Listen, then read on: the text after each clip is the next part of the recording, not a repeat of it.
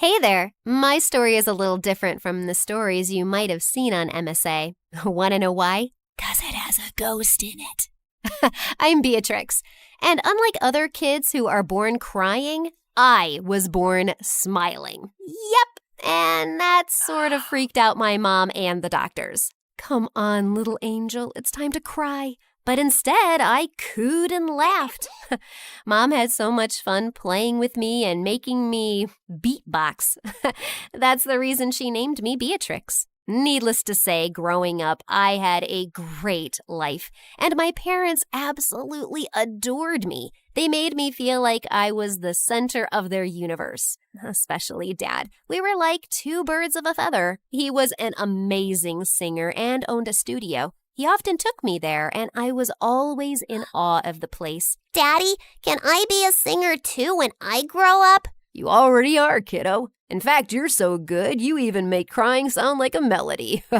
I always thought that nothing would ever break us apart, and our family would stay together forever. I was so wrong. One day, Dad told Mom he had taken on some debt and was unable to pay it back. From that day on, they started fighting over the smallest of things and soon ended up getting divorced. Dad left the city and never looked back. I was heartbroken and hoped he'd come back for me, but he didn't come, even on my birthday. I felt shattered. Mommy, why didn't Daddy come? He promised he'd come for my birthday. Please call him. I did, sweetheart. He must be busy. You have me. Come on, let's cut the cake. No, I want Daddy, or else I don't want this cake at all. After that day, I was asking Mom for Dad all the time, but he changed his number. And then to make things even worse, she married again. I was nervous at first when I met my stepdad, but it turned out he was an absolute gem. Not only did he paint my room in the exact color I wanted, but he also treated me to ice cream every day and spoiled me with all the things I asked for. Every night when Mom used to tuck me in bed and sing me a lullaby, he'd come too. Life was finally good again. And then my half-sister Jennifer was born. Mom and my stepdad only had eyes for her, and it seemed like it was all Jennifer all the time. I started to get jealous of her, but one time when she was crying and Mom and my stepdad weren't around, she gave me the most beautiful smile ever, and I melted. Aw, aren't you the cutest thing in the world? I tried to lift her, but Jennifer ended up crying again, and right then my stepdad stomped into the room. He looked really pissed. I just put her to sleep. Did you wake her up? Did you make her cry? What? No, I was just... Don't yell at her. She's just a kid. Then they started fighting over me all the time. When my stepdad said I was always causing trouble and should be sent away to live with my real dad, I felt like someone punched me in the gut.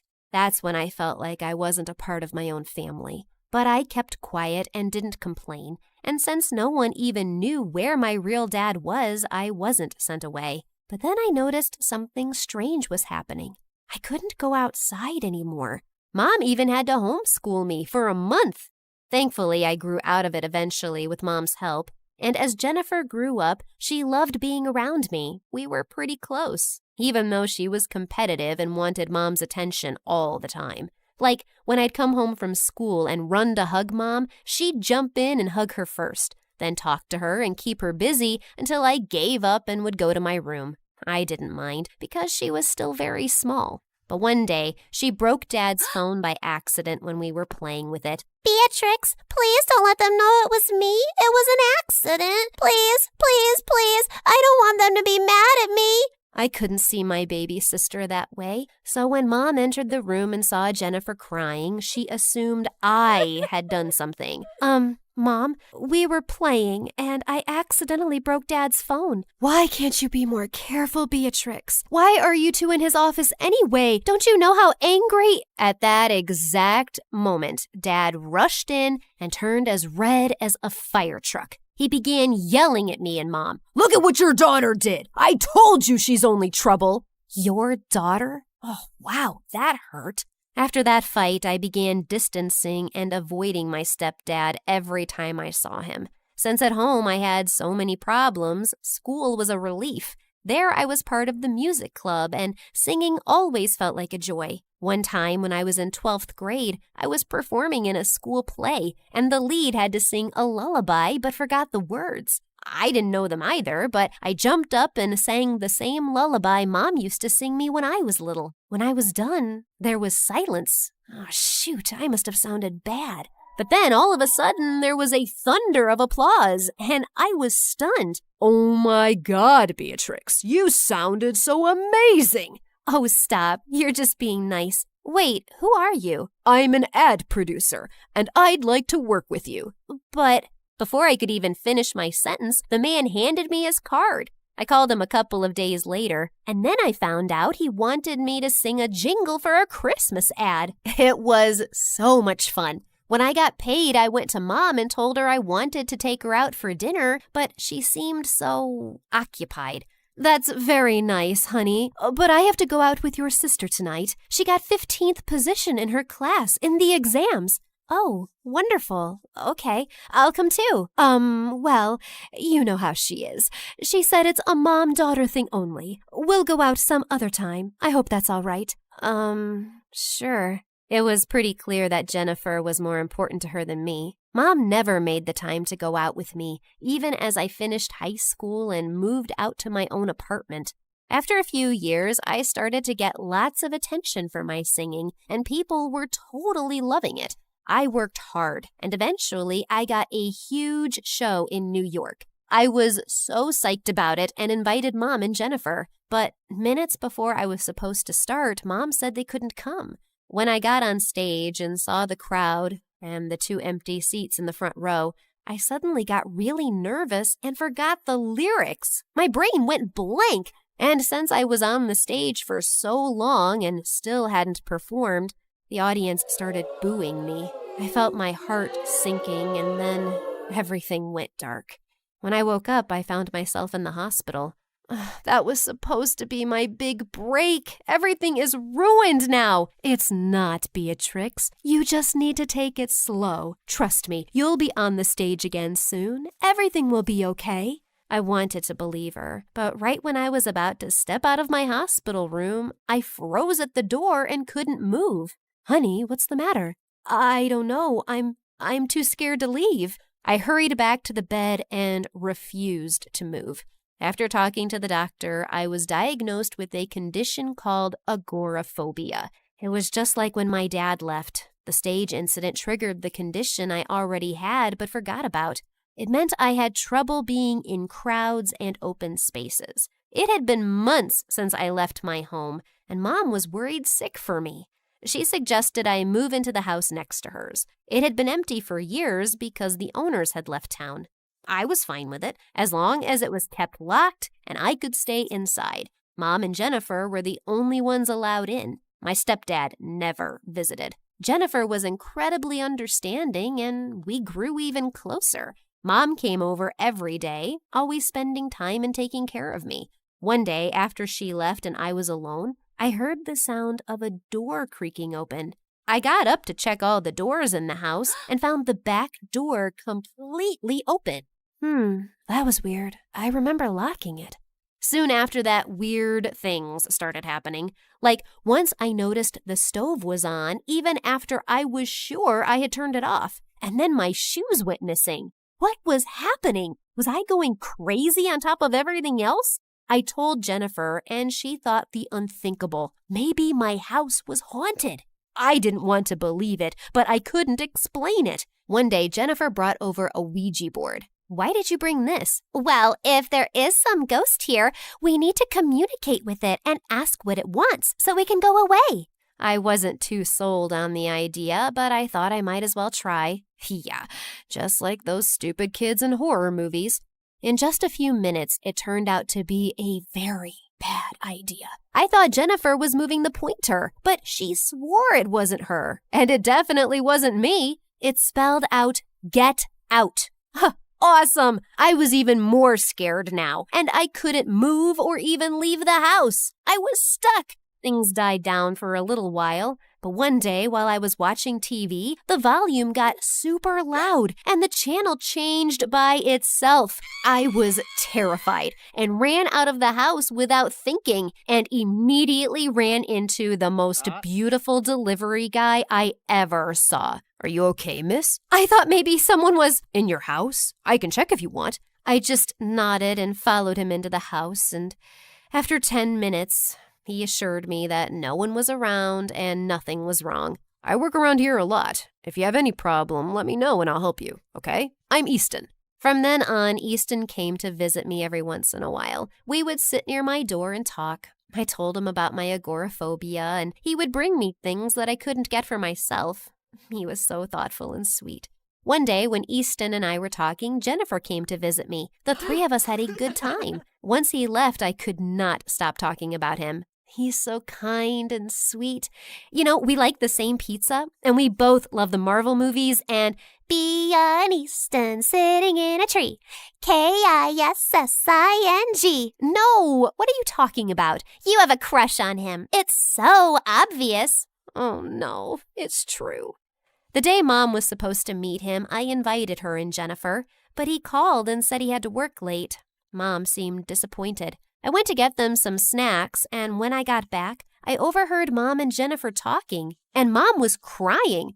I don't know how I can help her. I've never seen her this happy. But Mom, you should know about it. That Easton does not exist. She's maybe hallucinating, going crazy. What in the chocolate fudge? Beatrix, honey, what do you mean he doesn't exist? Jen, you saw him. Bea, I'm sorry, but I didn't. I was pretending for your sake. There was no one there that day.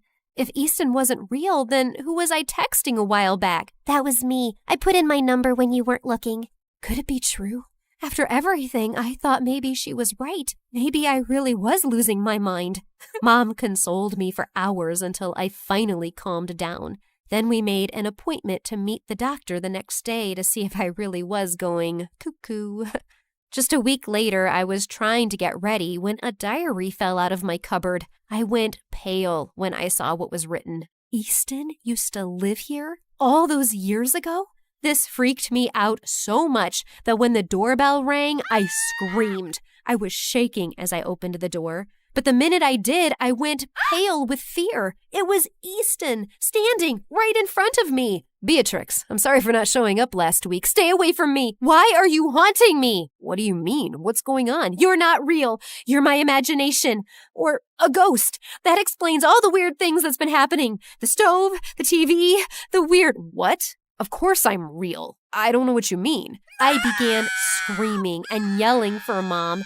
And pretty soon she rushed to me with Jennifer and stepdad following behind her. The minute they saw my frantic state, they went pale, especially Jennifer. Mom, I can see Easton, and I'm scared. I think he's a ghost. Honey, I can see him too. Of course you can. I'm a real human. What's going on here? I don't understand. Jennifer, we met too. What's going on? We all turned towards Jennifer, and as if on cue, she began crying and wailing. It was all about Beatrix. She's my mom, too. Ever since she got that condition, she's been with you, not me. I've done things to try to make her angry at you and happy with me, but it never works. Jennifer, how could you do this to your sister? You made her think her house was haunted? It ain't my fault she's so dumb. Believing there was some ghost. Stupid Beatrix. How dare you do all of this? All I've been is nice to you. And you're so ungrateful. But Mom, Dad, I did this all because I love you and want you to myself. Enough. I can't believe you could stoop down to this level, Jennifer. You're the one who has a problem. And this is all my fault. I'm sorry, Beatrix. If I had never behaved that way towards you as a child, Jennifer wouldn't have grown up hating you this way. Easton just stood there, shocked at the entire situation. After talking to him later, we continued to stay friends. Mom and Dad helped me get through my agoraphobia and get better. Jennifer was sent away for therapy and treatment. With my parents' support, I was able to turn my focus back to music. It took a lot of hard work and dedication, but eventually I was able to start performing again. Mom, stepdad, and Easton were all there in the front row when I went on stage again. And when the show was over, Jennifer surprised me with flowers. She was finally better. I'm sorry for everything. You were always a great sister. I was selfish. No more ghost stuff? Never. Good. Let's go to my not haunted house and celebrate.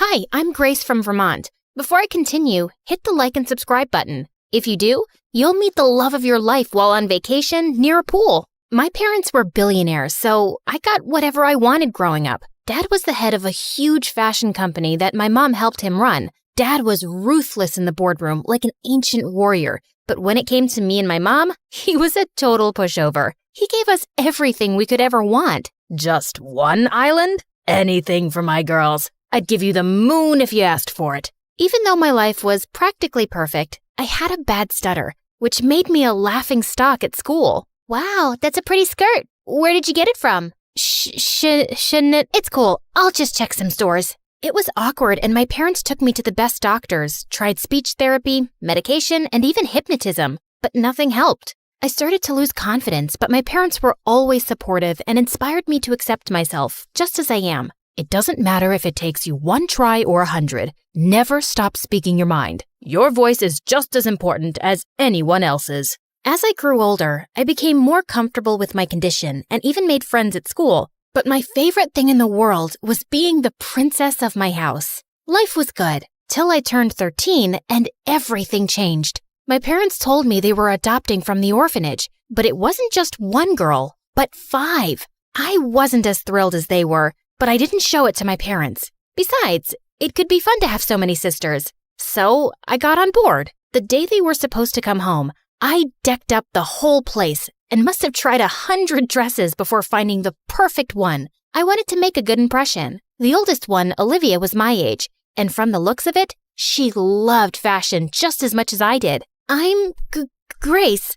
Pleased to meet you. Olivia was so busy sizing up my outfit, I don't think she even heard me. I like your dress, but the ribbons are so tacky. And what's with those shoes? You know what? You look so cute with braids in this outfit, even though it's a little, weird.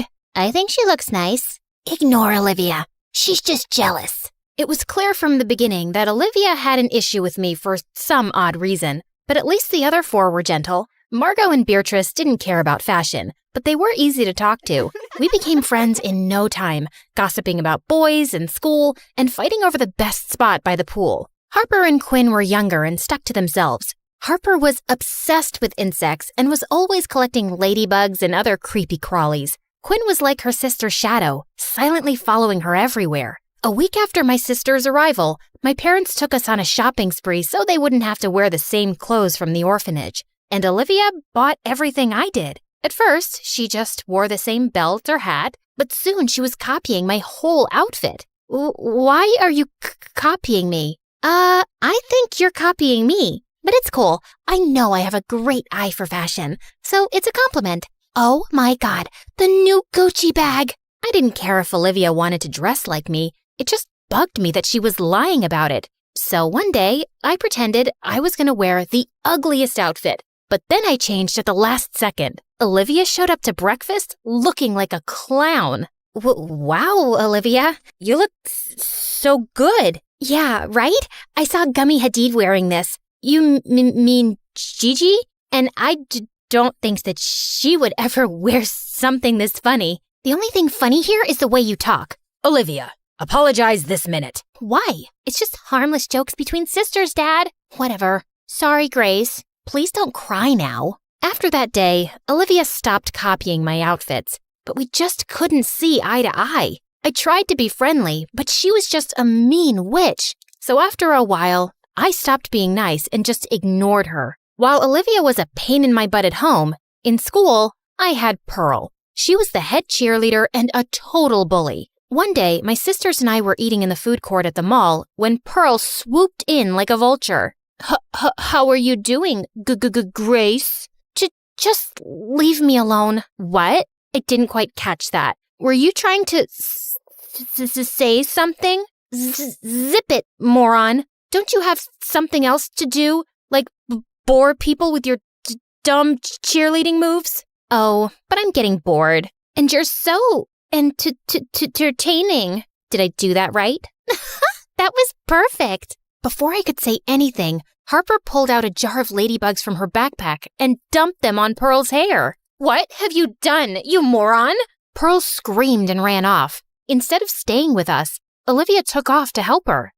Thanks for sticking up for me, you guys. Of course, we sisters need to have each other's backs. I just wish Olivia wasn't such a blind duck. Oh, she'll come around. Only she didn't. She started getting weird around me. And then one day, something unbelievable happened. Pearl turned into Olivia's evil minion. She followed her around like a shadow. If Olivia made a dumb joke, Pearl laughed. If Olivia wanted a cookie, Pearl brought her one. Pearl would have helped Olivia make a monster in a lab if she asked. This was so weird and fishy. I tried to find out what Pearl's deal was, but then I got busy with school assignments and forgot all about it. They were a match made in hell anyway. A week later, Mom and Dad called us into the study for a big announcement. It's my dream that my girls join the family business one day. And with Fashion Week coming up, I want all my girls to help with their brilliant ideas. The best ones will end up on the ramp, so give it your best shot. Oh, my God, Dad. This is such an amazing opportunity. I won't let you down. Yes, Dad. You'll love our designs. Olivia smiled at me, but the moment Mom and Dad left, she went back to her devilish smirk. Ugh, dramatic much? This opportunity is mine, and I will own it. You can relax and watch me work if you'd like. Think of it as a learning experience. Say what you want, but I know Dad will pick my designs, so watch out. I stayed up late every night working on my dress. My other sisters made their own dresses for fun, but everyone knew Olivia and I were the only ones taking it seriously. We both really wanted to impress Dad. The night before Dad judged the dresses, Olivia snuck into the studio and destroyed my dress. Luckily for me, Harper and Quinn saw her sneaking out and told me what happened. I knew she was jealous of me, but this was an all-new low. How was I supposed to make a new dress overnight? That's when an idea struck me. If I couldn't beat Olivia fair and square, I'd just have to play tricks with her. So, I swapped her dress for my ruined one. The next day, when Dad walked into the studio to judge our dresses, we both took the sheets off of our mannequins, and Olivia's mouth dropped open in shock to see what I'd done. But obviously, she couldn't tell Dad that the dress was really hers without admitting that she'd destroyed mine. Grace, I pick you. This isn't your usual style, but it's certainly beautiful. Olivia, it's a shame you gave up on your dress. It looks like it could have been something special. I know, Dad. Wonder what happened. Oh, don't be a sore loser, Ollie. I'm sure you'll do just as good as the next time, if there is a next time. I wasn't one to gloat usually, but the look on Olivia's face was so satisfying. A few days later, we were all on a flight to Paris for Fashion Week, and Olivia couldn't stop glaring at me. That's my dress that's about to go down the runway. You shouldn't steal credit, and you shouldn't sabotage people. Olivia, why can't we leave this stupid fight and just be friends? Friends? With you? No, thank you. And I know you hate me, so please stop pretending. I don't. Stop talking. You're giving me a headache. Olivia then got up, and for the rest of Fashion Week, she totally ignored me. Pin that hem. Olivia, hand me that hat. Olivia! What? Can't you see I'm on the phone?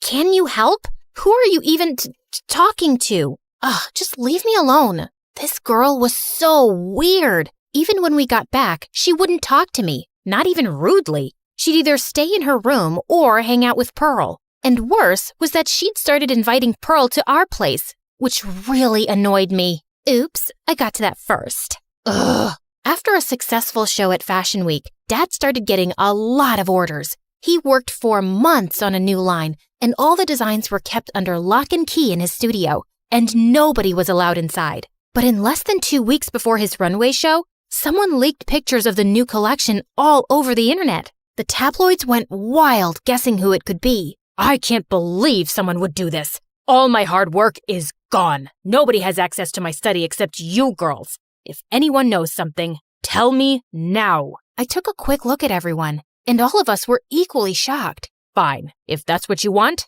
you're all grounded with no phone privilege or allowance. But we didn't do anything. That's not fair. But Dad simply frowned and left. We all know you did it, Olivia. Just admit it. It wasn't me. I would never do that to Dad. Relax, guys. This is not the time to turn on each other. Dad didn't talk to us for days, and it really hurt me to watch all my sisters so sad and depressed. But Olivia looked extra worried. She would stay in her room, refusing to talk to anyone. One day, I was taking an evening stroll in the garden when I noticed Olivia slipping out of the house, and she looked really anxious. I wanted to stop her, but then I decided to follow her, and she stopped in front of Pearl's house. Ugh, what do you want now? I know you're the one who stole my keycard and then stole Dad's designs and leaked them, Pearl. I should have never taken you into the study that day. Yeah, that was kinda dumb, especially since you know my mom's company is your #1 competitor. You made it so easy to steal your designs. And now we'll be on top, while you guys will eat dirt. In your dreams, you sick psycho. No, not when the whole world would know what big fat cheaters you all are. Olivia looked at me in shock as I pulled out the phone and started playing back the recording with Pearl's confession. Give me that. Not so easy. Besides, I've already uploaded it, so there's nothing you can do. Pearl was at a loss for words, and suddenly her phone started ringing. Must be your mom. If I were you, I'd think of going underground for a few days. Pearl ran away crying, and Olivia turned to me. I'm so sorry, Grace.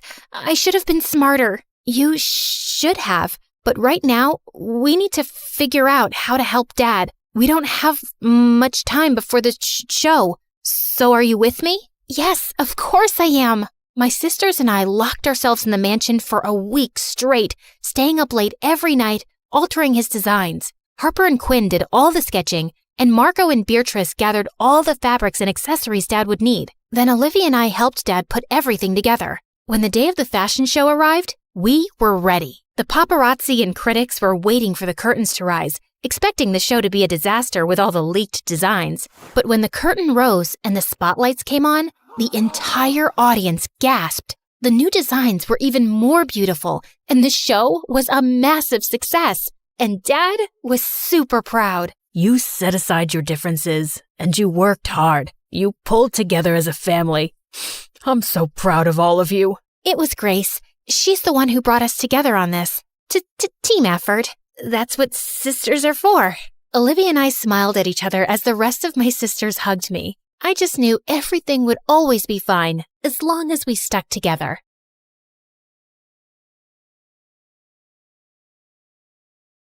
I was in my room catching up on MSA when my parents had their 100th argument of the day. You bought a neck cream for $1,000? Yeah, so? You know how delicate the skin around the neck is? Staying in this stupid village stresses me out. I have wrinkles now. I'm officially unlovable. I still love you.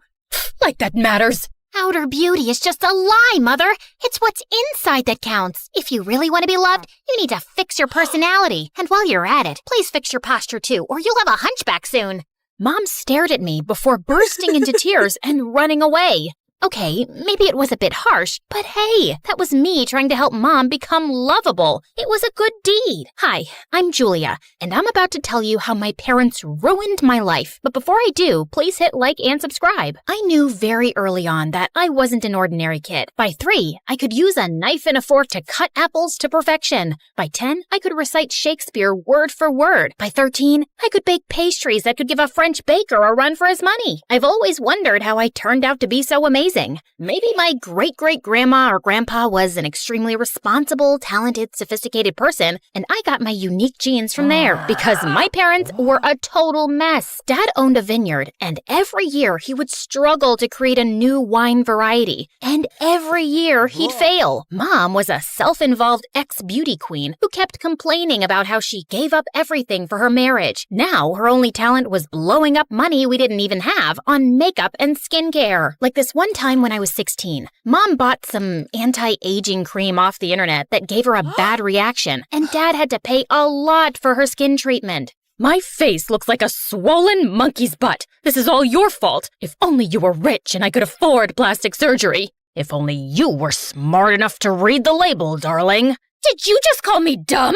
If you keep screeching like a banshee, Mom, we'll have to get you new vocal cords, too. But before I could finish, she picked up a tray next to her bed and flung it at Dad. Dad ducked, the tray hit the TV screen on the wall, and he ended up paying more to the hospital. Even though Dad was pissed, he went home early and arranged a surprise welcome home party for Mom. But she decided to surprise him instead by packing her bags and leaving for good, and divorce papers soon followed.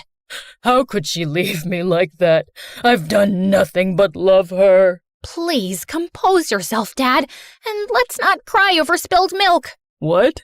You'll get over it. I'm not some stone-hearted witch, trust me. I missed my mom too, but I wasn't gonna bawl my eyes out like a silly baby with no self-control. One of those in the house is enough. Dad threw himself into work after that, while I focused on school and picked up baking full-time. By 18, I got a job at a small cafe, and life went back to normal. Then one evening, Dad told me excitedly that he'd finally found an investor, Mr. Sharman, for his new wine batch, and he had invited us over for dinner to talk further. That evening, we were welcomed warmly by Mr. Sharman. He was showing us around his mansion when suddenly my world kind of stopped. This really gorgeous guy walked in, sadly with the prettiest girl on his arm. Apparently, he was Mr. Sharman's nephew and financial manager, Darren, and it was hard to keep my eyes off of him. At one point, he was feeding her grapes when one fell down. He bent to pick it up, and I saw the girl staring at me, staring at his butt. I got so flustered that I stepped back and knocked over a huge bowl of punch,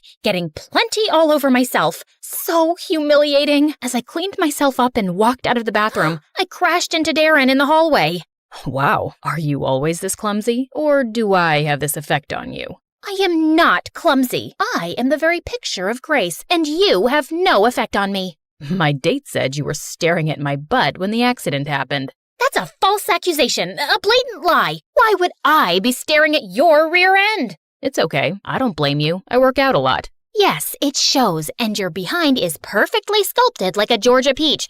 But what does that have to do with me? Your girlfriend sounds like an insecure lady just making up nonsense. I doubt that you would make her insecure. She's a model and you look and talk like you're Mary Poppins' daughter. No offense. With that, he grinned and just walked off. I loved Mary Poppins, but it didn't feel like a compliment coming from him. I joined Dad and Mr. Sharman, but minutes later, someone tapped on my shoulder, and I nearly passed out when I saw, Mom?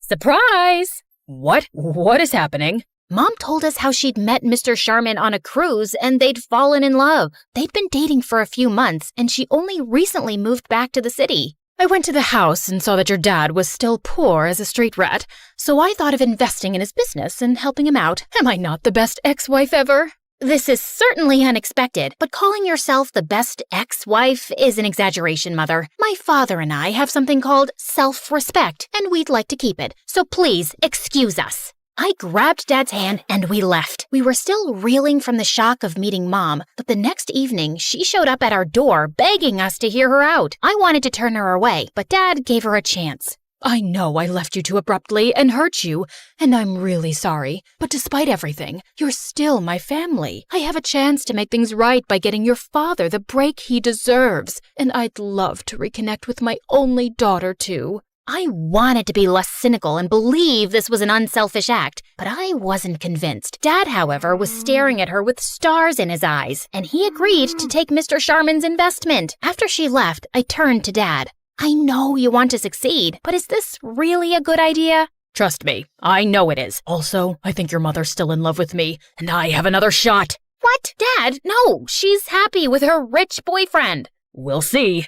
Good Lord, was this going to end up with Dad as a weeping disaster again, and I'd be picking up the pieces again? But I couldn't do anything to stop it. Soon, Dad and Mr. Sharman were meeting regularly and getting to know each other before making the deal, while Mom wanted me to hang out with her so we could bond, which meant I had to see a lot more of Darren every time I went over to their house, or when Mom took me to some fancy party. And to my dismay, he even started visiting the coffee shop I was working at every time with a new girl. Can't you find another cafe as your saliva-exchanging rendezvous spot? Your mom told me you're the baker here, and I thought I was doing you a favor by bringing you business. But I get it. Seeing me with all those girls makes you jealous. Do you wish you were one of them, Julia? You can be, you know. I've got 20 minutes before my date turns up. As if I'd ever want to date an insufferable Neanderthal who thinks he's God's gift to women.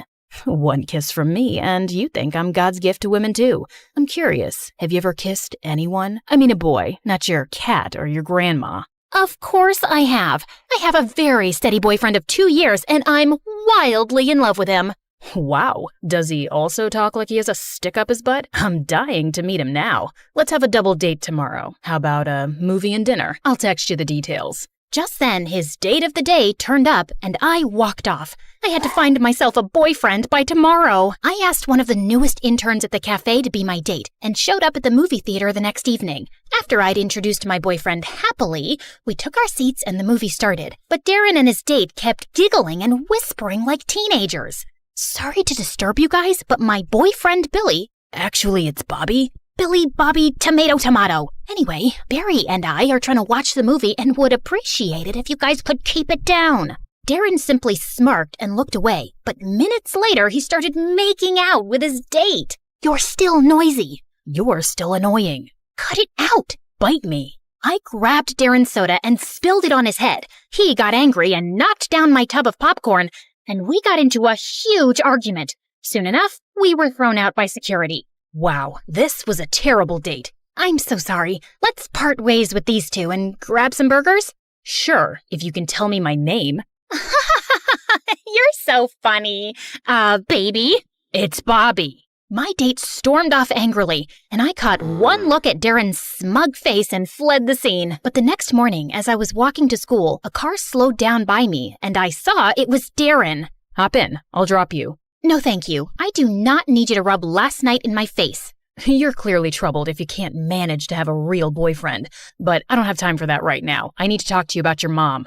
That caught my attention, and reluctantly, I got in. I've been working with my uncle for years, but ever since he started dating your mom, things have been a mess. The business is running in losses, and the accounts are all over the place. I can't help thinking she's stealing from my uncle. How are you so sure? Call it a hunch. She has really expensive taste, and she's not really rich, so... So, just because she doesn't have your kind of money, you think she's a thief? Have you ever thought that maybe your accounts are a mess because you're too distracted with your girlfriends and you're bad at your job? Julia, This conversation is over. Stop the car. He did, and I got off. I was so annoyed at Darren for accusing Mom, but I couldn't shake off the nagging feeling that he might be right. Mom had always valued money more than relationships. Could it be true? I didn't have to wait too long for an answer, because late that night, I woke up from my sleep when I heard a car pull up in my driveway. I looked outside and spotted Mom and Dad talking in the garden. I went out the back door and crawled behind a bush close to them. Darling, I was a fool to let you go, but now everything will be perfect.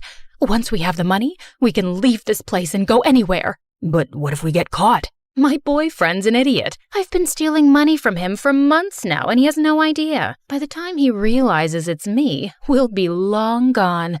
And baby, don't you want Julia to have a better life? Dad nodded, and then they kissed. Mom left, and as soon as Dad walked in, I cornered him. Hello, Dad. Oh my God, Julia, you scared me.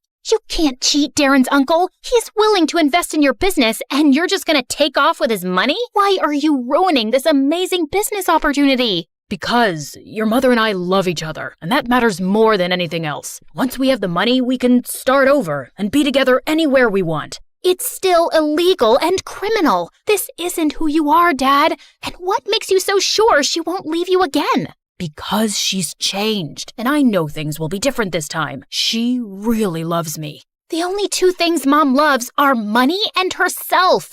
I have a big day tomorrow, Julia, and I would like you to stay out of it. I tried talking to Dad again the next day, but he just blew me off. So I went to Darren's place and told him everything. We needed proof, and I started with searching Mom's room. I was going through her stuff when I found a bunch of fake passports and IDs at the back of the drawer. I shoved everything into my pocket and was leaving when my foot got caught in the carpet and I fell flat on my face. Just then, Mom walked in. Julia, what are you doing in my room? I came to see you, and I was just admiring this carpet. The thread count is amazing. The embroidery is exquisite. So elegant. Your taste is so chic, and you passed it all to me. I am so thankful to you for making me the lady I am today. I kissed Mom's hands, hugged her tight, and ran out. Right outside the room, I caught Darren snickering and pulled him into an empty room.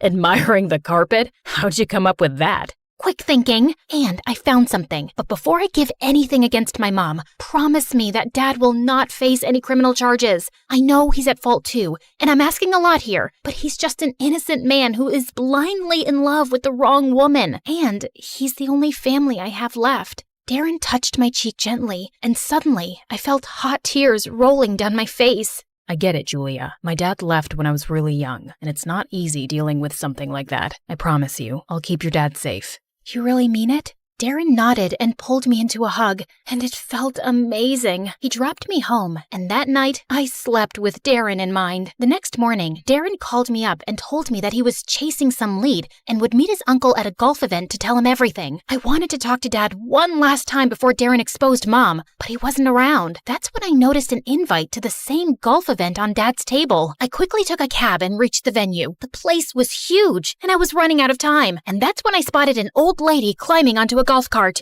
"Excuse me, ma'am. I'm really sorry for what I'm about to do, but it's an emergency." With that, I shoved the lady aside, slid inside the cart, and zoomed off, despite her screams and protests. Please ignore my driving skills here. I'm actually a very safe driver. You can ask my friends. They say I drive like a grandma, and that's a compliment. Anyway, after crushing a bunch of feet and getting chased by a mad golfer, I finally spotted Dad and Mom in a corner talking to Mr. Sharman. Dad pulled out some papers, and Mr. Sharman was about to sign them when I got out of the cart, lunged at him, snatched the pen, and threw it away. "Julia, what are you doing?" "Sorry, where are my manners? I apologize for the outburst, Mr. Sharman, but your girlfriend, and unfortunately, my mother, has been stealing from you. And now she wants you to sign over money for Dad's business so she can steal that too and leave forever." "What is this rubbish? Darling, don't believe her. She's lying."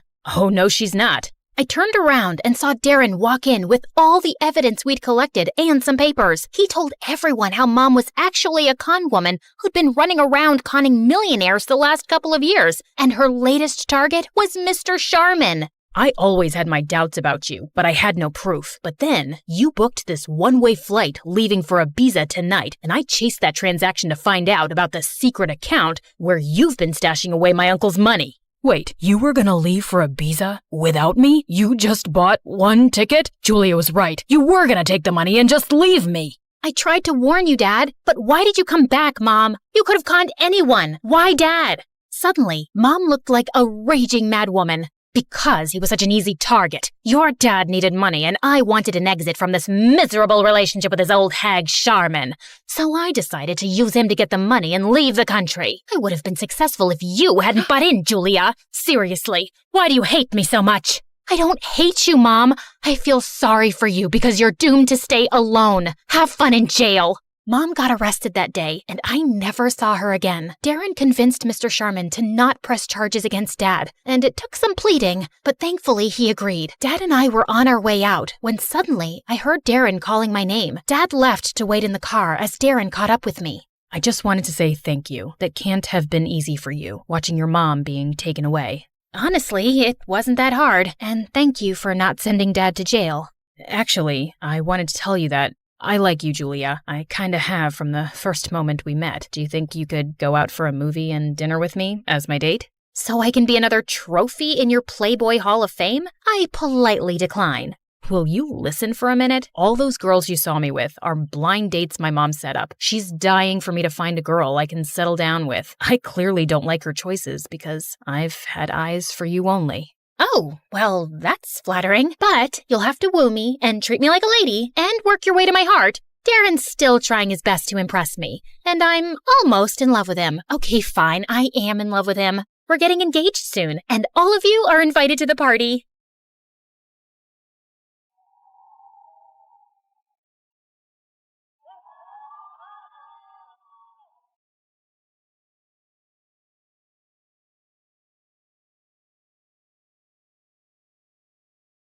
I'd just settled into the couch with my snacks and my movie when suddenly the doorbell rang. Flippity flippin' flamingo. Can't a woman have a moment of peace in her own house? Why is someone here at midnight? I was marching towards the door when I stopped short. Ow. Why is someone here at midnight? Hello? Who is it? There was only silence. Are you a robber? Dude, I just took my kids to the dentist today, so I'm broke. Try your luck with the big house down the street. Again, no reply, but I could see a weird shadow against the door. Are you an alien who's accidentally landed on planet Earth? Run away while you still can. It's too late for the rest of us. Still, no answer, but I heard a muffled laugh.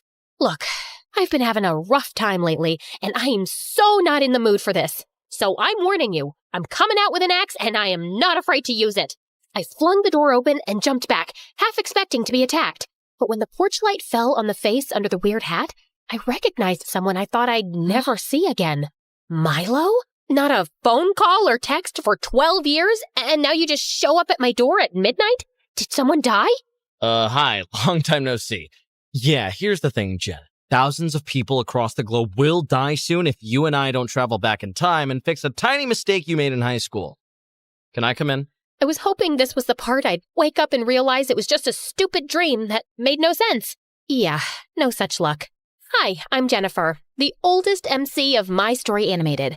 By the way, Mr. Director, I don't appreciate how everyone on set has been telling me I look very good for my age.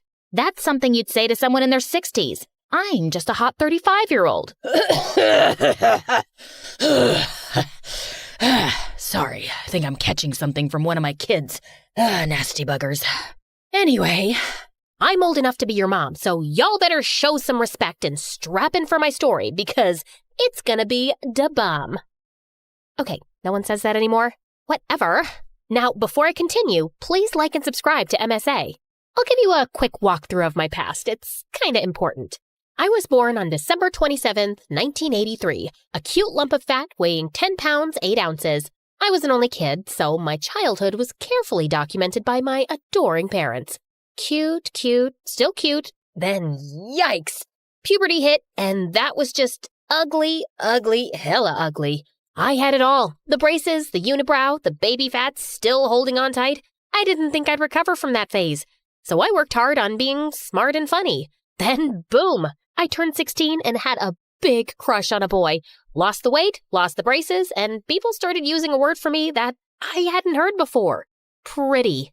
I was class valedictorian, voted most likely to succeed, and the girlfriend of the football team captain. Alex was an absolute dreamboat. You just had to see him in action once and you knew this guy was gonna be a star. We dated all through university and got married after graduation. Alex's career was on the rise. I was about to start my PhD. Life was peachy, blah, blah, blah. But then one day, Alex had a terrible injury during a game. And soon after, the doctors told him he could never play professionally again. It was a huge blow. And with a kid on the way, I had to quit my PhD program and get a job as a high school science teacher. Alex was depressed and bedridden for months. But when he got back on his feet, he was even worse. Babe, I've got an amazing idea. We're opening a ramen place. We don't know the first thing about making ramen. I'm 1/8 Japanese. It's gotta be in my blood. It wasn't. We filed for bankruptcy 6 months later. I bought a flock of sheep, babe. It's a great investment. We'll double our money in 6 months. We didn't. Unless we're talking about losses. Yeah, we doubled those. I'm growing mushrooms in the garage. I'm growing avocados in the garden. I'm investing in a video game for bored 70-year-olds. I tried to be supportive, knowing that he'd lost his big dream career. But the debts were piling, the fights were becoming more frequent, and we were drifting further apart. 10 years later, we decided to separate and see how we felt about it. But the one true joy of my life was becoming a mom to my daughter Stella, followed 5 years later by her twin brothers, David and Beckham. No matter what happened, this love I had for my kids was forever. So were sleepless nights, piles of laundry, cleaning, doctor visits, viruses, diapers, more piles of laundry, cleaning, homework, tantrums, crying, more crying, bawling like a baby in the bathroom. Yeah, okay, the last one is me. Why are you telling me this morning that you need cupcakes for your entire class today? I put it on the fridge schedule a month ago, left sticky notes all over the house a week ago, and set a reminder on your watch for yesterday. Your brother stuck my watch in a jar of Nutella. David Beckham, why do you keep taking your clothes off? That's the opposite of getting dressed. I'll be the only kid who didn't get anything for the class picnic. No, sweetie, wait. Let's see what we got.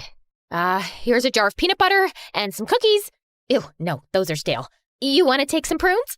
They're great for constipation. Mom, I'll tell the teacher you forgot. It happens. Oh, no, you won't. I know how judgy those teachers are. We're stopping at a bakery. Boys, I swear if you don't stop running this second, I'll call an elf who will call Santa and tell him not to get you any Christmas presents. You don't know an elf? Yeah, we don't believe you. I'm your mother, and mothers never lie to their children. Now get dressed before I call the goblin who eats twins for... Hey, lady, can you control your kids? One of them took my cookie. Oh, God, so sorry. I'll get you another one. A coffee, too. The other brat stuck his gross finger in it. Okay, sure. But you don't have to be so angry. They're just kids. Yeah, I'm angry at you. Clearly you suck as a mom and didn't teach them any manners. Excuse me? You want to say that again to my face? Did you think I said it to your butt the first time? Oh, you want a piece of me, buddy? Mom, please don't. You're crazy. I'm out of here. I need to pee. I need to pee too. For the last time, you don't need to take your shoes off to pee. After we returned from the bathroom, I turned to the lady at the counter. How many cupcakes do you have here? 2 dozen. I'll take them all, please. I can't sell them all to you. Why not? What if someone else comes around for a cupcake? What do you care if one person buys them or 10 people do?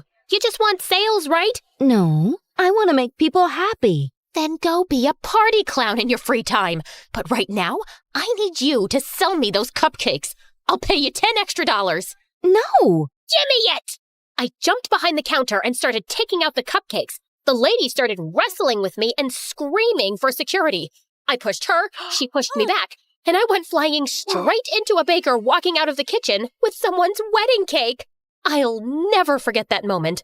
Me, covered head to toe in white frosting, the salesperson still screaming, everyone in the cafe, including my children, looking absolutely terrified, and in the doorway stood Alex, looking as handsome as ever, holding hands with a leggy redhead who looked like she'd stepped out of a magazine. Mom, are you okay? Yes, sweetie. I'm fine.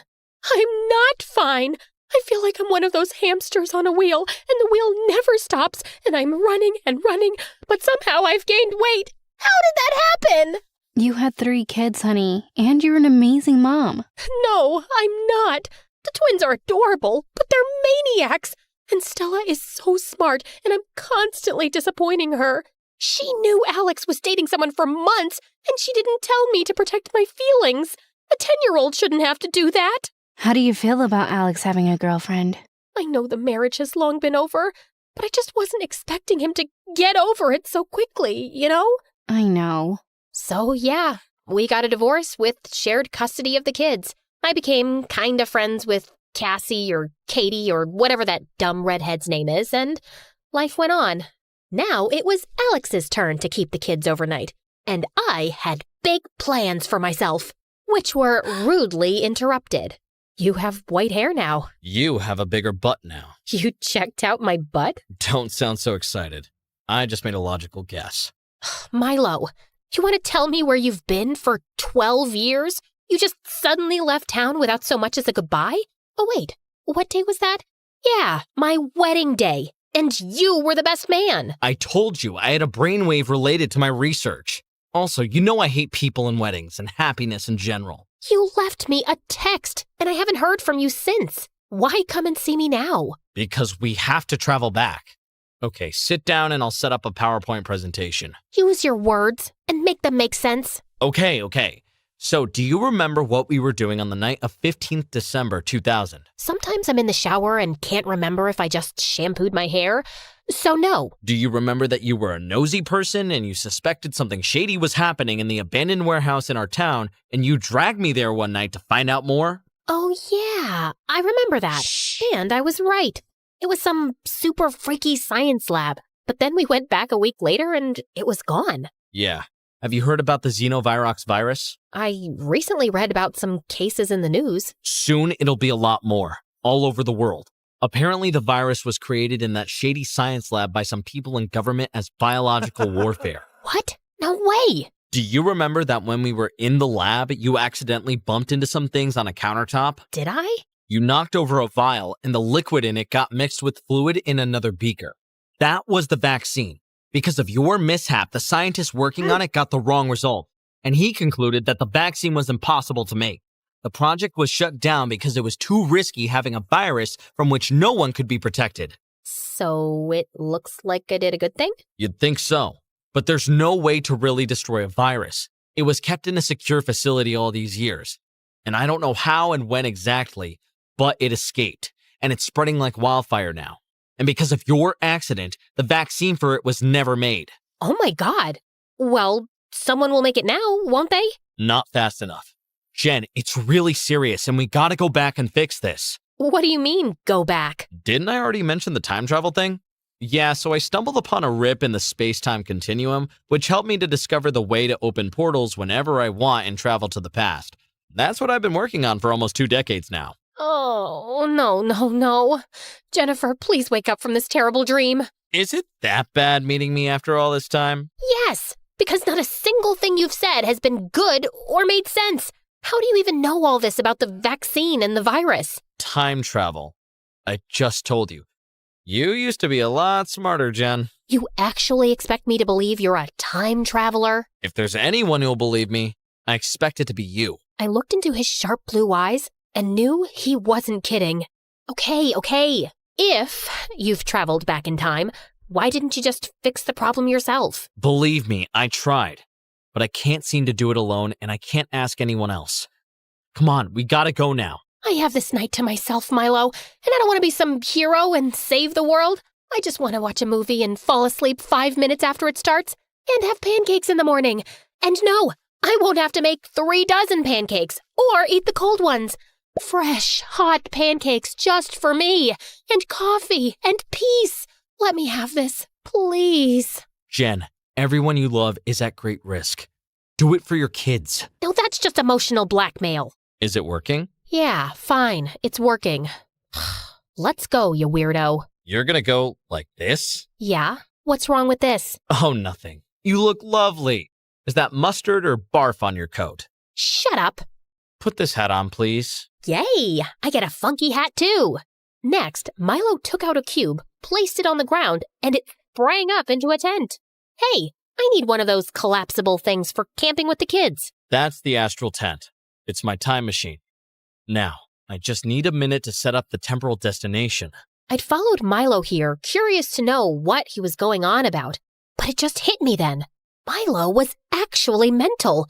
He'd really lost it. Oh, you poor baby. What's going on? Nothing, sweetie. It's all okay. I'm here for you, but you need help. Professional help. Do you understand what I'm saying, Milo? No. Can you get your hands off my face? I hear there's really nice places now for people like you, and you'll get the help you need, and I'll come visit you, I promise. Are you talking about a mental institution? I'm not crazy. Of course not, sweetie. You're special. Cut it out. If you think I'm crazy, why did you come with me? I don't know, Milo. Maybe I just came along because I'm actually really happy to see you, even though I've been pretending otherwise. And maybe a small part of me thought, hey, he's a genius. Maybe he really did invent time travel, and you're in for an adventure, Jen, which would be a nice change from your mundane life. But you just pitched up a tent in a field and gave me a stupid hat, and this is also ridiculous. I'm going home. Just as I turned to leave, I heard a buzzing sound from behind me, and I gasped. The tent was glowing. It makes that sound when it's warming up. You want to put that hat back on? Okay, then. As we stood outside the tent, I could feel my heart racing with excitement. Was this really happening? Before we go in, you gotta remember 3 rules of time travel. Number 1, and the most important, don't change anything in the past. You have no idea what happens when we pull out a single thread in the fabric of time. It can have a butterfly effect and change many outcomes, possibly for the worse. Aren't we going back to change something? We already know that has a really bad outcome, so we're gonna risk it. Change nothing else, okay? Got it. Number 2, you can't get recognized by anyone. Tell no one who you are under any circumstances. Done. Number 3. Okay, I think I don't have a number 3. So just 2 important rules of time travel. Also, I gotta warn you, as we travel, you will experience nausea, headaches, dizziness, stomach cramps, palpitations, sweats, and feel like someone kicked you in the back. Sounds like 9 months of pregnancy. Been there, done that. Okay then. You ready? This is insane. Yes, okay. I'm ready. It's good to see you too, by the way. Now, 1, 2, 3, go.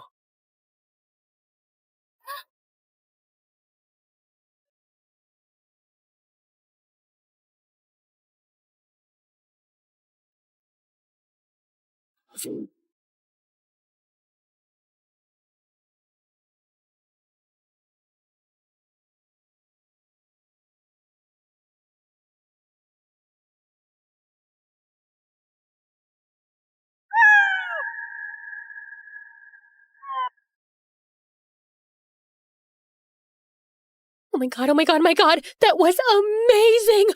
I feel so alive. Woohoo! I'm gonna barf! I followed Milo out of the tent, and my heart caught in my throat.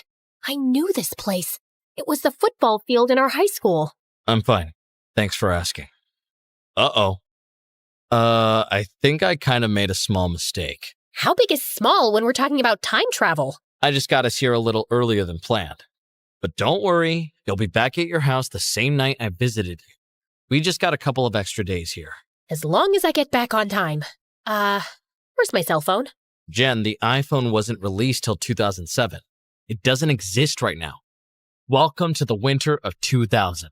Man, this is so freaky and so dope. You must be so impressed with yourself. Who wouldn't be? Milo said we'd be staying at his place where no one would notice us, and I knew why, of course. He'd been adopted as a kid by an eccentric businessman who loved him dearly, but was away on business a lot, and growing up, Milo was often home alone in a huge mansion. We climbed over the wall, walked across the garden, and slipped through a half-opened window. I still couldn't get over how weird it was to sneak through these familiar hallways. We slipped into a room in the unused wing of the mansion and settled in to sleep for the night. You still awake? Of course I'm still awake. I'm so excited to be here, Milo. I can't wait to go around town, visit our school, see my parents. You know what this means, right? My mom is still around. Jen, you can't be out and about. I just want to see. Can you imagine how freaked out your parents would be if they saw and recognized the older you, or if you bumped into your younger self? We don't know what your past self would do if she saw her future self, and it could have serious consequences for your present. We have to stay low, do what we came to do, and go home. You got it? Yeah, of course. Of course I wasn't staying in. I'd be careful. But how many times does one get to travel back to their frickin' past? So the next morning, I woke up early, locked Milo in the room so he wouldn't follow me too soon, and sneaked out of the house. I knew my parents would have left for work by now, so I'd see them later. That meant I was going to visit the most important place in my teenage life, high school. No one even asked me who I was as I entered the premises, and it looked like I'd walked onto the set of Mean Girls. The really low-rise jeans, fitted crop tops, butterfly clips, tattoo chokers, and everything with sequins looked like crimes against fashion to me now. I walked out into the main courtyard, and my heart skipped a beat as I caught sight of a young Milo on a bench, lost in a book on quantum physics. I'd always thought he was cute in his careless, genius way, and he had a bit of a fan following. Hey, Milo, I was wondering if you could help me with my math assignment. I could, but I won't. Okay, who cares about stupid math anyway? I just came to ask if you'd go to the spring dance with me. Is it spring already? I hadn't noticed. So, is that a yes or no? A yes or no to what? The dance, Milo? Oh yeah, that. Nope, nada. Hard pass. Never gonna happen. Why not? Am I that unattractive? To me, yes. Objectively speaking, you're an above-average specimen of the female species. Come on, stop pining for Jennifer and just say yes. Are you sure you know the meaning of pining? Can you even spell it? I don't understand quantity science, but I know when a guy wants a girl. But she's with Golden Boy now, so you should move on. With me. The only thing I'm pining for is peace. So fine, give me that math assignment. Jeez, were you raised by wolves with underdeveloped brains? It's all wrong, literally all of it. I'll solve it in my lunch break and you leave me alone. Deal? As Milo walked away without waiting for an answer, I saw a troubled look across his face.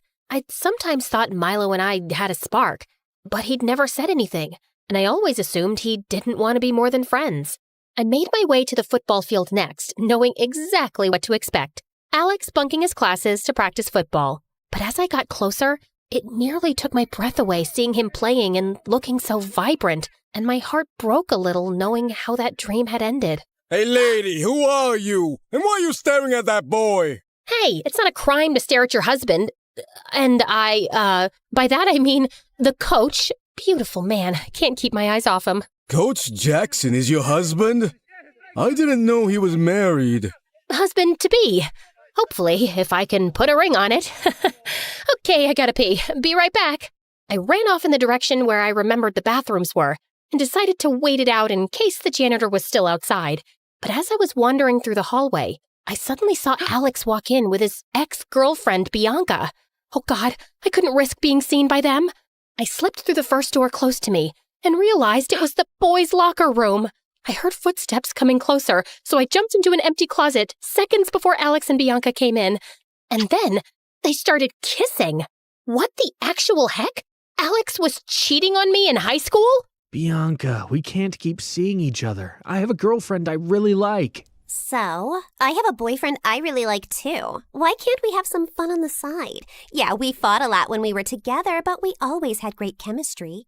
That witch! No, I can't. Look, this is too stressful and it's giving me an ulcer. And I need my head in the game before the big championship. We're not seeing each other again, okay? Okay, if you say so. Now give me one last. Alex, are you in there? Can I come in? That was me.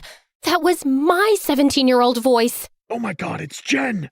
I'm changing. Give me a minute. A minute? What'll happen in a minute? Are you gonna do some magic trick to make me invisible? And suddenly, without warning, Alex shoved Bianca in the closet I was hiding in, and I barely managed to press myself to one side and hold my breath. You can come in, Jen. Seeing myself look so young and beautiful made me want to cry. I was a goddess. Hey, babe, missed you in class again. You're gonna flunk chemistry at this rate. No one's gonna care when I'll be a rich, famous football player. And then he pulled me in for a kiss. How could he kiss me with that same stupid mouth he'd used to kiss stupid Bianca, who I wanted to strangle? I just wanted to check if you wanted to go with me and Milo to this science exhibit at the museum after school.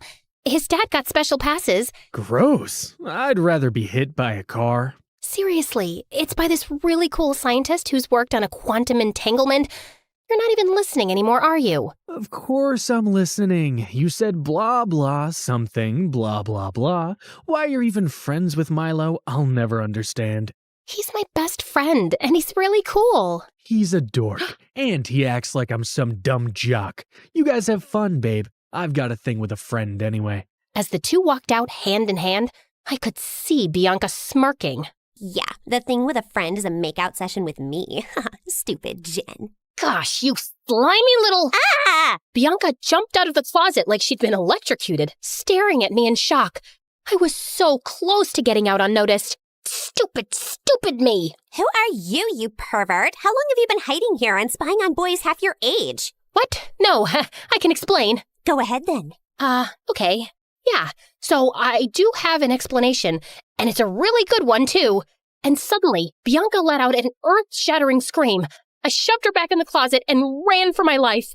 Apparently, not fast enough for a teenager. Someone catch that woman! She was hiding in the boys' locker room! She attacked me! And before I knew it, I had half the school running after me as I was headed for the gates. I'd never be able to outrun these kids. And if I got recognized, I was done for. Milo would kill me. And then suddenly, I saw him approaching me fast on some old bicycle. Hop on, quick! Milo pedaled away furiously, but we still had people after us. Can you go a little faster? I'm trying, but you're kind of... I don't cycle professionally, you know? I'm kinda what, Milo? Well, a little chunkier than I remember. Did you just call me chunky? No, I said chunkier. There's a subtle difference. Stop distracting me. Milo swerved into some street, after which we ditched the bike, ran down several narrow alleyways, crossed a main road, and finally ran into a park where we collapsed behind a huge tree. What were you thinking? I'm sorry. I know I should have listened to you, but I just couldn't help myself. Thank you for coming in time. You're not welcome. Milo, it was so cool. I saw you and my younger self, and I was hot. I don't remember being that hot. Do you remember that? I really don't. Also, I caught Alex making out with his frickin' ex, Bianca. Can you imagine? Milo just stared at me quietly. Why don't you look shocked? Wait, did you know back then? I'd heard some rumors. And you never told me? Ow! I wasn't sure if they were true, okay? And it's not like you would have listened to me back then. I told you he was too stupid for you. A dimwit, a moron, a buffoon. But did you ever listen? No! You thought everyone was stupid. You wouldn't have taken me seriously no matter what I'd said, Jen. You had stars in your eyes for that guy. He was perfect. Apparently not. So what, our entire relationship was a lie? And Alex never really loved me? I hate siding with Alex, but I don't think that's true. I think he did really love you, the best he knew how. I guess. If only I'd known, though, maybe my life would have been totally different. No use dwelling on the past, right? Now, listen, we have to stay inside, especially since we've got people looking for us. I just have one tiny favor to ask. No. Hear me out. No. Milo, I want to see my parents once, okay? Mom just left without a word. 2 weeks from this date, actually. And I haven't seen her in 18 years. I won't interact with anyone, and I'll just see them through the window having dinner. It'll be nighttime, so no one will notice me.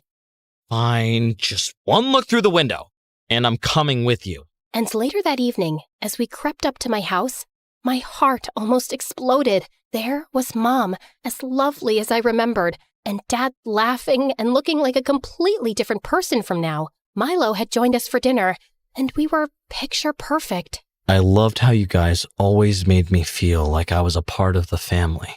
I still don't understand why she left us. Just like that. It broke Dad's heart. Well, it broke mine too.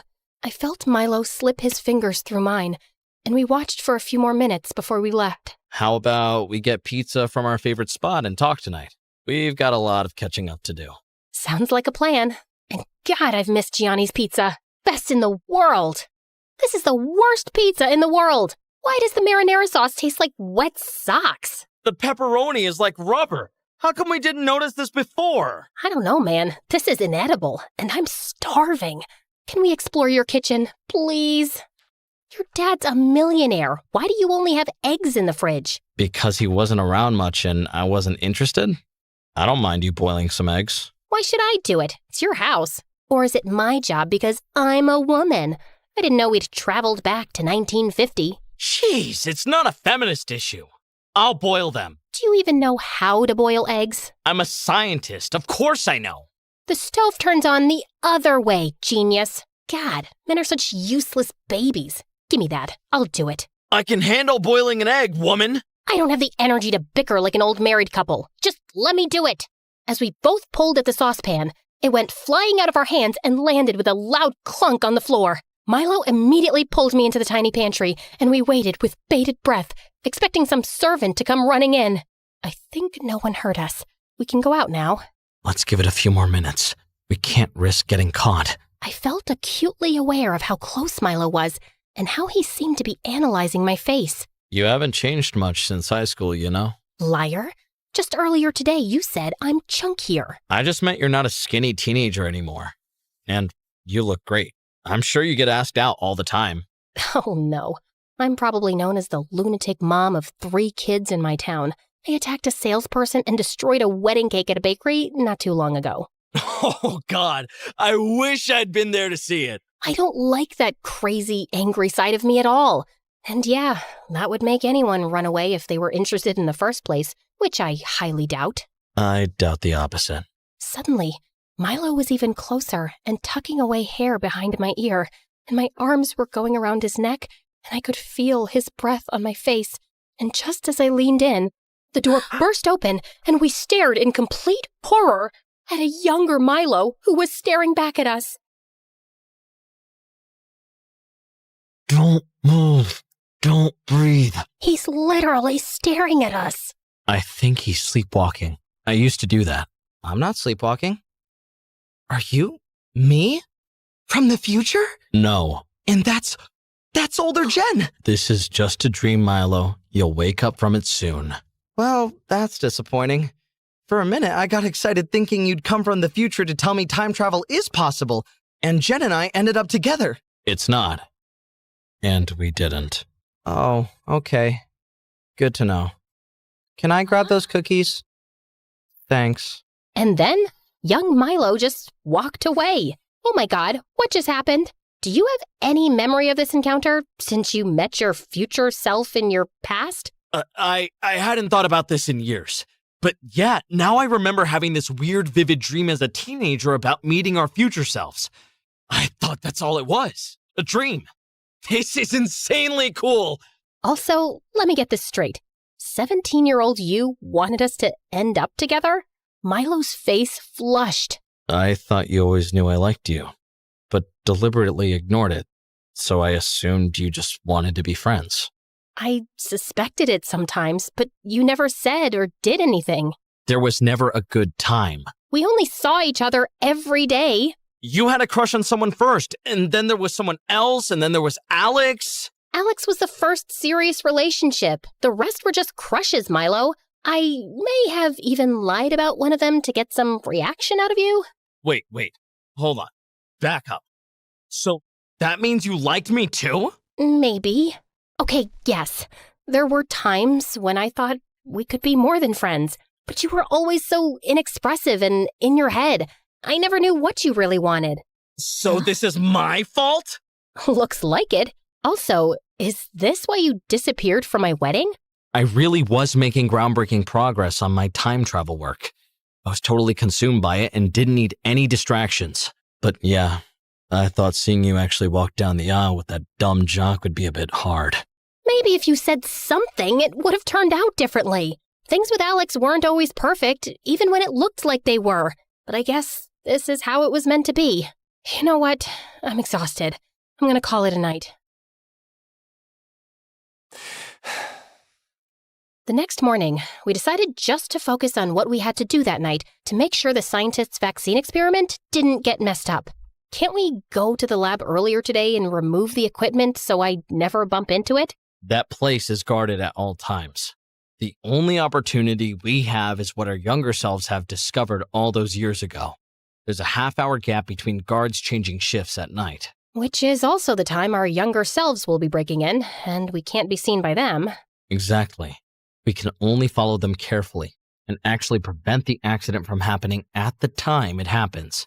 When you bump into the equipment, there's a 3-second window between the liquid falling from the vial and going into the beaker. We have to be hiding behind that counter already so we can stop that. I've tried it a few times, but I can never do it fast enough. When you have 3 kids, you have superhuman reflexes. It'll be a piece of cake for me.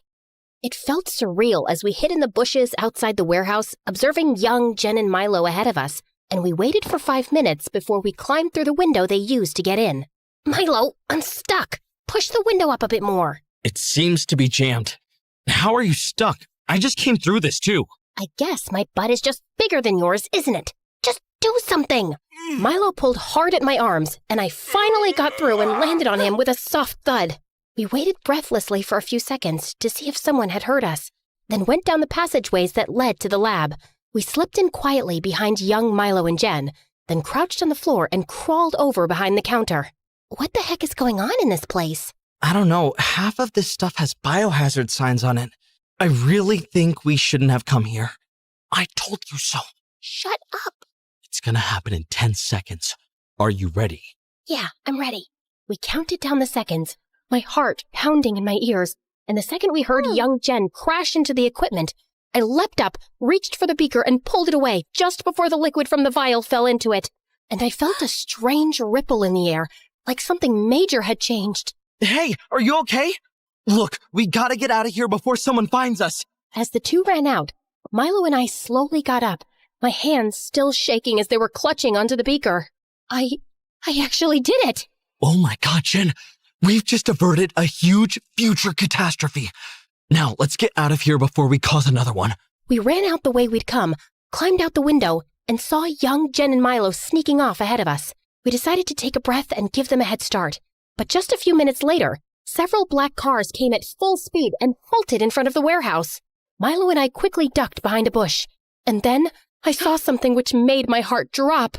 As the car doors opened, several people in lab coats and black suits stepped out, and one of them was my mom.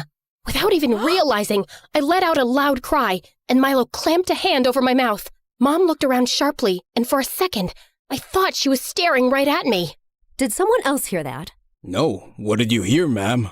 Just a strange sound. Maybe it was an animal. As she was about to walk into the building, she suddenly turned to a bodyguard. Search the premises to make sure we don't have any unwanted visitors. And if you find someone, you know what to do.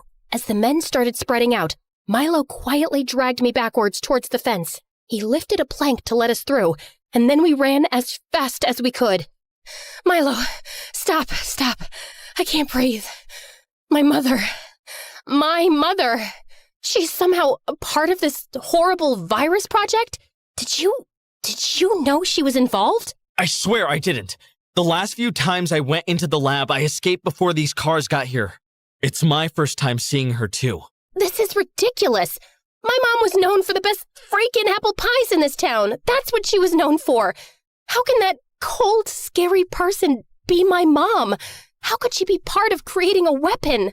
I'm so sorry, Jen. Milo hugged me tight as I sobbed into his chest.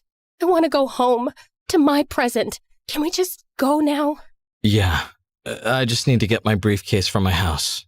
Then we're going home. I was still in shock as we made it back to Milo's. He told me to wait in the garden while he got his briefcase. But moments later, I saw young Jen and Milo come out of the house, and I immediately hid. I saw them walking down the driveway. But then suddenly, he took my arm. Jennifer, there's something I need to say to you. You never call me Jennifer. This sounds serious. It is, and it isn't. I mean, it is, but it's not that big a deal. Like, either way, I'm gonna be fine. Like, I'm cool. You get me? Are you having a stroke? No, I'm trying to say something here, okay? And I have to do it tonight or I'll lose courage and never say it. I didn't remember having this conversation with Milo before, and suddenly, I felt that weird ripple in the air that I'd felt in the lab, like something big was changing. You know you can say anything to me. I'm your best friend. Yeah, of course. Well, that's the thing, actually. How long have we known each other now? 4 years, I guess. So in that time, the thing is, Jennifer, I have to confess that What the heck? I think I'm in... And suddenly, I desperately started making sounds like a crow. Oh, God, what is that? Sounds like a bird being murdered. It doesn't sound like a bird from this planet. The car is ready to drop Miss Jennifer home, sir. I gotta go. It's late. Let me know if you find that poor, tortured creature. Young Jen left in the car, and young Milo stood there looking after her, then went back to the house with his head hanging. And I was still reeling with shock when I heard Milo behind me. Hey, we're good to go. I turned around and pounced on him. What did you do? What? Why are you attacking me? What did you do? Ow! Get off of me and stop pulling my hair! What is the matter with you? You did something, Milo. I know you did. I don't remember you ever coming close to telling me that you were in love with me. So why did I just witness your younger version about to say that to my younger version? Oh, God, I didn't know he'd do it here and you'd see it. Tell me what you did! All right. Remember how last night you were blaming me for never having the courage to say anything? And you have been saying you have a mundane life and you wish things could have been different? So, yesterday when you went to bed, I slipped into Milo's room. I used to write notes to myself as reminders all the time, so I left a note saying that I had to tell you how I felt tonight. I just tried giving my younger self a little push, that's all. That's all? Are you kidding me? You tried to change a major event, Milo. After all the rules of time travel and your lectures not to change a thing, you actually tried to change our destiny? I thought that's what you wanted. That's not what I want now. You should have said something in the past. That's exactly what I was doing. Why are women so confusing? No. If your past self had just told my past self how you felt, and if after that I'd decided to break up with Alex, it would have changed the rest of my timeline forever. So when I return to my present, it wouldn't even be the same present. Would that be so bad? I thought we missed our chance and I could fix it. And it's not like things with Alex turned out great. I have kids with Alex, and they are the best thing that ever happened to me. If Alex and I never ended up together, I would never have my kids. You almost erased them from existence. Okay, listen. I know that sounds bad, but if the timeline changed, you would have no memory of your kids in your present. You wouldn't even have ever met them. It would all be different. And that very thought is making me sick to the stomach. In this moment, I know they exist, and they mean everything to me, and I would choose the same life over and over again just because I got to have them. And you nearly destroyed all of that, and I will never, ever forgive you for this. Take me back home, now. Jen, I'm sorry. I didn't think it through. Don't talk to me. I can't even look at you. When we made it back to the present, Milo just said, I'm sorry, and disappeared into the night, and my heart felt heavy with anger and knowing I'd probably never see him again. I hugged my kids extra tight when I met them, and over the next few days, we all watched news of the xenovirus virus spreading like wildfire. But the government reassured the public that a vaccine would be made available as soon as the following week, and I breathed a sigh of relief knowing we'd all be safe. And soon after, I took a trip to see my dad. He had become a recluse over the years, and I'd kind of resented him because I always felt he knew the truth about why Mom left and kept it from me. Dad, don't ask me how, but I know Mom was involved in a shady government project related to the xenovirus virus. I deserve some answers. So if you know more about it, please just tell me now. And finally, he did. I knew your mother was a government official, but her work was always confidential. The night she left us, she told me that she was part of an illegal project involving the creation of a virus as biological warfare, which had been shut down and everyone involved in it was considered a criminal. So she had to go on the run and leave the country immediately.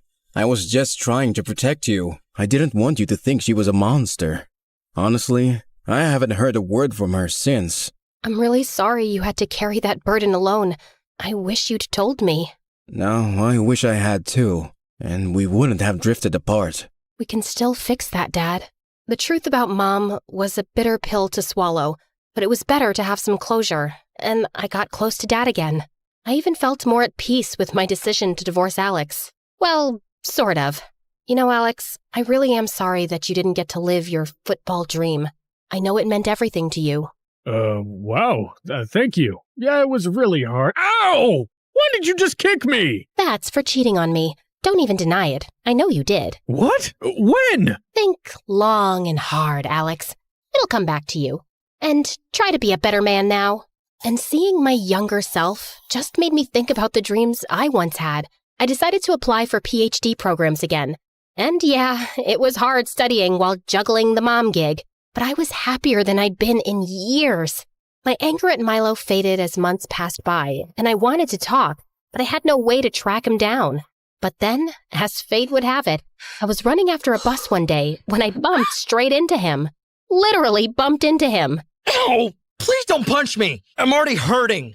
What, is your skull made of iron? It's not like I bumped into a feather pillow, and you made me miss my bus. I don't think you were going to catch that anyway. Any chance we can get coffee and talk? Sure, but not this cafe. I'm banned from here. Look, just let me say my piece first, okay? What I did was beyond stupid. It was so reckless even trying to alter our timelines, and no one knows that better than me. There wasn't even any guarantee that you'd have broken up with Alex and ended up with me, or that we would have lasted in a relationship.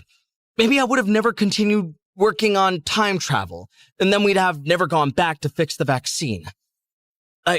I can't even fathom the repercussions of such an action. I guess I was just really curious about the what if.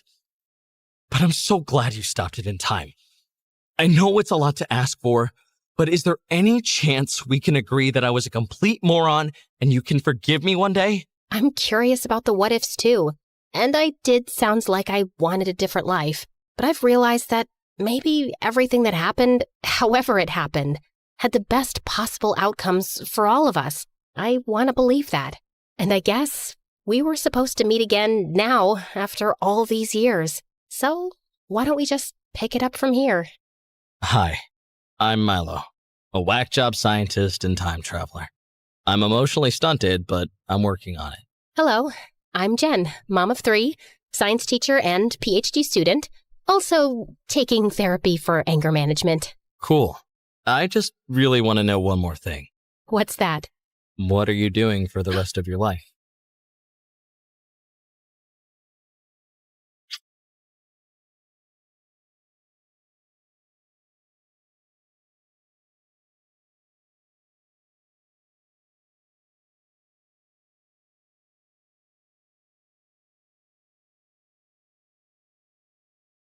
Musical sensation Cameron Cassie has gone bananas. She's turned the stage into a scene from Jumanji. And if you don't stop talking, I'll turn you into a scene from The Walking Dead. Yep, that's me, crazy old Cameron. But I wasn't always like this. There was a time when I was the most patient, quietest person around. Want to know what happened? Then stick around. And yeah, like and subscribe to MSA. I grew up in a big family. And by big, I mean I was the oldest one among 10 siblings. You don't believe me? Okay, team, let's go. This is Lana, this is Rose. These are my twin brothers, Brad and Pitt. My twin sister, Hala and Lala. Another sister, Ava, and that's Thanos. Don't ask me why. My parents are huge Avengers fans, and they thought this might be a good idea. Of course it's not. You forgot about me. Again. Just like you forgot me in that park last year. I didn't forget you, Liam. You pooped your pants, so I asked you to stay where you were while I looked for an extra pair of diapers. You were the one who ran behind the squirrel. She was cute. And why didn't you just carry an extra pair of diapers? You were 7. You were supposed to be potty trained by then. My parents worked as hospital nurses, so they didn't have a lot of time, and I had to step up and look after the house and my siblings. They also didn't make much money, so whatever little we had was shared between everyone, and because I was the oldest, I was made to sacrifice the most. I didn't mind that, though. My parents were already working hard enough, so I did what I could to help them out. But sometimes, I wish I could just get a little space of my own, where I could play my guitar in peace. It was a rusty old thing, but I loved it. In this world so big, give me a place oh so tiny, with nobody screaming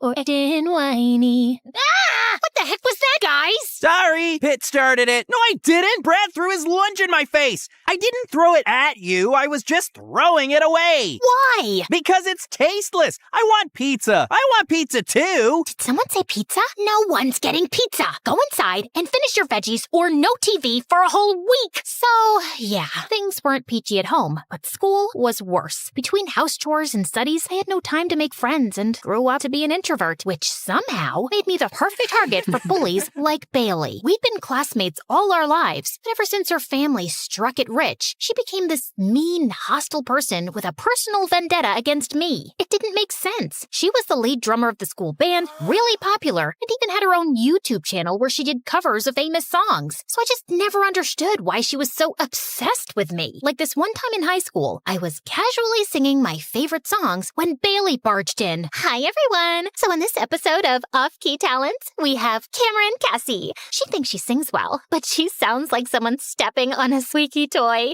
Maybe it's because she's always screaming at her horrible siblings. How many are there again? Can you get that off my face? I'm not comfortable, and I don't care. Anyway, I got what I wanted. You can go back to whiny singing now. You're not gonna post that, are you? Bailey just gave me an evil grin and left. I wanted to scream in her face, but I knew she'd only make my life more difficult, so I kept my head low and went on with my day. But the next morning, I was still in bed when my sister Lana came running running into my room and told me that the video Bailey posted had gone viral. What? Why would she post that? That's it. I will bite Bailey's head off and then use her hair to mop floors. What are you talking about? People are loving you. You're famous. Lana shoved her phone in my face, and I was shocked to see that she was right. People were calling me inspiring, adorable, amazing, and all sorts of great things. Within a few hours, it had more than 1 million views, and I was famous. You got pipes, girl. Would love to take you out sometime. You have the most beautiful voice in the world. Will you sign my pizza?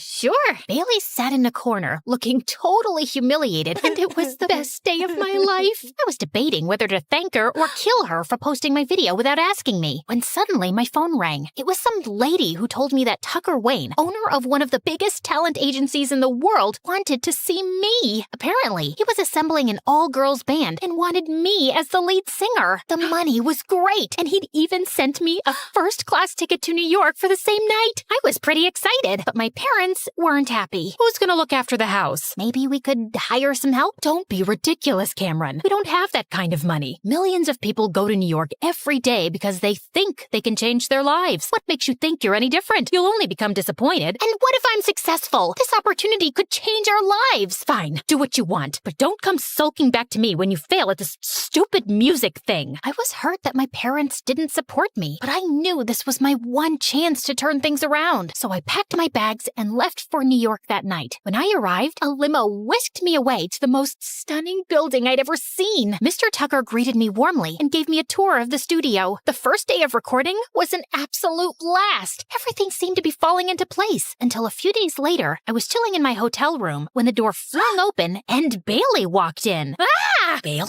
What are you doing here? Your drummer had to drop out because of personal reasons. So Tucker called me in. Why? What do you mean, why? Because I'm talented, you butt face? Talented in making my life miserable. Ooh, someone grew a tongue while I was away. Relax, that was school. But this is real life. I won't bully my own teammate. You can take my word for it. As soon as Bailey left, I spoke to Tucker, and he confirmed Bailey's story. He asked me if I was okay with it, and I wanted to say no, but Bailey was insanely talented, so I let it slide. But the next day, I regretted every bit of my decision. Not only was Bailey somehow more annoying, she was also really controlling. She gave me notes on my singing and would stop the recording every 2 seconds because she wasn't feeling the music. Then one time, in the middle of a performance, she changed the notes to my solo on the spot. What are you doing? Improvising? No, you're messing up my solo. And what are you gonna do about it? Bailey just laughed, and at that moment, something snapped inside me. I closed my eyes, focused on the notes, and sang. When I opened my eyes, the crowd stood still, and then they burst into a massive applause. Everyone was chanting my name, and Bailey looked like someone had pulled her kidneys out. From that moment forward, my life was an absolute whirlwind. We were getting more live shows, doing interviews, talk shows, and I was truly famous. I even got the first ever call from my mom, but it wasn't what I expected. Hey, Mom, I'm so glad you called. Your sister plays the oboe, you know. Lana? Yeah, I know. So let her in your band. But I thought you hated the idea of getting into music. I do. But Lana will be going to college soon, and playing oboe professionally will look good on her application. Now, will you help her or not? I wanted to say no, but Mom was talking to me after weeks, and I didn't want to disappoint her. So I agreed, and a week later, Lana joined me. But I had no idea how to fit an oboe in the band. And Lana didn't seem too interested either. All she did was sleep or order room service all the time, and I barely had any cash left for myself. To make things worse, we were a month away from the album launch, and I still had a bunch of songs to write. In this world so big. Stop! This is not working out. We need something edgier. Could we try a different note? No, I want more emotion. Was there ever a time when you were angry? Not that I can recall, but maybe when Bailey posted that video of mine without asking me, or the time she dipped my books into spaghetti sauce, or when she tried to spoil my solo on stage. Darling, you can't let people walk all over you like that. Stand up for yourself. Dig into that rage and come to me tomorrow with a new song. I spent the entire night replaying the conversation with Mr. Tucker, and when I calmed down, I realized he was right. I was a pushover. Bailey had tormented me for years, and I'd never stood up for myself. My own parents had treated me like a pushover, but not once did they pay attention to what I wanted. And when I finally did something for myself, they tried to snuff that spark out too. Heavy with with rage. I picked up the phone and dialed in. Bailey? Yeah, you're out. You're a bully, and no bullies are allowed in my band. And I cut the call before she had a chance to scream. On a high, I called my mom next. Hey, Mom, Lana doesn't want to be here, and oboe doesn't make sense in this band. I'm sending her home. Finally! I couldn't believe I just stood up to my mom, and to be honest, I felt pretty proud of myself. The next day, I walked up to Mr. Tucker and told him the conversation I had with Bailey. I thought he'd be mad, but instead, he smiled. Good for you, darling. And don't worry, we'll find a new drummer. Let me hear that new song. I poured my heart into my song, and Mr. Tucker was so impressed, he sent it straight for recording. He even set up auditions, and within no time, we had a new drummer in our band. A week later, when the song was released, it got more popular than all our live shows combined. We rose to the top of every chart, got invitations to every celebrity show, and Mr. Tucker even extended my contract. I was making more money than ever, and life was pretty good. But the more I leaned into my emotions, the angrier I got, and pretty soon, I was lashing out at everyone. I ordered this salad with ranch. This is blue cheese. What are you doing? Trying to make me fat? I'm sorry, ma'am. I forgot. Did you forget to brush your teeth? Did you forget to take a bath? Did you forget to sleep? No? Then how can you forget to follow simple instructions? The waiter ran away crying, and I felt a bit bad. But with the amount of money I was spending, I deserved better service. But the next day, I was making waves on social media for being rude and mean. Apparently, someone from the restaurant posted a video of me screaming at the waiter, and now everyone was out there to get me, including the paparazzi. Have you always been this spoiled, or has success gotten to your head? Have you always been this stupid, or did you fall on your way here and damage your brain? That's inappropriate. Your face is inappropriate, Jane. You are a terrible interviewer. You should switch jobs because I don't think this one's gonna last that long. I was mad with power, and no matter how much people called me out for it, I just didn't care. I partied like there was no tomorrow, shopped like a crazy person. I was finally living my life the way I wanted to. I didn't even care about showing up at work, and my bandmates tried to warn me, but I was the star of the show. No one would replace me. I thought I was untouchable until one day I walked into the studio and saw Bailey in the recording room. What is she doing here? Oh no, this is awkward.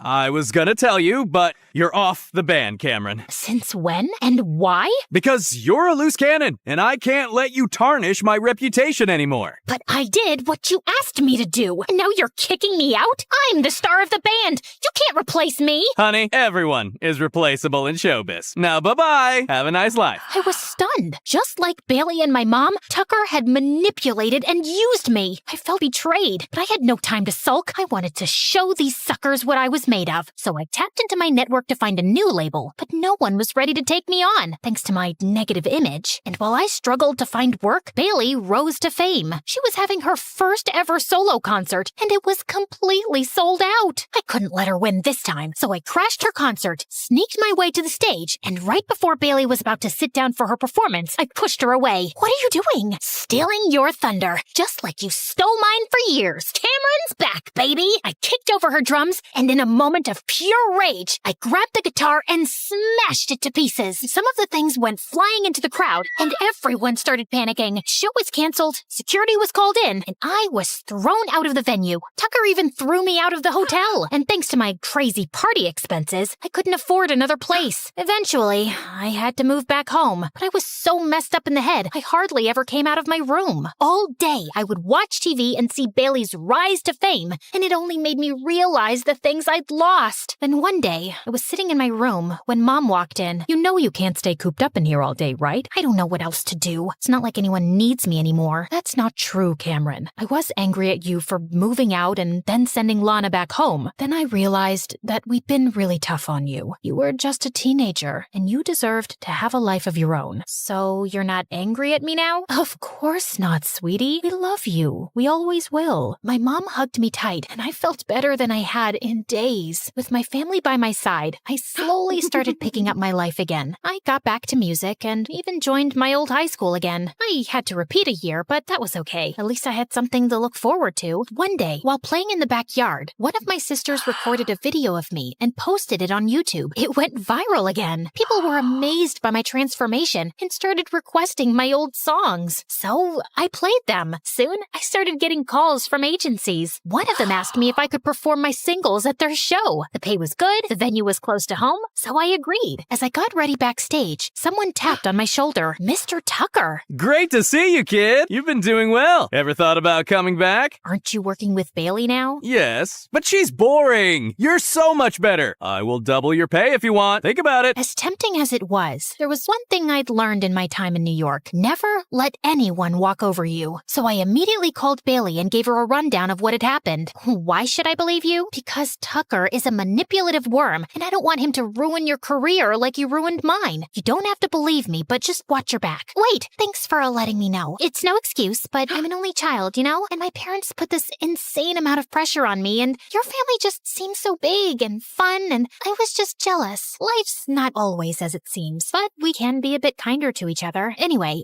glad we had this talk. Same. You know, I really did like your new album. Bailey and I never stayed in touch after that, but I heard she quit and started her own band. As for me, I'm still singing in the backyard and making my own music. That's the best kind.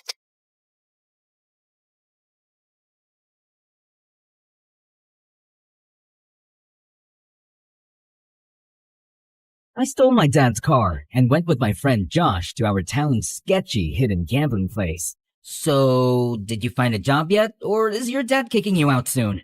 Josh, no one kicks me out, not even my own father. I don't care if he's rich and locally famous and super respected and he's kicking you out. Then I'll go live with my mom. She doesn't want you. She never said that. She's in Spain with husband number 3 and his kids. William, you're gonna be homeless. Then I'll live with you. Huh.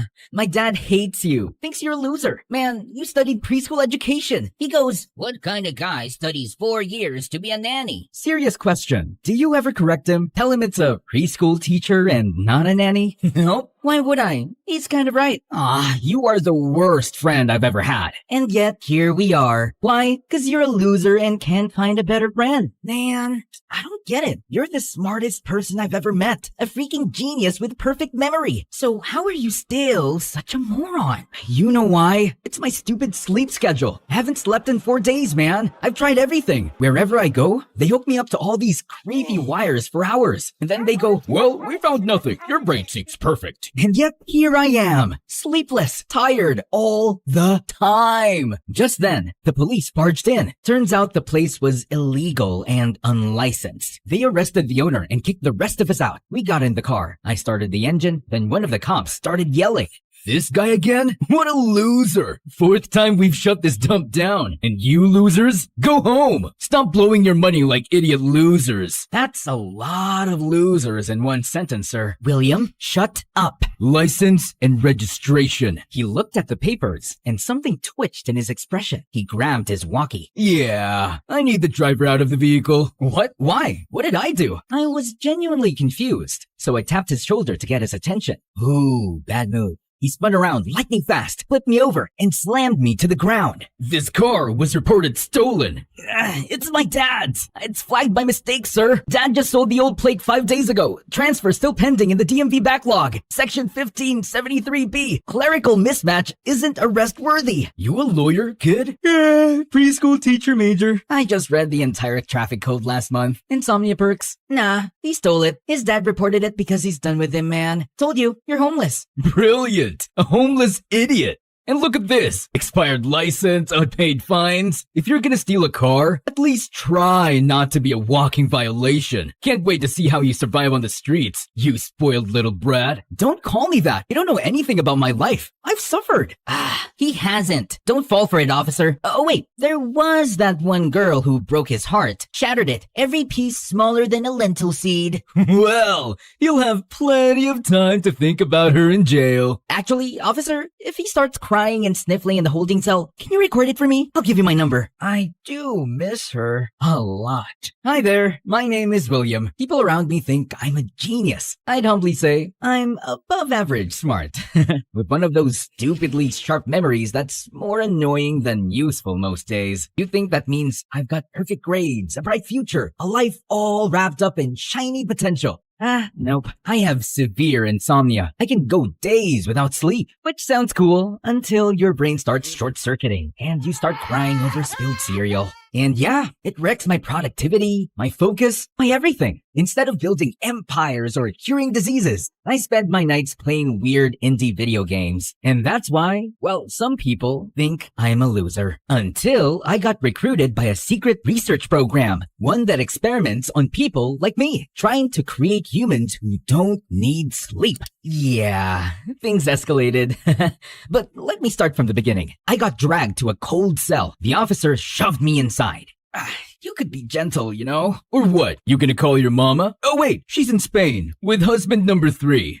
I'm gonna kill Josh. Later, as I sat in the cell, staring at the floor and regretting every decision I'd ever made, my mind wandered back to her. Diana, my high school sweetheart. We were together for 5 years. Even though we were young, we had it all planned out. Finish med school, get married, live a perfect life. We both studied medicine. Well, she studied. I skipped lectures, stayed up playing video games, failed out, and switched majors. I loved her, but I never showed it right. I was immature, selfish, constantly brushing her off. We fought more and more until one day, after forgiving me for the millionth time, she dumped me. I was a fool, and there hasn't been a single day I haven't regretted it. You look so pathetic. Ah! Who said that? A man emerged from the shadows. Apparently, he'd been sitting beside me the whole time. I can't believe they chose you. Choose me? For what? Who's they? Yes, boss. I'm looking at him now. He definitely looks like an idiot, so it's him. Confirmed. Excuse me? You can't just talk about me like that. Don't worry, boss. It's all an act. He was literally curled up 5 seconds ago, sobbing with snot on his face. That was a private moment. Everyone has those. Without warning, the man pressed his hand against a section of the wall. It looked like any other brick until it creaked slightly and swung open from a hidden hinge. There was a narrow, dark tunnel behind it.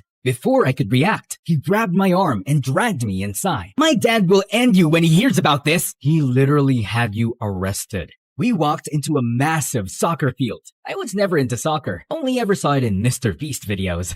Then suddenly, the floodlights snapped on. It was blinding. Man, that's too bright. My eyes are too sensitive. I can't even open them. Oh, wow. Who's that goddess? My lord. Wow. Now your eyes work? Weren't they just too sensitive 2 seconds ago? A stunning girl walked toward us, surrounded by bodyguards and assistants. She moved like someone who didn't walk. She arrived. One of the younger assistants accidentally dropped a clipboard while adjusting her earpiece. Easy. You're doing fine. Don't stress. We're just changing the world. The assistant nodded, clearly starstruck. Arya turned to a girl with dark glasses and a tight ponytail, standing off to the side with a scowl. Hey, dear, relax that jaw before it breaks. You're not on trial. She then finally looked in my direction. Rex? I can be a Rex for you? Shut up, man. She's talking to me. Oh, it's him. No need to double check. Wait, before you talk, I just want to say, you are the most beautiful girl I've ever seen. And I'm not just saying that because you're surrounded by average, boring-looking girls that make you pop by comparison. No, you're beautiful as a standalone piece. Mr. William, this is a test. You'll be accompanying me to a high-level event. Think of it as a soft infiltration. Your job is to look sharp, stay quiet, and observe everything. I have no idea what that means, but I'm in. So I'll be your undercover date. Fake dating is my thing. I've done it like 1,000 times. No. What date? Ugh, why are men so dumb? Okay, fine. Yes, like my date. Good boy. Me and you, William and Arya, are going to a party. Be ready tonight, okay, dear Willie? Your salary will be $50,000. Yeah, I can live with that. Wait, 50,000 US dollars or Zimbabwean dollars? Why would we pay you in Zimbabwean currency? Great, love that for me. Now, can you move aside so I can pass out comfortably? Dear God, why am I always stuck with absolute clowns? Rex, get him a proper suit. Not like last time. Those suits look like they were pulled from a thrift store. I know you're pocketing the budget and dressing people in outfits that cost 50 cents. 50 cents? My favorite of all time. You listen to that kind of music? Music? What music? I'm talking about 50 cents the second, ma'am. To the candy shop. I take you. To buy the lollipop. I let you. Brilliant stuff. Shut up, man. That night, I was in a limousine with Arya, headed to some fancy party where everyone wore suits, like in Inglourious Bastards. Arya gave off good vibes, confident, sharp, the kind of woman who probably ran a secret feminist book club and didn't tolerate nonsense from men, especially men like me. Arya introduced me to some rich-looking men. One of them had just bumped into the butler and let out a painful yelp. So when he came over to shake my hand, I was still stuck between two sentences in my head. It's my pleasure to meet you, and I'm sorry you're hurt. So when he extended his hand, I blurted out, it's my pleasure to hurt you. Excuse me? Oh, pardon him. This is William. He has a perfect sleeping schedule. Perfect? No, I barely sleep. I once stayed up 3 straight days playing a game where I raised goats on a haunted farm. Even better. That's exactly what we're looking for. You, kid, are going to be a huge contribution to our research. What research? Oh, Arya didn't tell you? I didn't think you'd understand. It's complicated. That wasn't very nice, but I didn't say anything. Maybe it really was some top secret genius level thing, but I could tell it was about people with messed up sleeping schedules. So, with that brain of yours, do you speak, I don't know, code, secret language, do puzzles for fun? Code? Not really. Unless you count that time I decoded the serial killer Unabomber's manifesto at age 13. Just for fun. You what? I mean, it was already decoded. I just read it all on Wikipedia during one of my sleepless spirals. He got caught April 3rd, 1996, right? His brother recognized the writing. Everyone blinked at me. I wanted to clarify that I don't try to be weird. It just leaks out when I'm under social pressure. I also know all the US vice presidents in order. It's not a cry for help, I swear. George Washington, John Adams, Thomas Jefferson, and... I need to go to the bathroom. Come with me, Willie. Why would I go into the bathroom with you, Ariana? It's Arya. She gave me a look. Oh, right. Maybe she just wanted to talk privately, so I followed. He's perfect. He's a gem. He'll make us rich. But she really did have to pee. Wait, you actually want me to go into the bathroom with you? No, you creep. Just stand outside and make sure no one goes in after me. Goes in to do what? Kidnap me! I stood guard. A few minutes later, a very large woman approached. She had a huge coat, big sunglasses, and a wig that looked suspicious. Like movie disguise level suspense. Sorry, ma'am. You can enter once my boss/date is out. Are you out of your mind, freak? Oh, no. I've seen this trick before. You yell, I get embarrassed. You get inside and kidnap her? Not happening. Move aside! Your heels, red stilettos, size 11. Pretty rare in the women's section, bro. She ignored me and tried to shove past me. I didn't budge. I grabbed the wig and tugged and tugged and tugged. Nothing. She screamed. I panicked. So naturally, I lifted her dress to double check. This psycho's attacking me! Help! Yeah, the legs, the body, everything said definitely a woman. I froze. My stomach dropped. Oops. A second later, someone punched me in the face. Security threw me out like a piece of garbage. I couldn't tell if she was a woman. It was ambiguous. I sat on the curb outside, humiliated. Then the same woman walked out of the building, her coat bulging like she'd stuff a small mattress under it. She reached the van parked by the curb, glanced around, and casually unfastened her coat. And that's when I realized Ariana was inside it. The woman dropped her into the back of the van. Then she turned to me, paused, and slowly peeled off her wig. Underneath was a bald head, a cold stare, and a smile that made my blood ice cold. Idiot. They kidnapped one of the most important people in this organization right in front of you. It was either that or I got thrown out for attacking a woman who turned out to be a man, but still, Rex snapped. He lunged forward and grabbed me by the collar. Do you even realize what you've done, you stupid piece of dirt? Suddenly, one of the assistants from earlier, huge glasses, sleek black hair, in a perfect silk ponytail, stepped in and pulled Rex back. She raised her eyes in that sharp way Bella Hadid does in photos. She actually looked really pretty. I don't know why I called her average and boring earlier. Darn me sometimes. Rex, this isn't helping. We need to get her back. I'll handle it, and I'll take him with me. Him? He's a moron. A valuable one. Maybe I can convince them to trade her for him. He's a treasure. Yeah, tell him, lady. Wait, why am I so valuable again? We're part of a private organization that runs off-the-record research on human subjects. I know how that sounds, but it's for the greater good. Right now, we're studying people who can naturally stay awake for days. The government won't touch human trials. Too much red tape, too much fear, even when the outcome could help millions. We're working to fight chronic fatigue, insomnia, and neurological burnout. Imagine what that could mean for soldiers, doctors, firefighters, people who can't afford to shut down. Oh, that's amazing! I should tell my online friend to volunteer. His name is Ming Hao. We once stayed up for 4 days straight building a castle in Minecraft. He's in China, or Korea, I don't know, but he's committed. He cried when I accidentally set the sheep farm on fire. I cried too. It was emotional. Get ready, William. We leave in half an hour. Rex, you'll be on comms. We'll talk through the earpieces. You're our eyes. If anything happens to Arya, I swear I'll never forgive myself. She's the reason I got out of bed some days. Wait, who kidnapped her? Our competitor. They're another organization. But unlike us, they run purely on illegal human experimentation. Arya's a genius in the field, and they've been trying to recruit her for months. She kept refusing. So now, they've taken her. They're going to force her to work for them. You say that so casually. That's horrifying. It is. That's why we do this ourselves. No backup. So, secret agents, rogue labs, sleepless experiments, kidnapping, and you're bringing me into this? Yeah, well, time to be useful for once. Prove you're not just a loser. You're a loser with dreams. Thank you, I think. We have to get Arya back. Our idol. Our hero. Our queen. Our leader.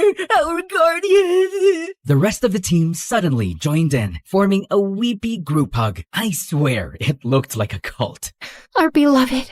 Our heart and soul. She's not your god too? The entire circle froze and turned to glare at me like they were ready to commit murder. Soon, we were in some fancy sports car. Arya's assistant was driving. It was a long, tense, weirdly silent ride. The kind where you could practically hear the awkward. So, I didn't quite catch your name when you told me. I didn't tell you my name. Okay, so... So what? Your name! Don't yell at me. I'm not yelling, girl. Don't call me girl. Fine, sorry. I'm sorry. You can call me D. D. I like that. Sounds like a baby trying to talk. D-do-gee-goo. Come on, don't frown. I'm messing with you. Why are you messing with me? We're on a mission. Did you mess with Arya like this? Huh? Did you? Oh, her? Heck no. She's a total snob. Yeah, that's what you guys do. The second a woman is competent, confident, and knows her job, you call her a snob. Oh, God. Arrogant, annoying, selfish, stupid. I'm not listening to your rant. Be-do-gee-goo-bee-boo. Ba-ba-ma-moo. Just then, someone slammed into us from behind. A loud honk, honk, honk followed. Whoa! Someone's after us! Dee's face went serious. Her jaw clenched. She slapped my thigh twice and snapped. I'm not burying you today, dummy. Then she floored it, swerving left and right to lose whoever was behind us. You think they're armed? Want to switch seats? I drive, you shoot with your rifle? Rifle? You know what? Yes, let's switch. Just drive straight. Got it? We tried to swap seats, but we hit our heads hard. Ouch! Oh, it's okay. I got you. I slid down awkwardly, tucking my legs under the steering wheel and gently helped her climb over me. My hand steadied her back and her hair brushed my face. For a second, it felt like the world paused. Now swing around and block their path. Excuse me? You said drive straight! She didn't answer. Instead, she grabbed the wheel and whipped the car around to face the other vehicle. She pulled out a gun and aimed. The car stopped. A goth-looking teenager stepped out of the car, and a moment later, her blonde mother climbed out of the passenger side as well, wearing oversized sunglasses, clutching her purse, and speaking in a thick, southern accent as she rushed toward us. Oh my goodness, I'm so sorry, y'all. She just got her license a week ago. I swear she drives like she's in the Fast and Furious movie. We were chasing after you to say sorry. You could've just yelled sorry and leave us alone? Oh, bless your heart. I could never do that. There's a little diner just over there. They've got the best pancakes. Come on now, let me treat y'all. They got ice cream with it? William! What? I'm starving! Guys, it's on me. I mean, I don't have money, but I do have my credit card and a salary of $50,000, so no problem. Oh, hun, come on, pull over. Just so you know, it's 50,000 Zimbabwean dollars. Seriously? What? What if they're actually thieves? You can never be too careful. Yeah, just like when they kidnapped Arya. God, this is gonna be a long trip. We sat in a retro-looking diner with neon signs flickering like they were trying to die quietly. Pancakes, fries, and coffee smelled better than any five-star restaurant I've never been to. The southern lady insisted on treating us, and Dee and I were too exhausted to argue. Her goth daughter, still sulking in silence, sat across from me next to Dee, messing with her black nail polish. The mom kept scolding her like we weren't just in a car chase 5 minutes ago. Ugh, can you stop already? You're embarrassing. No wonder Dad left you for someone my age. Hey, young lady, don't talk back to your mom. Shut up. This is all your fault. How is it my fault? Mom and I saw you bickering in the car with Dee, and she goes, "See, every mother and daughter fight. It's totally normal. You don't have to act like it's the end of the world." Wait, why would she think I was the daughter? Well, I thought you were the mom. But then she said, no, it's two girlfriends. She wanted to prove me wrong, so we got closer to check. Then boom. Wait, why would you think I was the female from behind? I don't have long hair or like big dangly earrings you can spot from a mile away or a mom cardigan. See, Mom, cardigans are for moms. Stop buying them for me. Oh, wow. So that's what I get for buying you things. Not a thank you, just a sass and insults. When was the last time you got me a present? Literally yesterday. Telling me you're pregnant ain't a present. Why not? It makes you a grandma. Maybe then you'll finally stop throwing tantrums every 3 hours. Guys, let's breathe. First, congrats on the baby. What flavor is it? What? I mean, what gender? Sorry, I'm eating. My brain used the wrong word. Ugh, whatever. You're just some rando we almost rear-ended. Random? I memorized your license plate while you were tailgating us. Florida tag QX51P9, cracked left headlight, and the We Don't Dial 911 bumper sticker peeling at the corner. So, when are you due? Who cares? I'm miscarriaging. Ah, God forbid. Okay, listen. Both of you need to learn how to shut up and actually hear each other. You clearly love each other. You just suck at showing it. Don't be like me. Don't lose the person who truly cared. Oh, honey. I rested my head lightly on her shoulder for a second. I've been the idiot who didn't listen. I had someone once, loved me for more than I deserve, but I kept messing up, sleeping in, making excuses, wasting time. She warned me 1,000,000 times, and then she walked away. And every day since, I've blamed myself. I tell myself she's still cheering me on somewhere. It keeps me going. That, and caffeine, and Call of Duty, but mostly her. Oh, sweetie. You know, Dee, earlier, when you slapped my thigh and said, "I'm not burying you today," that hit something, because only one person ever said that to me, my ex. Dee finally looked up. Her lips were pressed tight, and she was gripping her coffee like it was keeping her steady. She blinked fast, like maybe if she did it quickly enough, the tears wouldn't come out. Wait, I leaned in and reached for her sunglasses. She didn't stop me. I slipped them off. The moment stretched. Diana? She looked at me, her eyes full, shining, saying everything she wasn't. You've gotta be kidding me. Her face softened, just slightly, and a tiny smile tugged at the corner of her mouth. What happened to your face? She picked up a piece of pancake and threw it at me. That's what you say? After all this time? Oh, wait. I'm just a boring, average-looking girl, right? I'm sorry, okay? I really am. I looked at you again later, really looked, and I swear, I was like, darn, she's beautiful. And yet, you didn't even remember me. In my defense, you changed everything, including your voice. New hair, thick glasses, colored contacts. Your eyes used to be bright blue. Now they're dark green. I think you got a nose job and a ponytail surgery and maybe chin filler, some cheek filler, possibly some temple work, also buccal fat removal, though that might just be weight loss. I'm not sure. Wow. And he was mad we thought he was a female? Hey, he's more of a man than most guys I've met. Yeah, tell him, boss. Yes, he's a lazy, reckless, stupid loser, but he's got a good heart. William, why didn't you come after me? I tried. You shut me down, remember? I was ashamed, Diana. I'd been letting you down for years. I kept thinking if I worked on myself, fixed things, I'd be worthy again, that I'd show up with something to offer. How's that working out for you? I did study something, but yeah, the sleeping issues are wrecking me. I'm trying. I really am. I'm sorry, Diana. Please, let's just be friends. That's all I'm asking. Oh, come on, hun.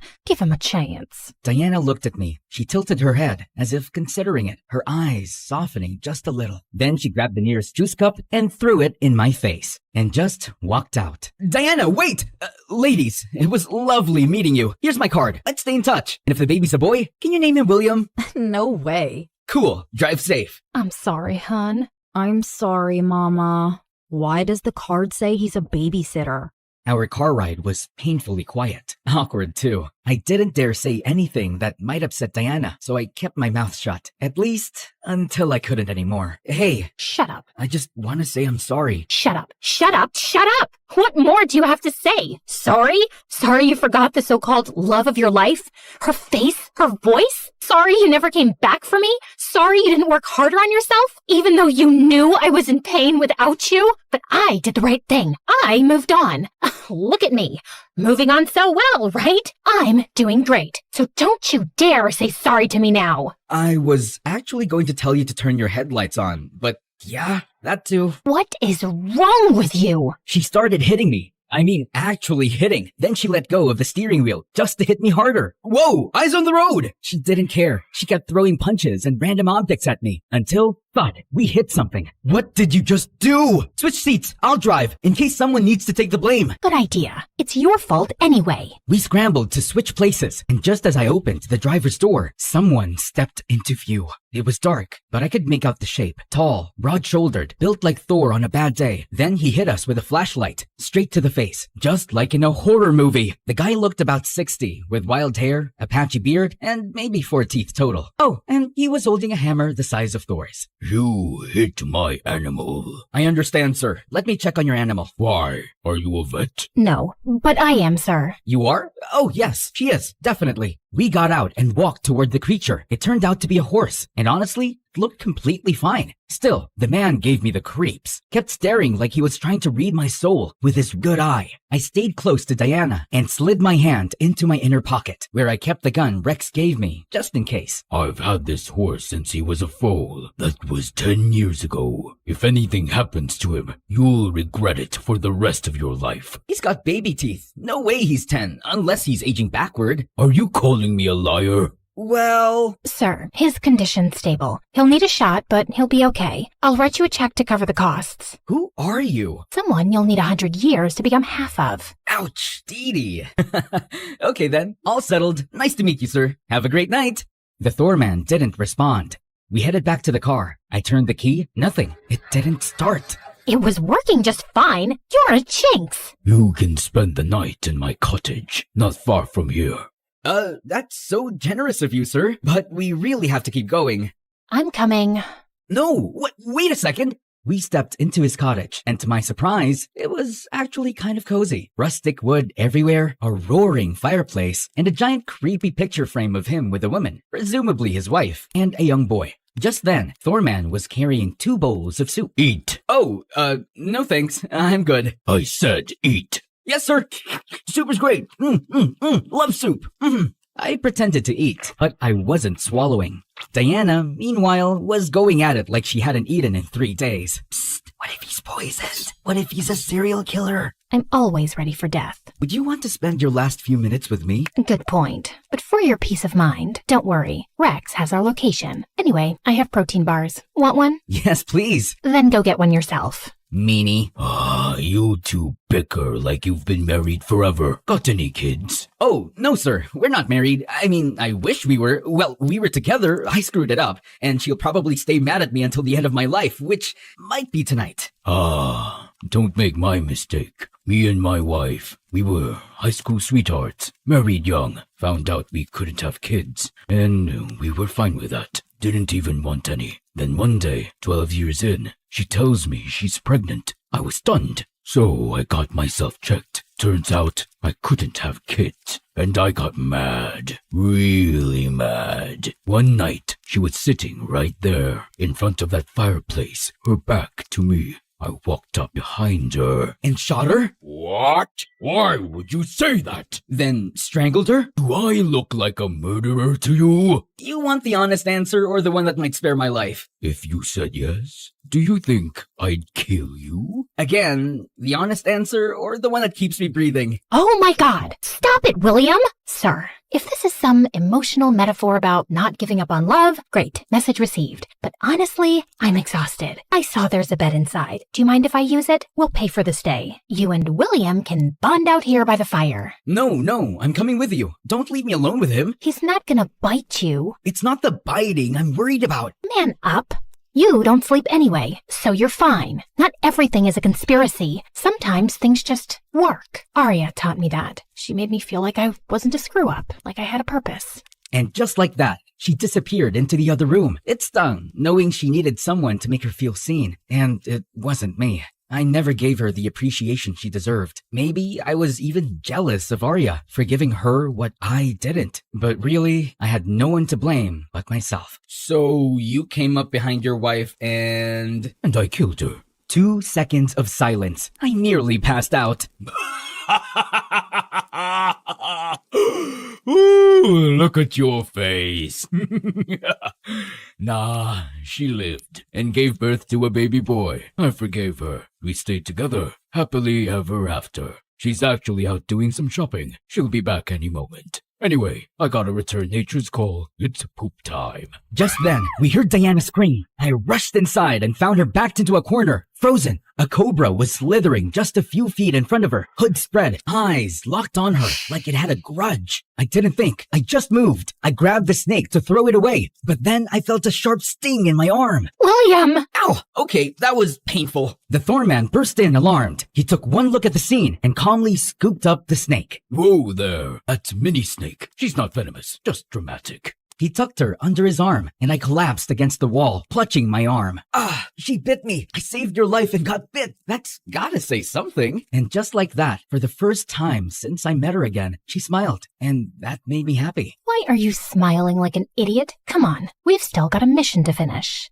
Just as we were getting ready to leave, Thorman's wife and kid showed up. So, yeah, he wasn't a serial killer, allegedly. Just a strange man with a soft spot for reptiles. He helped us get the car started and waved goodbye like we were old friends. On the car ride, I felt lighter, even though we were getting closer to our mission, which should have made us nervous, but it didn't. So when exactly did you stop wanting to be a doctor and join this weird organization? After you left, I couldn't feel anything for a long time. So I picked something that didn't ask me to feel. Just perform, fix, solve. She paused, then added, Arya was the only one who saw potential in me when everyone else saw a quitter. She personally selected me from hundreds of applicants, spent nights helping me understand the research when I was ready to give up. They were doing real work. Quiet, off the grid, but meaningful. That's why they chose you. And yes, I recommended you.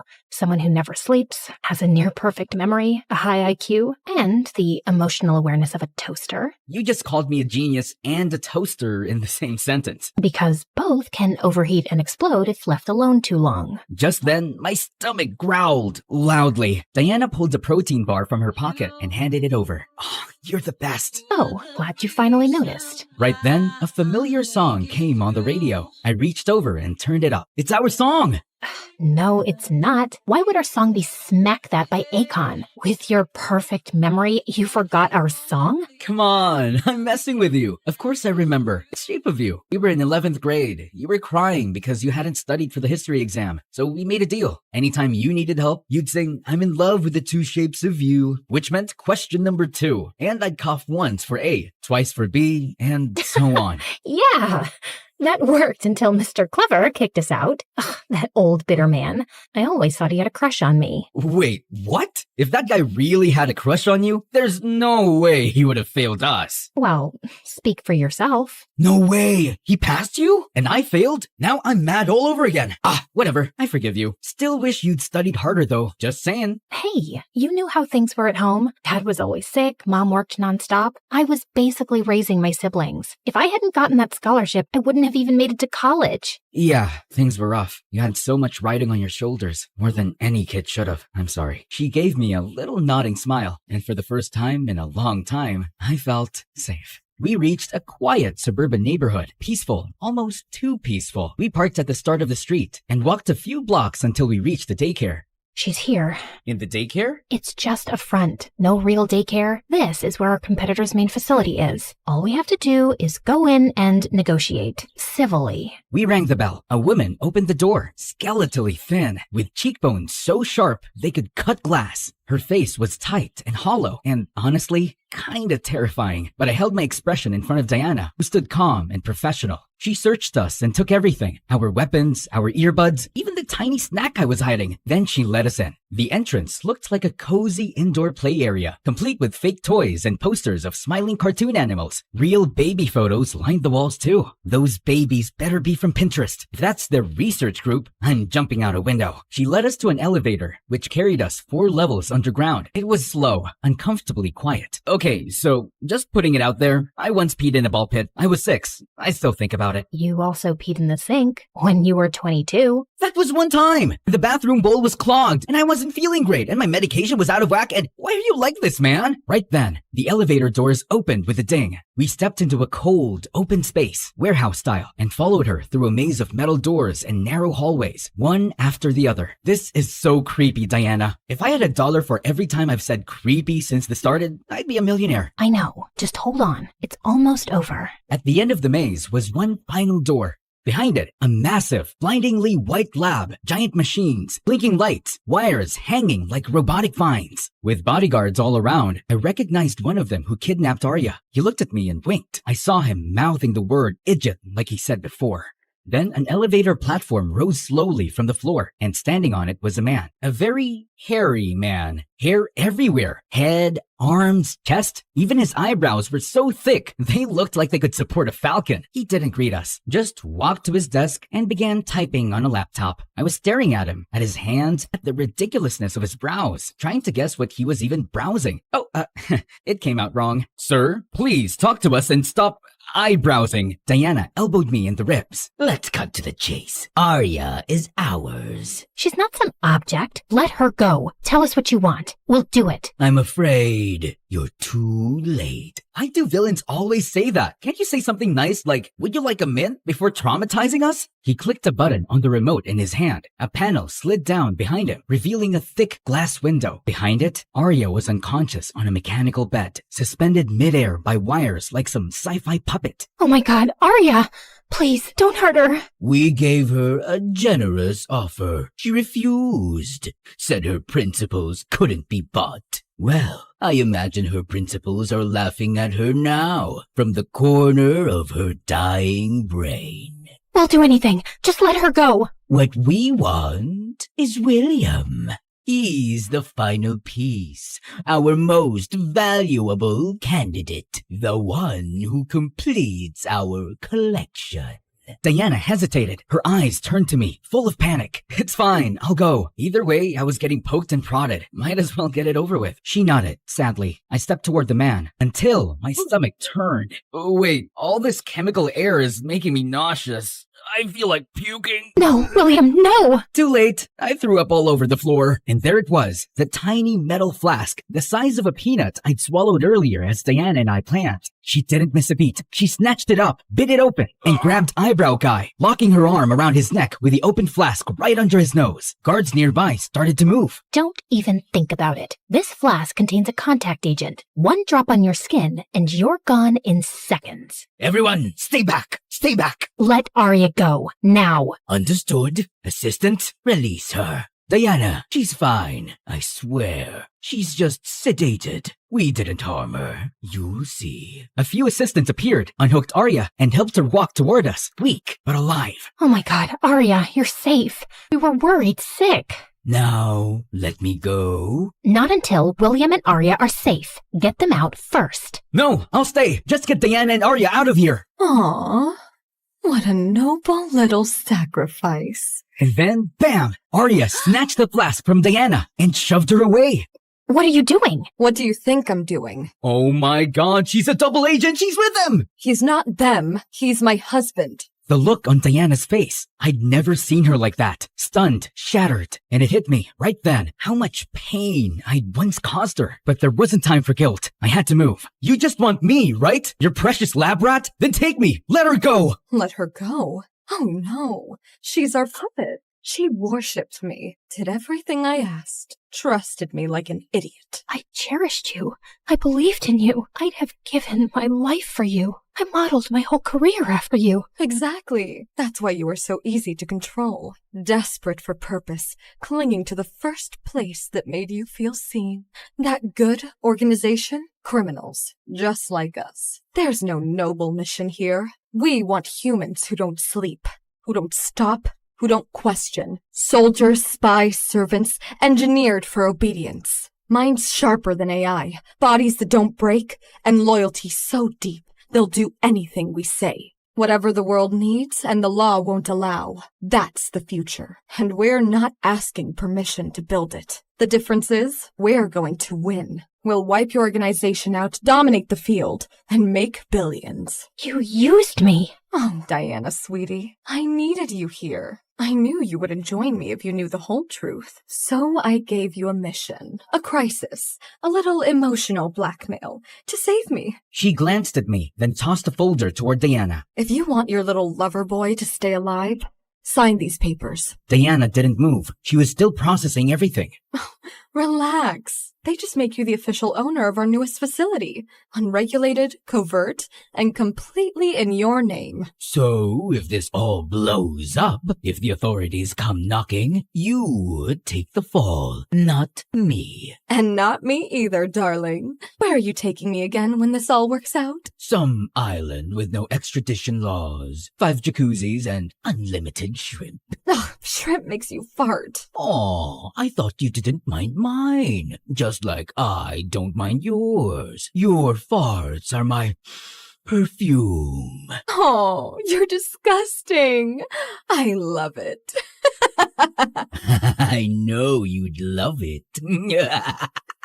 They both cackled like cartoon villains, but I wasn't done. I pulled a second metal flask from my mouth, hidden under my tongue when I puked earlier. I cracked it open, grabbed Diana's hand, and ran. We sprinted toward the exit. As we ran, I punched in the passcode I'd memorized earlier, and before the door closed behind us, I dumped the serum all over the handle. Hey, idiots! I just covered the whole doorknob with that poison! Go ahead! Touch it! I dare you! Then I grabbed Diana's hand, and we bolted. Do you even know where we're going? Don't worry. I remembered every turn in that maze, and now that the doorknob's covered in that stuff, they're not getting through anytime soon. Just then, 2 guards rounded the corner. That was fast. Don't worry, Diana. This way. I led Diana down a different path, a narrow side hall. When the guards followed, I quickly shut the steel door behind us and yanked a release lever I'd spotted earlier. That should keep them busy. If not, we better run faster. 4 hours later, Diana and I sat on a bench outside the FBI building. Diana had told them everything. Turns out the FBI already had some clues about the illegal labs, but they didn't know how deep it went until Diana came clean. Everyone involved got arrested, except Diana, because she told the truth and saved lives. I glanced over at her. She looked tired, like me, but a little lighter. She wasn't hiding behind her glasses or her ponytail. She looked like Diana. They said they'll probably clear your name completely, might even offer you a job. I'm not sure I want it. You should. You're amazing at this stuff, but only if you want it, not because you need to prove anything. Thanks. I think we broke each other a little back then, and I think maybe now we could help each other rebuild. Better this time. Smarter. You're still an idiot.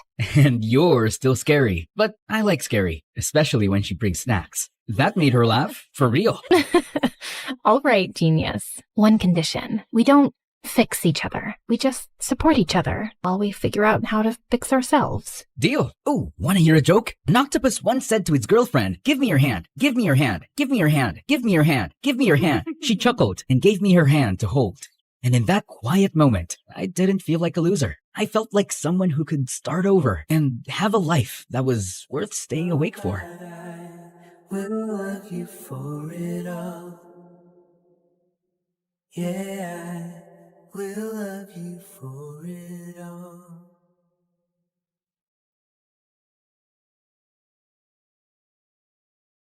Hi, I'm Allison from a small village in France. Please like and subscribe. I lived in a small cottage with my single mother who worked as an artist. Life was tough since we had little money, so when I turned 5, Mom decided to move back to her home city. And it had a freaking palace. Whoa, is that a real palace, Mommy?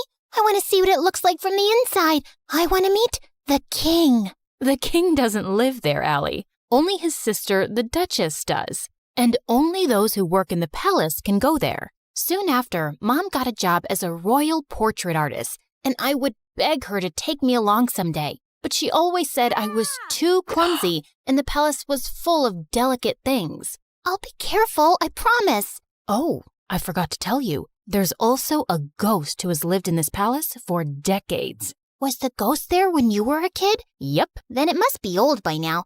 I can easily outrun it. Of course, I didn't believe her. If anything, it made me more curious about the palace. When I was 9, Mom was called by the Duchess to make her portrait, and this time, I followed her. Somehow, I managed to sneak inside without getting noticed. And boy, was it pretty! As I wandered around, I slipped into a nearby room full of toys and blingy things.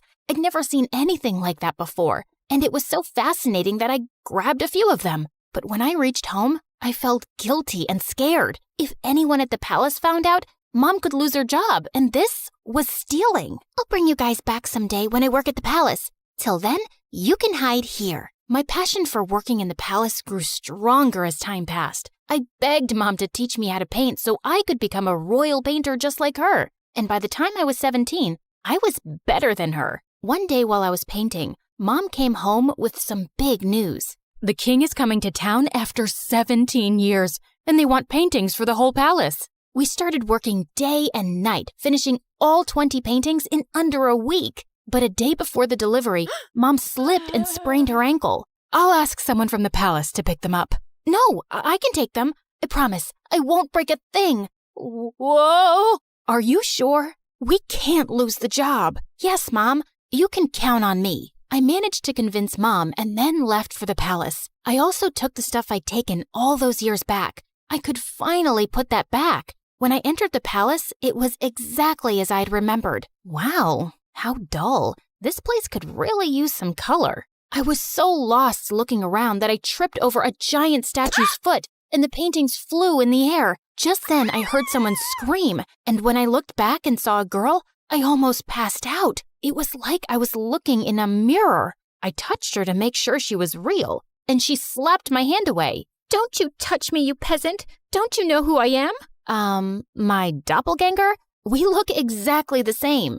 No, we don't. I'm a princess, and you look like a street rat. If I look like a street rat, so do you, because we have the same face. Wait a minute. Is that gold? Oh my God, you're a thief. The girl started screaming again, and I was surrounded by palace security within seconds. Just as they held me, I bit one of the guards and ran till I reached home. When I told Mom what had happened, she looked at me in shock, and minutes later, the king arrived with the Duchess. Oh, my sweet daughter, it is you. You're what? Mom, what's happening? My mind went blank when the king told me how years ago the nanny had taken me out for a walk, but we both never returned. Your mother and I searched everywhere for you, but we failed. She was heartbroken and no longer wanted to be here, so we left the palace. But today, when the security guards told me of an intruder who looks just like the princess, I just had to come and see for myself. Mom, is that true? I'm not your daughter? It's true, Allie. I found you on my doorstep with a note and some money, but I had no idea you were a princess. Why didn't you ever tell me I'm not yours? Because I fell in love with you the moment I saw you. Now you were my daughter. I am so sorry, Allie. It was just all too much to process, and I ran off. I was a princess, and I had a twin sister. I was living a lie for 17 years? I was walking along the road trying to clear my head when a big sports car pulled up next to me, and a handsome guy got out. Cherry, what are you doing here? It's not safe. Cherry? Do I look like a stupid fruit? Leave me alone. I called you pumpkin before, but you hated that too. What the heck's your problem, dude? This is not a good time. I was saving this as a surprise. But here, will this make you come with me? Holy moly! That diamond was bigger than my fist! Calm down, Allie. Okay, you've got the wrong girl. Whoa! Sorry. I'll have to carry you back home if you don't listen. I punched him in the nose as the guy screamed like a little boy and then ran for my life. This was officially the worst day ever. The next day, the royal staff packed all my stuff and I was moved to the castle. My royal chambers were bigger than my whole house, and everything was beautiful, except it didn't feel like home. Mom wasn't there, and even though I was mad at her, I missed her. I was unpacking when my sister walked in. I know you think you're suddenly a princess now, too, but don't let this get to your head. Remember, I rule. Charlotte, dear, don't be so rude to your sister. You should be happy she's back. Okay, Amber. Allison. Allison, darling, we're starting with your royal lessons from tomorrow. Be ready at 4 a.m. sharp. Good luck with that. It's not easy being a princess. She wasn't kidding. It was a mad schedule. Mornings were for horse riding, then music in the afternoon, and martial arts in the evening. My body was super sore, and I was exhausted. But within a few weeks, I'd grown tougher and learned a lot. One evening during martial arts practice, someone walked up to me. It was the diamond guy. I thought they were just rumors, but you are prettier than Charlotte. We look exactly the same, like identical. Can't you see that, or did the punch make you blind? Feisty. I'm Prince Arnold, by the way, Charlotte's fiancé. Isn't she too young to get married? Are you jealous? What? Move along, dude, unless you want another punch. But the guy just winked and left. What a flirt! Later that evening at dinner, Dad announced that he'd be holding an official coming out party for his daughters, and the entire village would be invited. What's a coming out party? Lame question. It's your official introduction. So why are you having one? Don't people know you already? That's when Dad told me that Charlotte had always been sick all her life. She had a rare genetic heart condition that didn't allow her to roam around too much. It was only recently that she'd gotten better. But I'm still better than you. What's your problem? My problem is that you're here to take my crown away from me, and I won't let that happen. Enough. That's for me to decide. Now eat your dinner. I'd root for you. I kicked that butt-face under the table, and he turned red. Much deserved. The coming out party had sent the whole town into a frenzy, and Mom was called to make our official portraits. Seeing her made me feel so much better. So, how do I look? Like a princess. Have you forgiven me? Maybe. I mean, you're still my mom. Of course I am. The party was a huge success, and I could see the king's pride in introducing his daughters. You should see Allison fight. She's a natural. Her paintings are so good. I think I should send her to Paris to become a professional. Dad, I wanted to become a chef, and you didn't allow that. That's because you weren't well, Charlotte. Now, don't interrupt me while I'm talking, darling. I was a little embarrassed with all the praise, and it clearly bothered Charlotte. So I excused myself and went out for some fresh air, only to find that jerk, Arnold, making out with a maid. What the heck, dude? Oh, hey, Allie. Don't worry, this isn't serious. And you're next. I felt furious and turned around to leave, but he blocked me.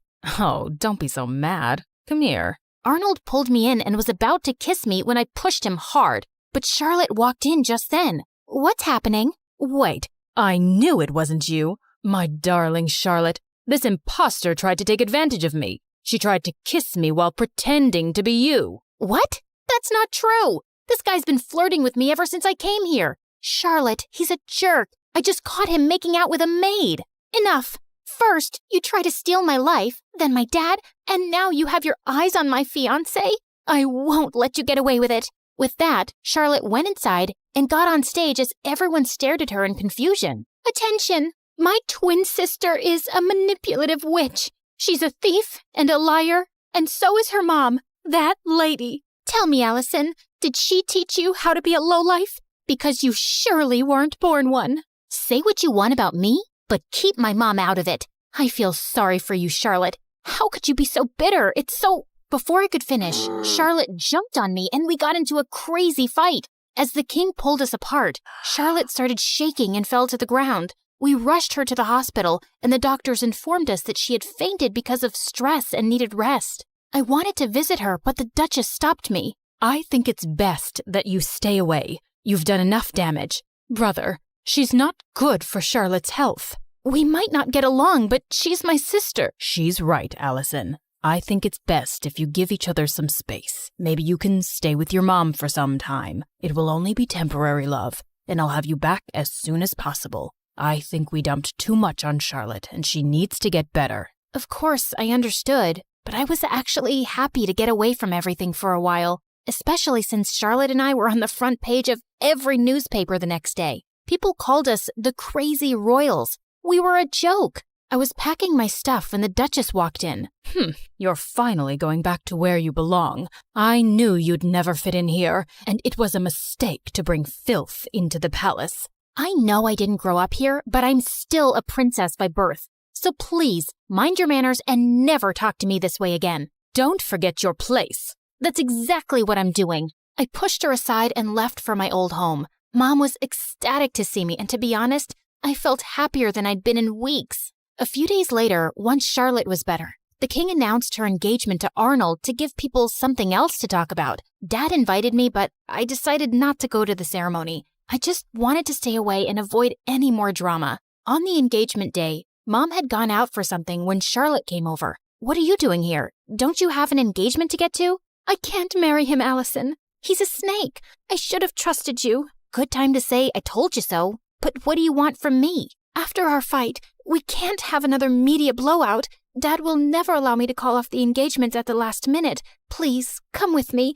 Maybe we could convince him together. Please help me. Charlotte was crying like a baby now, and I didn't want her to have another fainting episode, so I agreed. But just as we entered the palace, Charlotte stopped. I need to fix my makeup. The entire town is in there. Wow, priorities. Thanks for doing this. I'll be right back. I started to walk around when I spotted Charlotte. She's here. I've done everything you asked me to do, including the fake fainting. Now do your part and make her leave forever before Dad decides to bring her back here again. Leave it to me now, princess. I have the perfect plan to make sure you get the crown. Oh my God, these people were crazy. I had no idea what her plan was, but it sounded dangerous. So I ran straight to Dad, and seconds later Charlotte followed. Allison, I thought you weren't coming, but I'm so glad you did. Of course she had to come. She had to ruin my engagement. She just can't see me happy. Oh my God, Arnold, hold me, please. Oh, shut up already.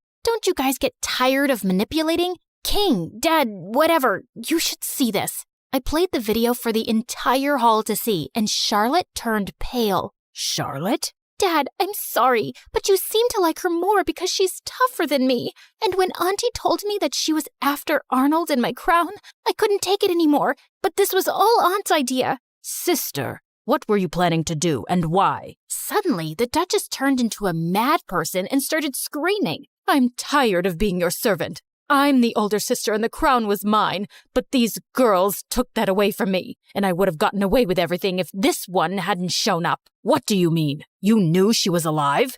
Whoopsie, you did a boo-boo. The Duchess confessed how she'd paid the nanny to take me away and drop me in the jungle, but the nanny had dropped me at Mom's doorstep instead. Charlotte was so sick as a kid, I didn't think she'd survive for so long. With both of you gone, I'd be a queen, but Karma's a witch. The king gave orders to take the Duchess away to the dungeons for treason, and Charlotte turned to me. I was horrible to you, and I probably don't deserve your forgiveness. But could you try? It might take some time, but I'll get there. What about me? You can chew your shoes and get lost. Yeah, I always knew you were a jerk.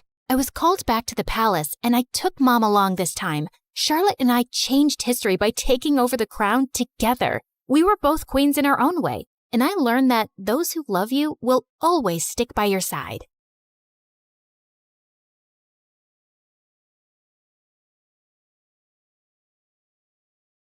I used to think silence was peaceful. Then my mom fell into a coma, and silence became the loudest sound in the world. Everything just kept piling up. And worse, it was just the two of us. No rich dad, no secret inheritance, no billionaire auntie waiting to adopt me and fix my life. I tried to stay strong, but when the nurse gently reminded me again that we still had unpaid bills, something inside me finally cracked. I just nodded, locked myself inside the restroom, and finally broke down. I had already sold almost everything I loved. My iPad, my sweatshirts, even the tiny cute things that used to make me happy. What else was I supposed to give? My hair, both of my kidneys? I had almost lost hope. Please. I'll do anything. I'll study harder. I'll stop complaining about homework. Okay, maybe not completely, but I'll try. I won't even call the mean girls at school ugly goblins anymore. Just, please. I need a miracle. Just then, I heard a calm woman's voice speak. If you want a miracle, then look up. Wait, like treasure? You are reading it right. A special treasure awaits you. Is this a prank or something? Hello? I slowly turned around, expecting a hidden speaker or a hospital ghost with good acoustics. But there was nothing. I did not just hear a bathroom wall answer me. The wall did not answer you. I did. This is stress. People cry too hard and start hearing things, so this is totally normal, right?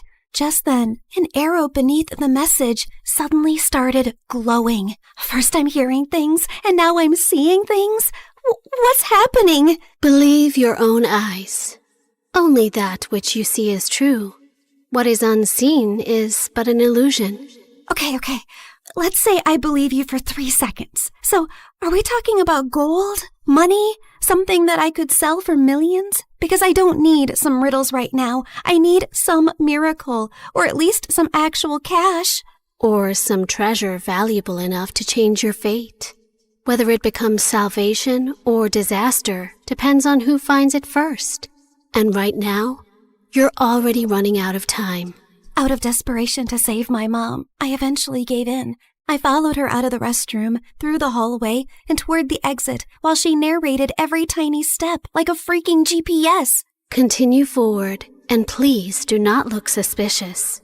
Proceed to the exit. Step over the small crack. Avoid the wet spot. Lift your foot slightly higher. There is an unpleasant object 2 centimeters ahead.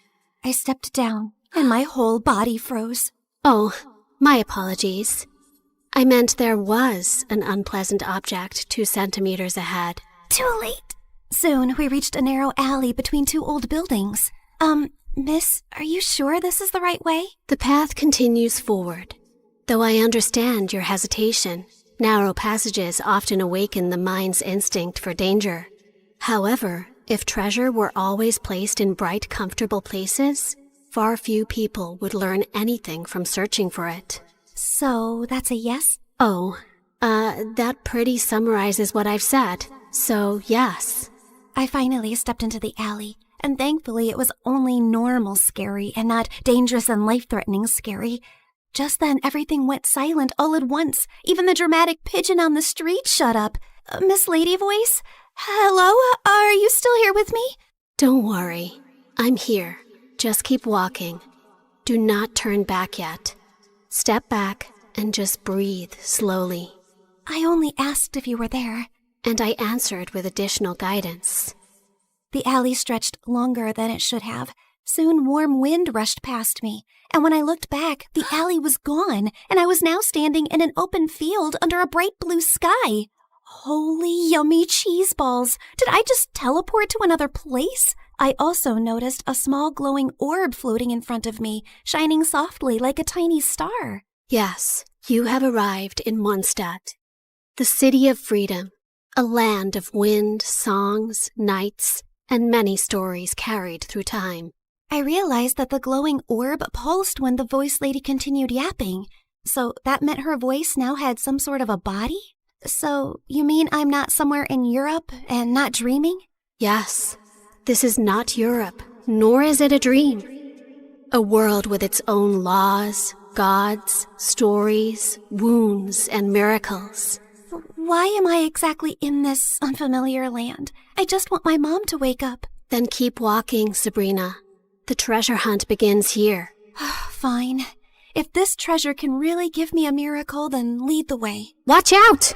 Explosive encounter highly likely nearby. Explosive what? Just then, a loud boom suddenly echoed from somewhere near the trees, and a tiny red figure then burst out from behind a bush. Ta-da! Clee is here! Spark Knight of the Knights of Favonius. She is known throughout for her enthusiasm, remarkable explosive talent, and a long history of incidents that are best described as energetic. Sorry about that. Clee was only doing a little fish blasting. Well, maybe not a little. But the fish tastes so good, so Clee thinks being grounded for a day is worth it. Anyway, are you here for the treasure hunt? You know about that? Uh-huh. Miss Nicole told Clee. She said a dear traveler named Sabrina would arrive. Wait, you can hear her too? And she actually has a name? Of course, Miss Nicole is the best. And she talks inside heads because she can't talk with her mouth. Mom says she's very smart and very nice, but also talks a lot. Alice said that? Yep. I see. Clee skipped closer and grabbed my hand like we'd been friends for 10 years. Can Clee come play with her today, Miss Nicole? Please? Yes, you are allowed. As far as Alice is concerned, nothing is more important than a request from her beloved daughter. Yay! But why does Sabrina look so sad? Did someone make you cry? Was it a bad guy? Clee can blow them up! Only a little. Well, maybe not a little, but Clee will try. I'm not sad. You are. I know crying faces. Jean makes that face when Clee accidentally causes big disasters. My mom is really sick. She's in a coma right now. That's why I need to find the treasure so I can buy her medicines and pay the bills. Clee gave me a soft smile and squeezed my hand. Mom always says love can travel very far, even farther than my best bombs. So your mom's love must still be with you too, even if she's sleeping. Thanks, Clee. You're welcome. And don't worry, we're going to find that treasure, help your mom, and only blow up the bad guys. Maybe we can do the first two without the third one? Clee will try very hard. Just then, Nicole's panicked voice suddenly filled my head. Watch out! Hilly Churls incoming! Hilly what? Literally 6 seconds later, masked monsters burst out of the bushes, and Clee pulled out her bombs like this was a normal Tuesday. Jumpy, jumpy, go! Boing, boing, boom! Yeah! Oh my god, am I gonna die? Stay calm. Step back. Duck! Now!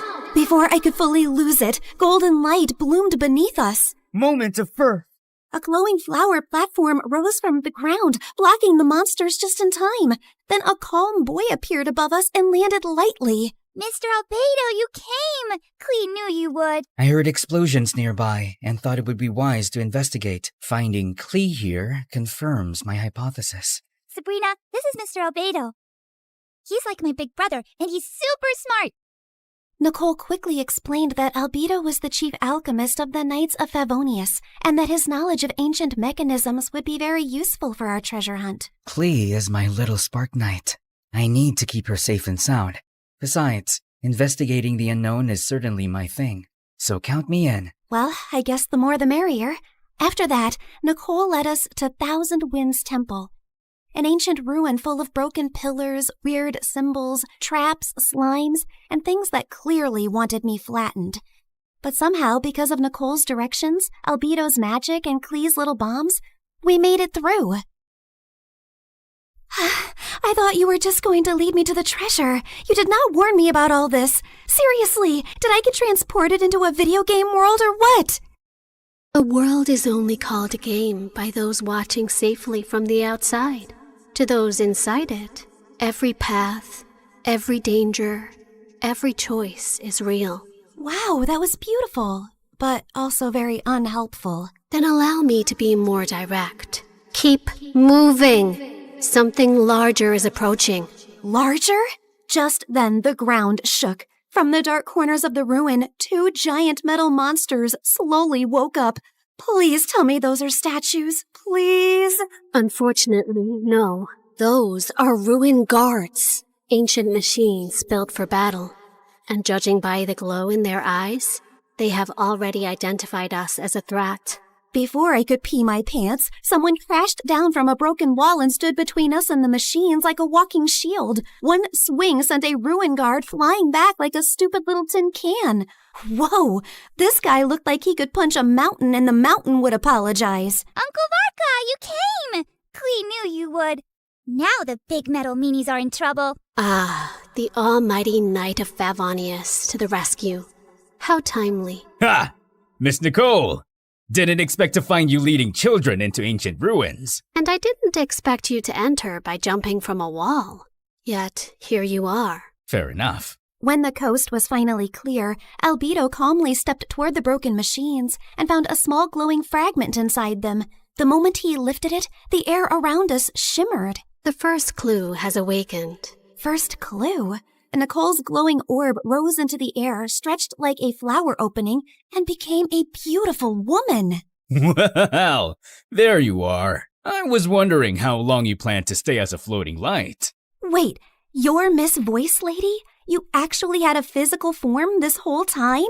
Nicole looked at me, and even though her lips did not move, her voice gently entered my head again. My apologies. Until the first clue awakened, I could only guide you through a small projection of my presence. Now that the path has opened, I can take this form before you. However, for certain reasons, I am unable to speak. This is the only way I can communicate with you.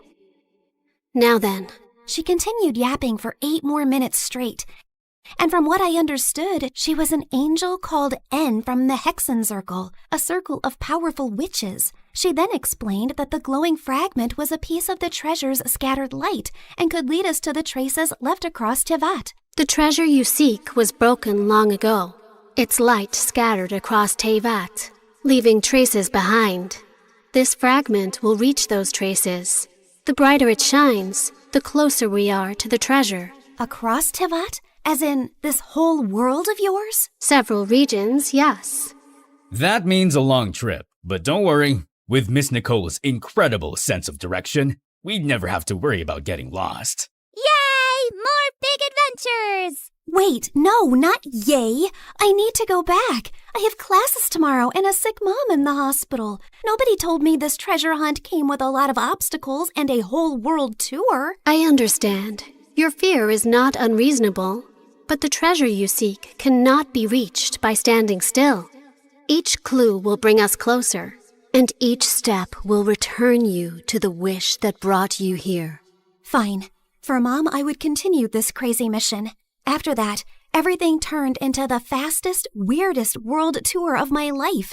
The mute angel continued her directions like an unmutable treasure hunt navigation guide, dragging us across a giant magical map, jumping from one region to another, while I tried my best to stay alive and understand what was actually happening. In Inazuma, the sea was angry, the sky was angrier, and my stomach was fighting for its life. Storms often remind mortals that control is an illusion, and yet... Miss Nicole, respectfully, I'm about to throw up into the ocean. I suggest you give the kid the short version, Miss Nicole. Very well. Storms pass. Thank you. That one helped.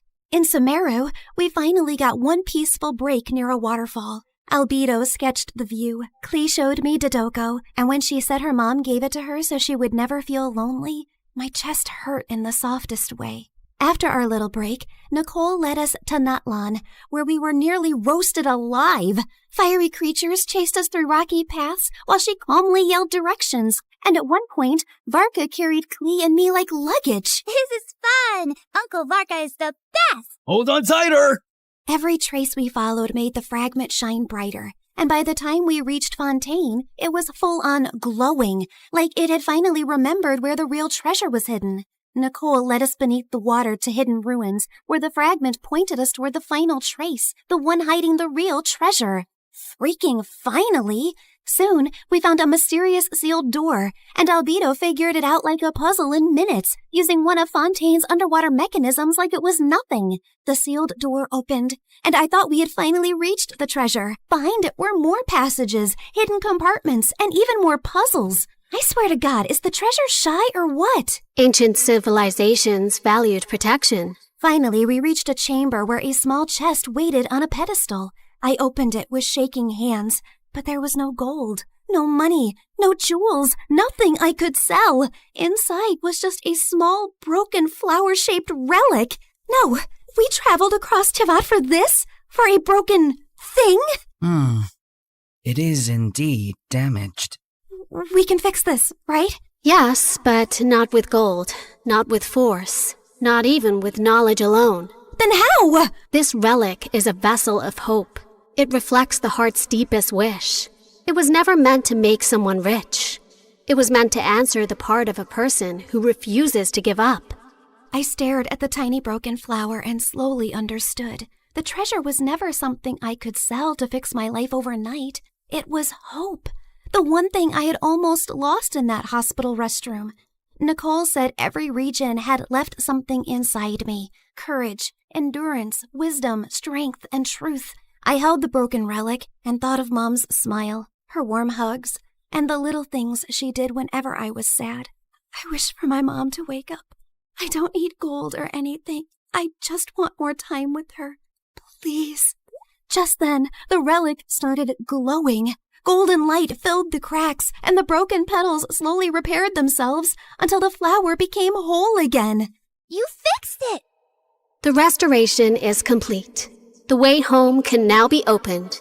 A portal appeared behind us, and my chest hurt when I realized I was really leaving them. They were supposed to be just my treasure hunting team, but somehow they had become my friends. Klee hugged me first and gave me a tiny Dodoco charm. So you won't forget Klee. Fear doesn't mean you're weak. It means what you're fighting for matters. Always remember that, kid. If fate allows us to meet again, perhaps we could continue this conversation over dessert. You asked for a miracle, but you were the one who kept walking toward it. Remember that, too. After a tearful goodbye with them, I finally stepped into the light. When I opened my eyes again, I was back in the hospital restroom. I thought it had all been a dream until I felt Klee's Dodoco charm in my pocket. So it was real. Everything was real. I ran back to Mom's room. The bills were still there. Mom was still sleeping. But I felt different. Scared, yes, but not empty and hopeless anymore. One day, my seatmate was secretly playing some online game called Genshin Impact. And the second I saw her screen, my soul almost left my body. The characters looked way too familiar. And then it hit me. So I was in a game? That night, I downloaded the game beside Mom's hospital bed. And when Nicole's banner finally appeared, I pulled for her. Not gonna lie, I really miss her voice and her endless yapping about lore and random facts. Step into the world of Genshin Impact, the open-world action RPG where you explore, battle, and uncover the secrets of Tivat across PC, mobile, and console, all seamlessly connected. Experience exciting new adventures in Luna 7 Truth Amongst the Pages of Piranha, featuring powerful new weapons, fun minigames, and exciting rewards to enjoy. Uncover a brand new story chapter in Sumeru. Meet new Wishbanner characters like Nicole, Prune, and Lowen. One afternoon while I was studying beside Mom, her fingers finally moved. Mom? Hey, sweetie.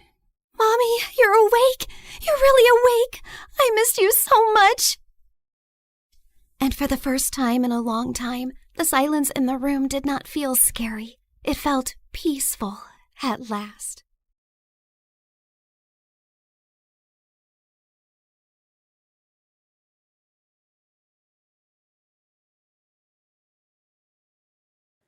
Hi, I'm Blair, and I'm about to tell you a crazy story. Before we continue, please like and subscribe to MSA. Growing up, my parents fought constantly over money. Dad was a struggling sculptor, and Mom, who was a waitress, cursed the day she met him because we constantly had money problems. She always said dropping out of school was her biggest mistake, so she made sure I studied hard. That's how I earned a full scholarship to one of the city's top schools. But my true passion was painting. I fell in love with it at 5, taught myself through YouTube, and by 13, I was winning major school competitions. Dad was proud, but Mom didn't like it one bit. Art's a hobby, Blair. You can't make a career out of it. Definitely not a successful one. It was my dream to become a world-famous artist. Well, mine and my best friend Ashley's. She was an artist just like me, and we'd been best friends since middle school. Ashley was rich, so she got to go to amazing art classes and shared everything she'd learned with me. And whenever my parents argued, I'd sneak over to her mansion. Life was just better with Ashley around, except for her annoying twin brother Dexter. He mocked our art, hid our supplies, and chased us with his paintball gun. Whenever we complained to Ashley's parents, Dexter would just put on his innocent face and get away with it. Even at school, everyone adored him for his sense of humor. Ashley absolutely hated him, and I could see why. Like on their 15th birthday, Ashley spent hours getting ready, and she looked beautiful. But the moment Dexter walked in, everyone gathered around him, completely ignoring Ashley. Look at him, smiling like he owns the world. I will never understand what people see in him. Probably his athletic body. I mean, if you look at it from an artistic point of view, Dexter's pretty much perfect for a portrait. What? I mean, so what if he's good looking? You've got a great personality. That's what you tell ugly people, Blair. You're also so much more creative and way smarter. People would notice that someday. Notice what someday? That you're a total jerk. Aw, are you jealous because no one's paying you attention? Go away, Dex. It's her birthday too. Don't make things worse. Fine, I'm sorry. Here, I got you a flower, little sis. Happy birthday. But as soon as Ashley took it, the flower squirted water all over her face, ruining her makeup, and Dexter ran away laughing. As we grew older, Dexter just got more annoying. At 17, he joined the football team, became the most popular guy in school, and a serial heartbreaker. Every day, some girl would be crying over him, and it was nauseating. As for me, my parents were fighting a lot more lately, and one day, Dad just packed his stuff and left. Shortly after, he filed for divorce, and Mom went bonkers. She refused to shower or step out of the house, and a week later, she came home and told me she'd quit her job. Between rent and expenses, we soon ran out of our savings and didn't even have enough money for food. Do you have cash? Sure, let me just grab some from the secret trust fund your dad left me. No, I don't have cash, you moron. Just run the card again. I've already tried 3 times. It's not working. Pay or leave. Mom just started yelling at the cashier like a madwoman. He called security, but as they approached, Mom grabbed a bunch of stuff and bolted in the other direction. She went round and round in circles before the security guys finally caught her and dragged her out.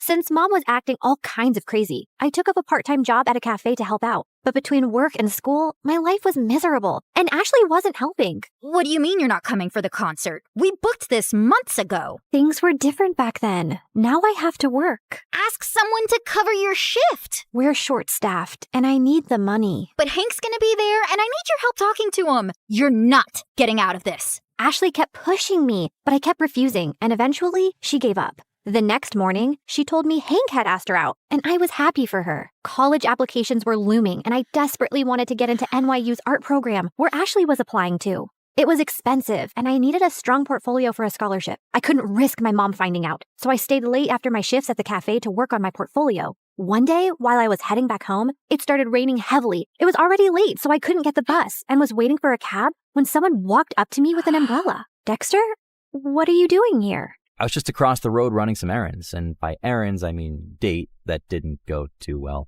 Anyway, I saw and I thought I'd help. Dexter led me to his car, and on our way, we got talking.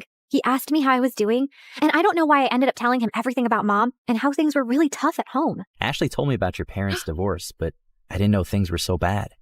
If you need anyone to talk to, I'm here. Something about the way he said it made my heart melt. And after that day, Dexter and I got closer. He would wait for me at the cafe and then walk me home. We'd debate over classic movies, argue over music, and bond over our favorite MSA videos. The more time we spent together, the more I saw a different side of Dexter. One that was kind, funny, and surprisingly thoughtful. And before long, I started having feelings for him. You know, I've always had a bit of a crush on you. Really?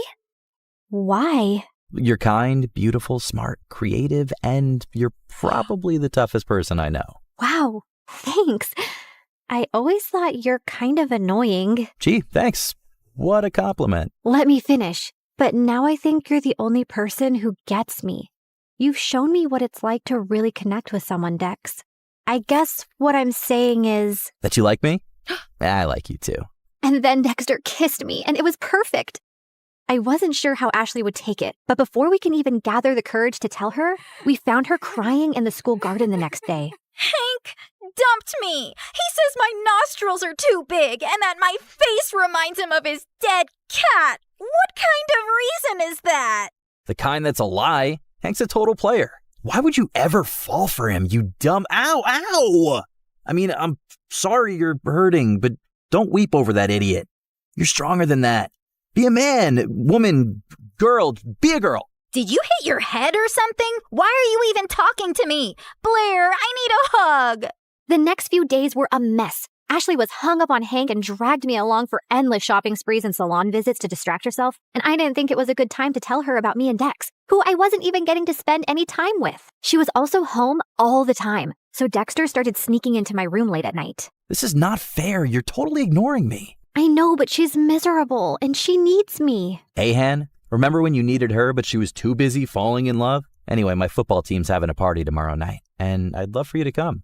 It's low-key, just close friends. How close are we talking? Close enough to do this. Dexter leaned in to kiss me, But before he could, someone knocked on my door. Ashley! He hid under the bed as I opened the door. Who were you talking to? No one. I was just humming to myself. La la la. See? You tell me, what's up? No time long see. You're being weird. Anywho, I need your help. I've heard the football team is having a party tomorrow and Hank's gonna be there. I need him to know that I've moved on and this party is perfect for that. I have the invites. You're coming with me. No excuses. But I have to work on my portfolio. I promise I'll help you after the party. Please say yes. Ashley looked desperate that I couldn't refuse. Dexter was furious, though. He didn't answer my calls or reply to my texts. Even at the party, he ignored me. But I could see he kept looking my way. Ashley had hired some guy to be her fake boyfriend, so she left for the dance floor with him while I waited for Dexter. I was near the pool when I almost slipped, but someone held on to me. Careful there, sweet cakes. You'll hurt yourself. Blair, right? I'm Hank. I know. Great. Then let's skip the introductions and dance. I don't want to. Come on. She said no. I turned around and saw Dexter looking furious. And who are you? Her boyfriend? Yes, now back off. Or what? You'll hit me, pretty boy? You bet I will. Dexter punched Hank right in his face and he stumbled backward. Hank charged at Dexter and the two got into a fight. Everyone gathered around and I caught sight of Ashley's face in the crowd. She looked furious. I ran over to her, but I slipped and fell in the pool. I don't remember much after that, but when I opened my eyes, I was in a room with Dexter and Ashley staring at me. What happened? You passed out. You don't know how to swim? I didn't exactly grow up with a pool in my backyard, so no, I don't. You're bleeding. That's no big deal. Yeah, no big deal. Just like it's not a big deal to hide from your best friend that you're dating her idiot brother. How could you not tell me? I don't know, okay? I freaked out. You've always hated Dexter, and then you'd just broken up with Hank, so I didn't want to rub my relationship in your face. You don't have to treat me like I'm a child who doesn't have a handle on her emotions. Anyway, you've chosen Dexter. Although I can't understand why him out of all the boys on the planet. But you did, and you're my best friend. So I'll accept it on one condition. Never, never make out in front of me, or I'll projectile vomit all over you. Deal? Deal. After that, things went smoothly. Dexter and I could now date openly, which made me really popular. One of his friends asked me to create a portrait for her dad. He loved it so much that he gave me a lot of commissioned work. Soon, I was making enough to quit my job at the cafe, and life became a lot easier. I even finished my art portfolio and was working on some last-minute changes one night when Mom barged in. You're applying to an art college? Why didn't you tell me? Who told you? Doesn't matter. Have you forgotten how much we've struggled because of Dad?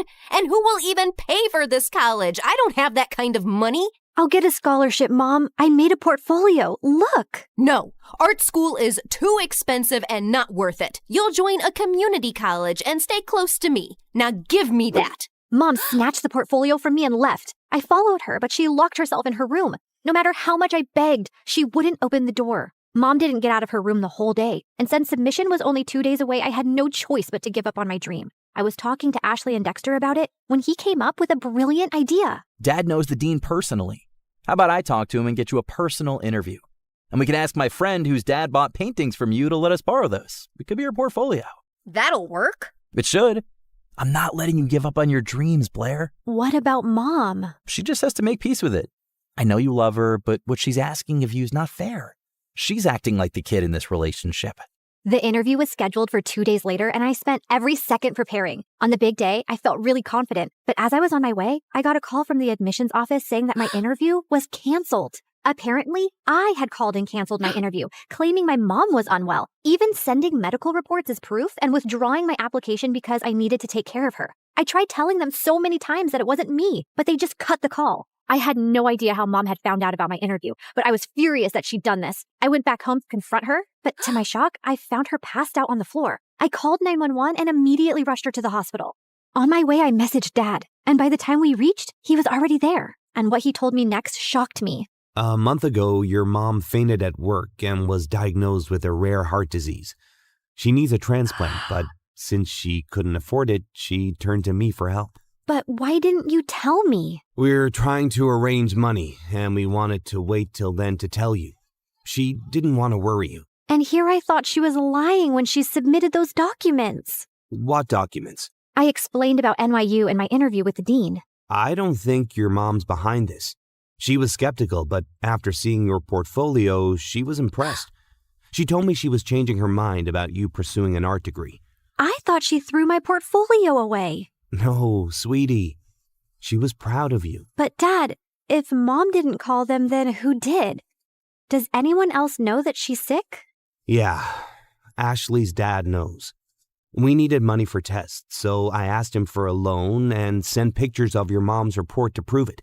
I told him to keep it a secret so you wouldn't find out. I immediately understood who might have done this. But just to be sure, I called the admissions office and asked them for the number they received the call and reports from. And when I saw who it was, my mind exploded with anger. I took a cab, reached Ashley's place, and barged into her house. You called the admission office and told them that my mom was sick and I won't be attending the interview?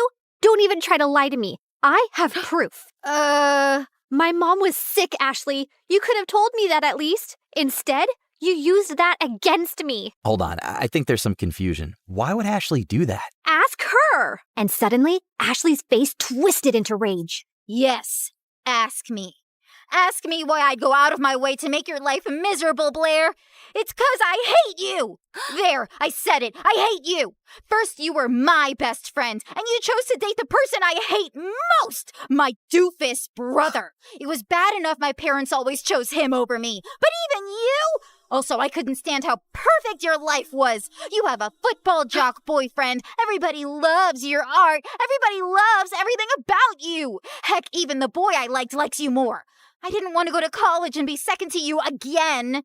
So I told your mom about your art school plans, hoping she'd stop you. And when she failed, I used the pictures and did what I had to. I can't believe I trusted you. I thought you were my best friend. How can you do this to me? You've shattered everything we had. I never want to see you again. We're done. Don't think I'll cry over it. I'm going to NYU, Blair. I'll make new friends. You disgust me. Whatever. I never saw Ashley's face again, and Dexter told me that his parents heard her entire confession and ended up grounding her big time. She didn't even get through NYU, but I did, thanks to Dexter's dad who got me a second interview. Mom stayed in the hospital for a few more weeks before coming home. A month later, we found a donor. It was tough to get the money for the surgery, but we managed, and Mom made a full recovery. Today is my first day in college, and I couldn't be happier.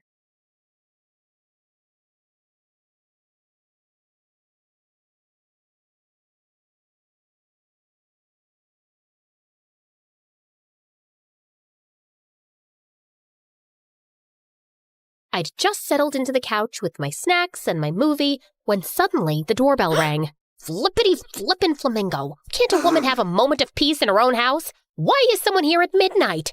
I was marching towards the door when I stopped short. Ow. Why is someone here at midnight? Hello? Who is it? There was only silence. Are you a robber? Dude, I just took my kids to the dentist today, so I'm broke. Try your luck with the big house down the street. Again, no reply. But I could see a weird shadow against the door. Are you an alien who's accidentally landed on planet Earth? Run away while you still can. It's too late for the rest of us. Still, no answer, but I heard a muffled laugh. Look, I've been having a rough time lately, and I am so not in the mood for this. So I'm warning you, I'm coming out with an axe, and I am not afraid to use it. I flung the door open and jumped back, half expecting to be attacked. But when the porch light fell on the face under the weird hat, I recognized someone I thought I'd never see again. Milo? Not a phone call or text for 12 years, and now you just show up at my door at midnight? Did someone die? Hi, long time no see. Yeah, here's the thing, Jen. Thousands of people across the globe will die soon if you and I don't travel back in time and fix a tiny mistake you made in high school. Can I come in? I was hoping this was the part I'd wake up and realize it was just a stupid dream that made no sense. Yeah, no such luck. Hi, I'm Jennifer, the oldest MC of My Story Animated. By the way, Mr. Director, I don't appreciate how everyone on set has been telling me I look very good for my age. That's something you'd say to someone in their 60s. I'm just a hot 35-year-old. Sorry, I think I'm catching something from one of my kids. Nasty buggers. Anyway, I'm old enough to be your mom, so y'all better show some respect and strap in for my story because it's gonna be da bomb. Okay, no one says that anymore? Whatever. Now, before I continue, please like and subscribe to MSA. I'll give you a quick walkthrough of my past. It's kinda important. I was born on December 27th, 1983, a cute lump of fat weighing 10 pounds, 8 ounces. I was an only kid, so my childhood was carefully documented by my adoring parents. Cute, still cute, then yikes! Puberty hit, and that was just ugly, hella ugly. I had it all. The braces, the unibrow, the baby fats still holding on tight. I didn't think I'd recover from that phase. So I worked hard on being smart and funny. Then, boom! I turned 16 and had a big crush on a boy. Lost the weight, lost the braces, and people started using a word for me that I hadn't heard before. Pretty. I was class valedictorian, voted most likely to succeed, and the girlfriend of the football team captain. Alex was an absolute dreamboat. You just had to see him in action once and you knew this guy was gonna be a star. We dated all through university and got married after graduation. Alex's career was on the rise. I was about to start my PhD. Life was peachy, blah, blah, blah. But then one day, Alex had a terrible injury during a game. And soon after, the doctors told him he could never play professionally again. It was a huge blow. And with a kid on the way, I had to quit my PhD program and get a job as a high school science teacher. Alex was depressed and bedridden for months. But when he got back on his feet, he was even worse. Babe, I've got an amazing idea. We're opening a ramen place. We don't know the first thing about making ramen. I'm 1/8 Japanese. It's gotta be in my blood. It wasn't. We filed for bankruptcy 6 months later. I bought a flock of sheep, babe. It's a great investment. We'll double our money in 6 months. We didn't. Unless we're talking about losses. Yeah, we doubled those. I'm growing mushrooms in the garage. I'm growing avocados in the garden. I'm investing in a video game for bored 70-year-olds. I tried to be supportive, knowing that he'd lost his big dream career. But the debts were piling, the fights were becoming more frequent, and we were drifting further apart. 10 years later, we decided to separate and see how we felt about it. But the one true joy of my life was becoming a mom to my daughter Stella, followed 5 years later by her twin brothers, David and Beckham. No matter what happened, this love I had for my kids was forever. So were sleepless nights, piles of laundry, cleaning, doctor visits, viruses, diapers, more piles of laundry, cleaning, homework, tantrums, crying, more crying, bawling like a baby in the bathroom. Yeah, okay, the last one is me. Why are you telling me this morning that you need cupcakes for your entire class today? I put it on the fridge schedule a month ago, left sticky notes all over the house a week ago, and set a reminder on your watch for yesterday. Your brother stuck my watch in a jar of Nutella. David, Beckham, why do you keep taking your clothes off? That's the opposite of getting dressed. I'll be the only kid who didn't get anything for the class picnic. No, sweetie, wait. Let's see what we got. Here's a jar of peanut butter and some cookies. Ew, no, those are stale. You want to take some prunes? They're great for constipation. Mom, I'll tell the teacher you forgot. It happens. Oh, no, you won't. I know how judgy those teachers are. We're stopping at a bakery. Boys, I swear if you don't stop running this second, I'll call an elf who will call Santa and tell him not to get you any Christmas presents. You don't know an elf? Yeah, we don't believe you. I'm your mother, and mothers never lie to their children. Now get dressed before I call the goblin who eats twins for... Hey, lady, can you control your kids? One of them took my cookie. Oh, God, so sorry. I'll get you another one. A coffee, too. The other brat stuck his gross finger in it. Okay, sure. But you don't have to be so angry. They're just kids. Yeah, I'm angry at you. Clearly you suck as a mom and didn't teach them any manners. Excuse me? You want to say that again to my face? Did you think I said it to your butt the first time? Oh, you want a piece of me, buddy? Mom, please don't. You're crazy. I'm out of here. I need to pee. I need to pee too. For the last time, you don't need to take your shoes off to pee. After we returned from the bathroom, I turned to the lady at the counter. How many cupcakes do you have here? 2 dozen. I'll take them all, please. I can't sell them all to you. Why not? What if someone else comes around for a cupcake? What do you care if one person buys them or 10 people do? You just want sales, right? No, I want to make people happy. Then go be a party clown in your free time. But right now, I need you to sell me those cupcakes. I'll pay you $10 extra. No! Gimme it! I jumped behind the counter and started taking out the cupcakes. The lady started wrestling with me and screaming for security.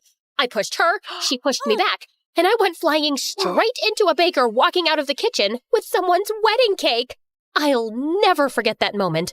Me, covered head to toe in white frosting, the salesperson still screaming, everyone in the cafe, including my children, looking absolutely terrified, and in the doorway stood Alex, looking as handsome as ever, holding hands with a leggy redhead who looked like she'd stepped out of a magazine.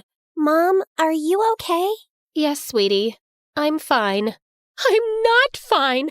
I feel like I'm one of those hamsters on a wheel, and the wheel never stops, and I'm running and running, but somehow I've gained weight. How did that happen? You had 3 kids, honey, and you're an amazing mom. No, I'm not. The twins are adorable, but they're maniacs. And Stella is so smart, and I'm constantly disappointing her. She knew Alex was dating someone for months, and she didn't tell me to protect my feelings. A 10-year-old shouldn't have to do that.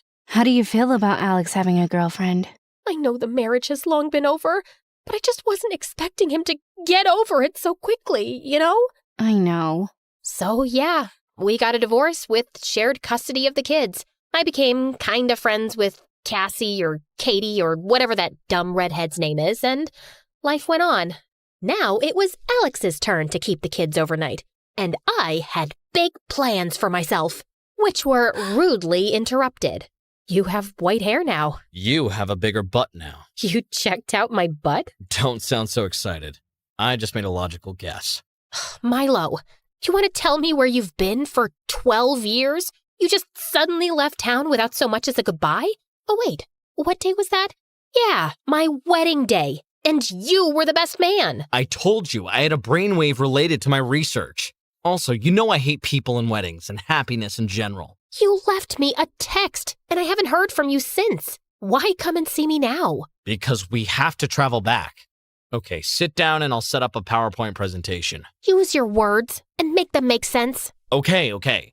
So, do you remember what we were doing on the night of 15th December 2000? Sometimes I'm in the shower and can't remember if I just shampooed my hair. So no. Do you remember that you were a nosy person and you suspected something shady was happening in the abandoned warehouse in our town and you dragged me there one night to find out more? Oh yeah, I remember that. And I was right. It was some super freaky science lab. But then we went back a week later and it was gone. Yeah. Have you heard about the xenovirox virus? I recently read about some cases in the news. Soon it'll be a lot more, all over the world. Apparently the virus was created in that shady science lab by some people in government as biological warfare. What? No way! Do you remember that when we were in the lab, you accidentally bumped into some things on a countertop? Did I? You knocked over a vial and the liquid in it got mixed with fluid in another beaker. That was the vaccine. Because of your mishap, the scientist working on it got the wrong result, and he concluded that the vaccine was impossible to make. The project was shut down because it was too risky having a virus from which no one could be protected. So it looks like I did a good thing? You'd think so, but there's no way to really destroy a virus. It was kept in a secure facility all these years, and I don't know how and when exactly, but it escaped, and it's spreading like wildfire now. And because of your accident, the vaccine for it was never made. Oh my God. Well, someone will make it now, won't they? Not fast enough. Jen, it's really serious and we gotta go back and fix this. What do you mean, go back? Didn't I already mention the time travel thing? Yeah, so I stumbled upon a rip in the space-time continuum, which helped me to discover the way to open portals whenever I want and travel to the past. That's what I've been working on for almost 2 decades now. Oh, no. Jennifer, please wake up from this terrible dream. Is it that bad meeting me after all this time? Yes, because not a single thing you've said has been good or made sense. How do you even know all this about the vaccine and the virus? Time travel. I just told you. You used to be a lot smarter, Jen. You actually expect me to believe you're a time traveler? If there's anyone who'll believe me, I expect it to be you. I looked into his sharp blue eyes and knew he wasn't kidding. Okay. If you've traveled back in time, why didn't you just fix the problem yourself? Believe me, I tried. But I can't seem to do it alone, and I can't ask anyone else. Come on, we gotta go now. I have this night to myself, Milo, and I don't want to be some hero and save the world. I just want to watch a movie and fall asleep 5 minutes after it starts, and have pancakes in the morning. And no, I won't have to make 3 dozen pancakes or eat the cold ones. Fresh, hot pancakes just for me, and coffee, and peace. Let me have this, please. Jen, everyone you love is at great risk. Do it for your kids. No, that's just emotional blackmail. Is it working? Yeah, fine, it's working. Let's go, you weirdo. You're gonna go like this? Yeah? What's wrong with this? Oh, nothing. You look lovely. Is that mustard or barf on your coat? Shut up. Put this hat on, please. Yay! I get a funky hat too. Next, Milo took out a cube, placed it on the ground, and it sprang up into a tent. Hey, I need one of those collapsible things for camping with the kids. That's the astral tent. It's my time machine. Now, I just need a minute to set up the temporal destination. I'd followed Milo here, curious to know what he was going on about. But it just hit me then. Milo was actually mental. He'd really lost it. Oh, you poor baby. What's going on? Nothing, sweetie. It's all okay. I'm here for you, but you need help. Professional help. Do you understand what I'm saying, Milo? No. Can you get your hands off my face? I hear there's really nice places now for people like you, and you'll get the help you need, and I'll come visit you, I promise. Are you talking about a mental institution? I'm not crazy. Of course not, sweetie. You're special. Cut it out. If you think I'm crazy, why did you come with me? I don't know, Milo. Maybe I just came along because I'm actually really happy to see you, even though I've been pretending otherwise. And maybe a small part of me thought, hey, he's a genius. Maybe he really did invent time travel, and you're in for an adventure, Jen, which would be a nice change from your mundane life. But you just pitched up a tent in a field and gave me a stupid hat, and this is also ridiculous. I'm going home. Just as I turned to leave, I heard a buzzing sound from behind me, and I gasped. The tent was glowing. It makes that sound when it's warming up. You want to put that hat back on? Okay, then. As we stood outside the tent, I could feel my heart racing with excitement. Was this really happening? Before we go in, you gotta remember 3 rules of time travel. Number 1, and the most important, don't change anything in the past. We have no idea what happens when we pull out a single thread in the fabric of time. It can have a butterfly effect and change many outcomes, possibly for the worse. Aren't we going back to change something? We already know that has a really bad outcome, so we're gonna risk it. Change nothing else, okay? Got it. Number 2, you can't get recognized by anyone. Tell no one who you are under any circumstances. Done. Number 3. Okay, I think I don't have a number 3. So just 2 important rules of time travel. Also, I gotta warn you, as we travel, you will experience nausea, headaches, dizziness, stomach cramps, palpitations, sweats, and feel like someone kicked you in the back. Sounds like 9 months of pregnancy. Been there, done that. Okay then. You ready? This is insane. Yes, okay. I'm ready. It's good to see you too, by the way. Now, 1, 2, 3, go.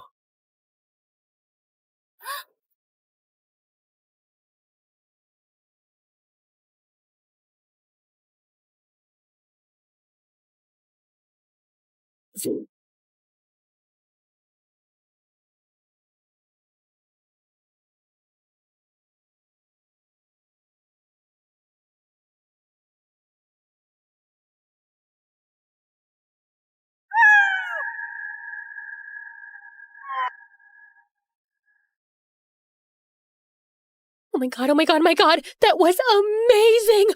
I feel so alive.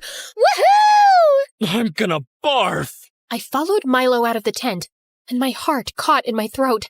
I knew this place. It was the football field in our high school. I'm fine. Thanks for asking. Uh-oh.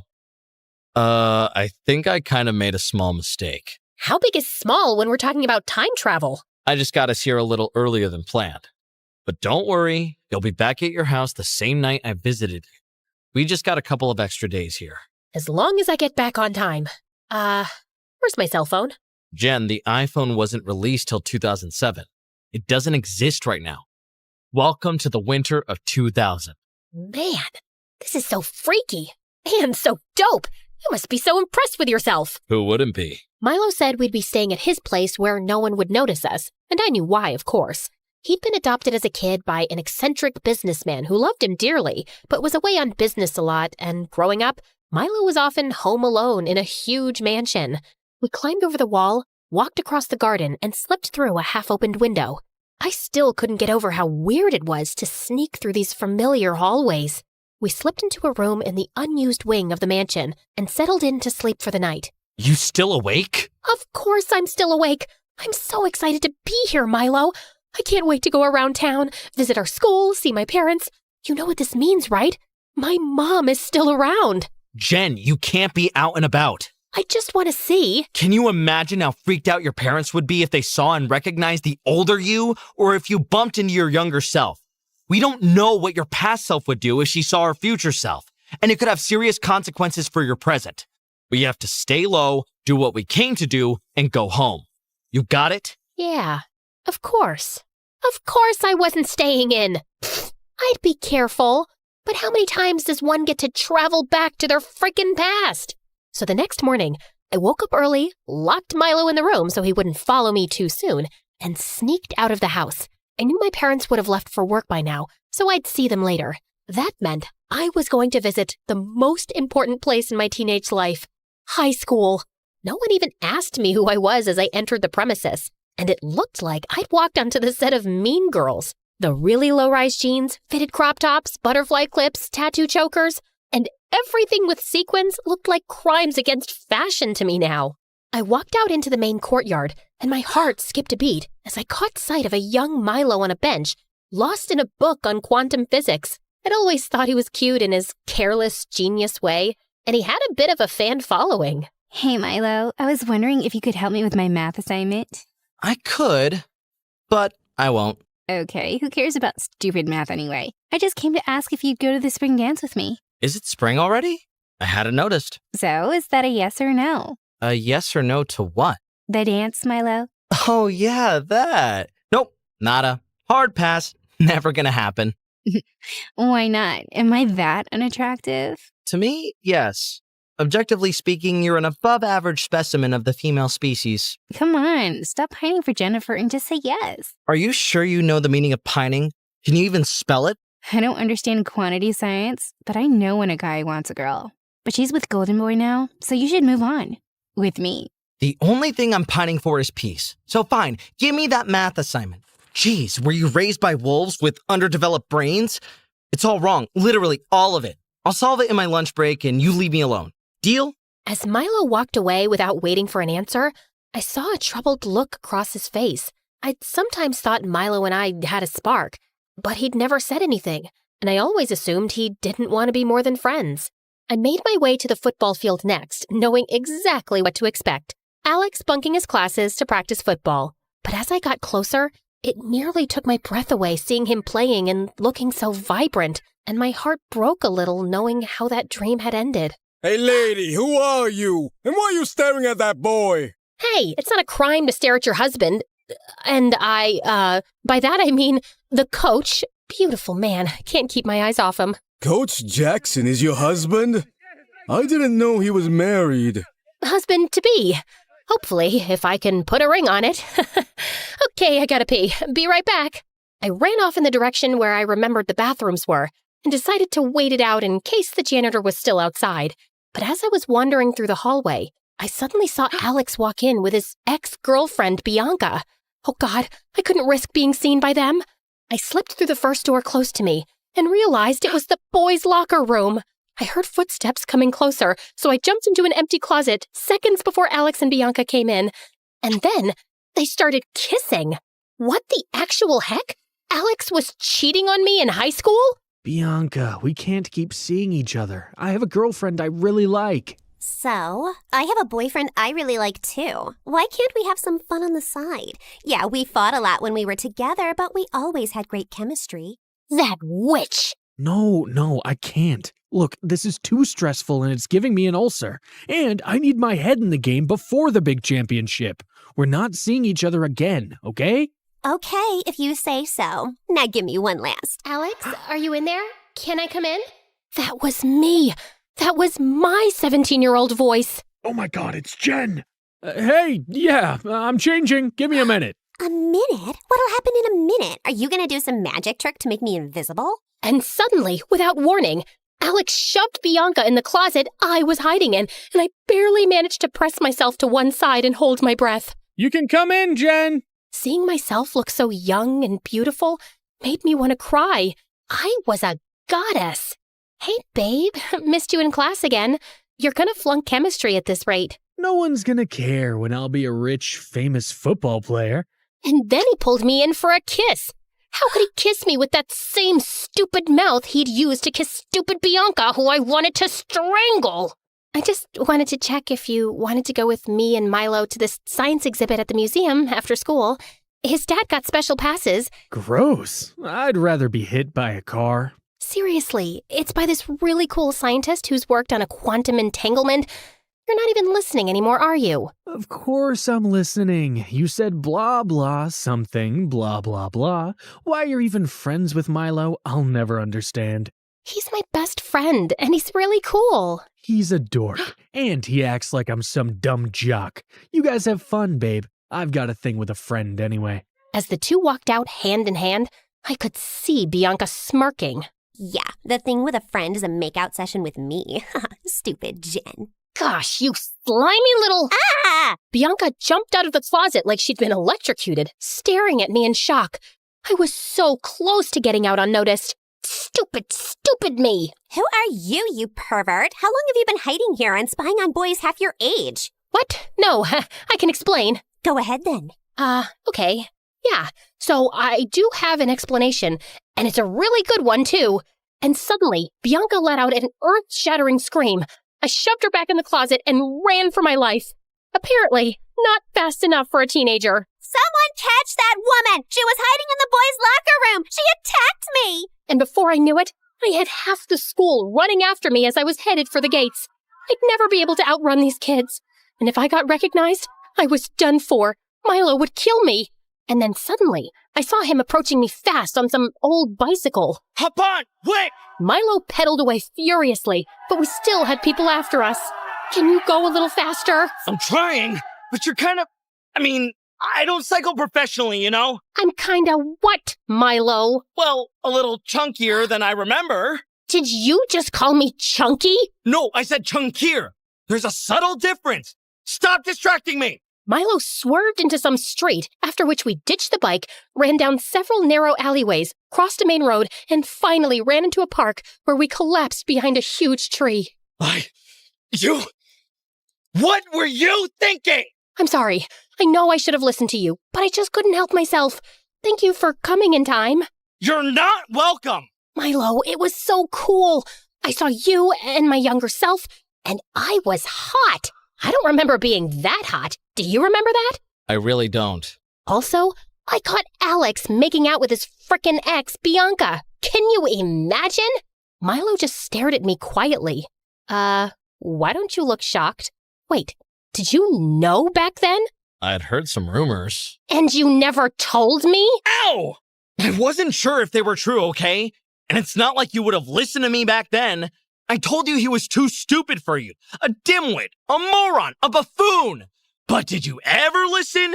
No! You thought everyone was stupid. You wouldn't have taken me seriously no matter what I'd said, Jen. You had stars in your eyes for that guy. He was perfect. Apparently not.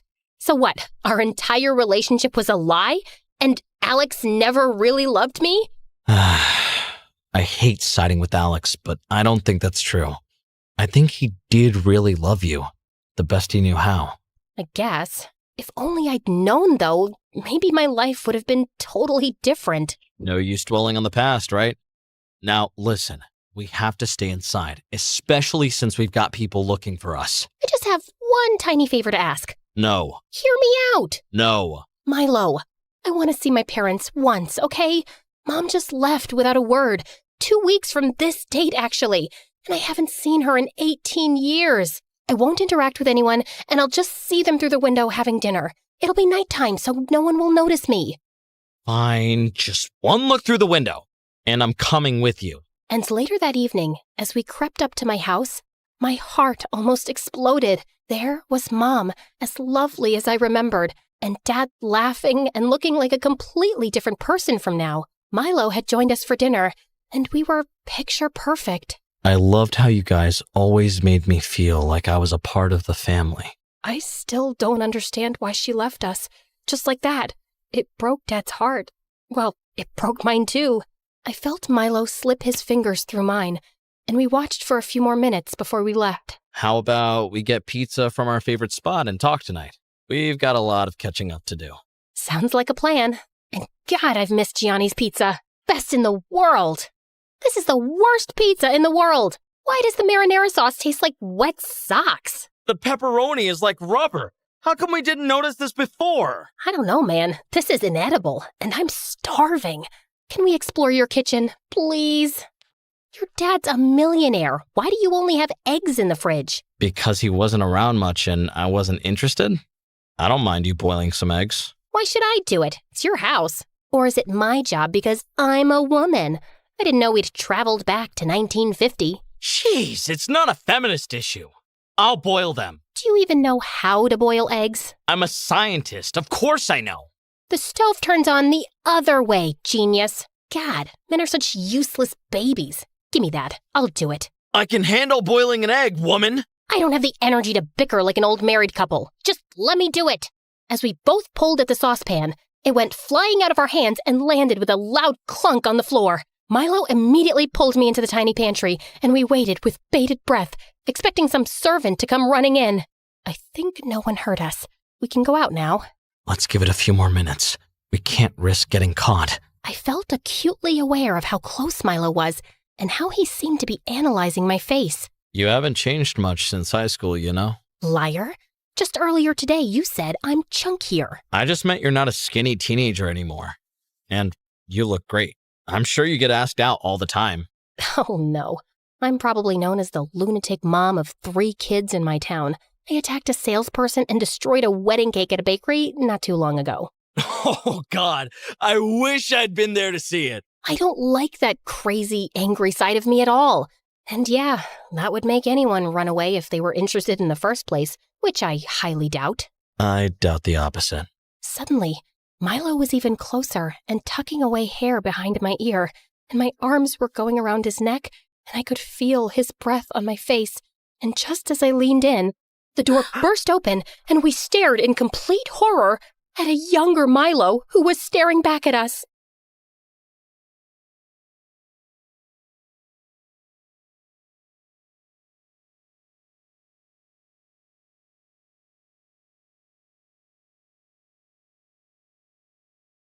Hi, I'm Serena, and I know what you're thinking. She looks nothing like her family. That's because I was adopted when I was a baby. I was born in Romania, and I might have taken that small piece of trivia a little too seriously. Oh, I can't water the plants. Romanians are allergic to the sun. Does this broccoli have garlic on it? Romanians don't eat garlic, Mommy. But I have to sleep inside this cardboard box. It's a Romanian thing. You won't get it.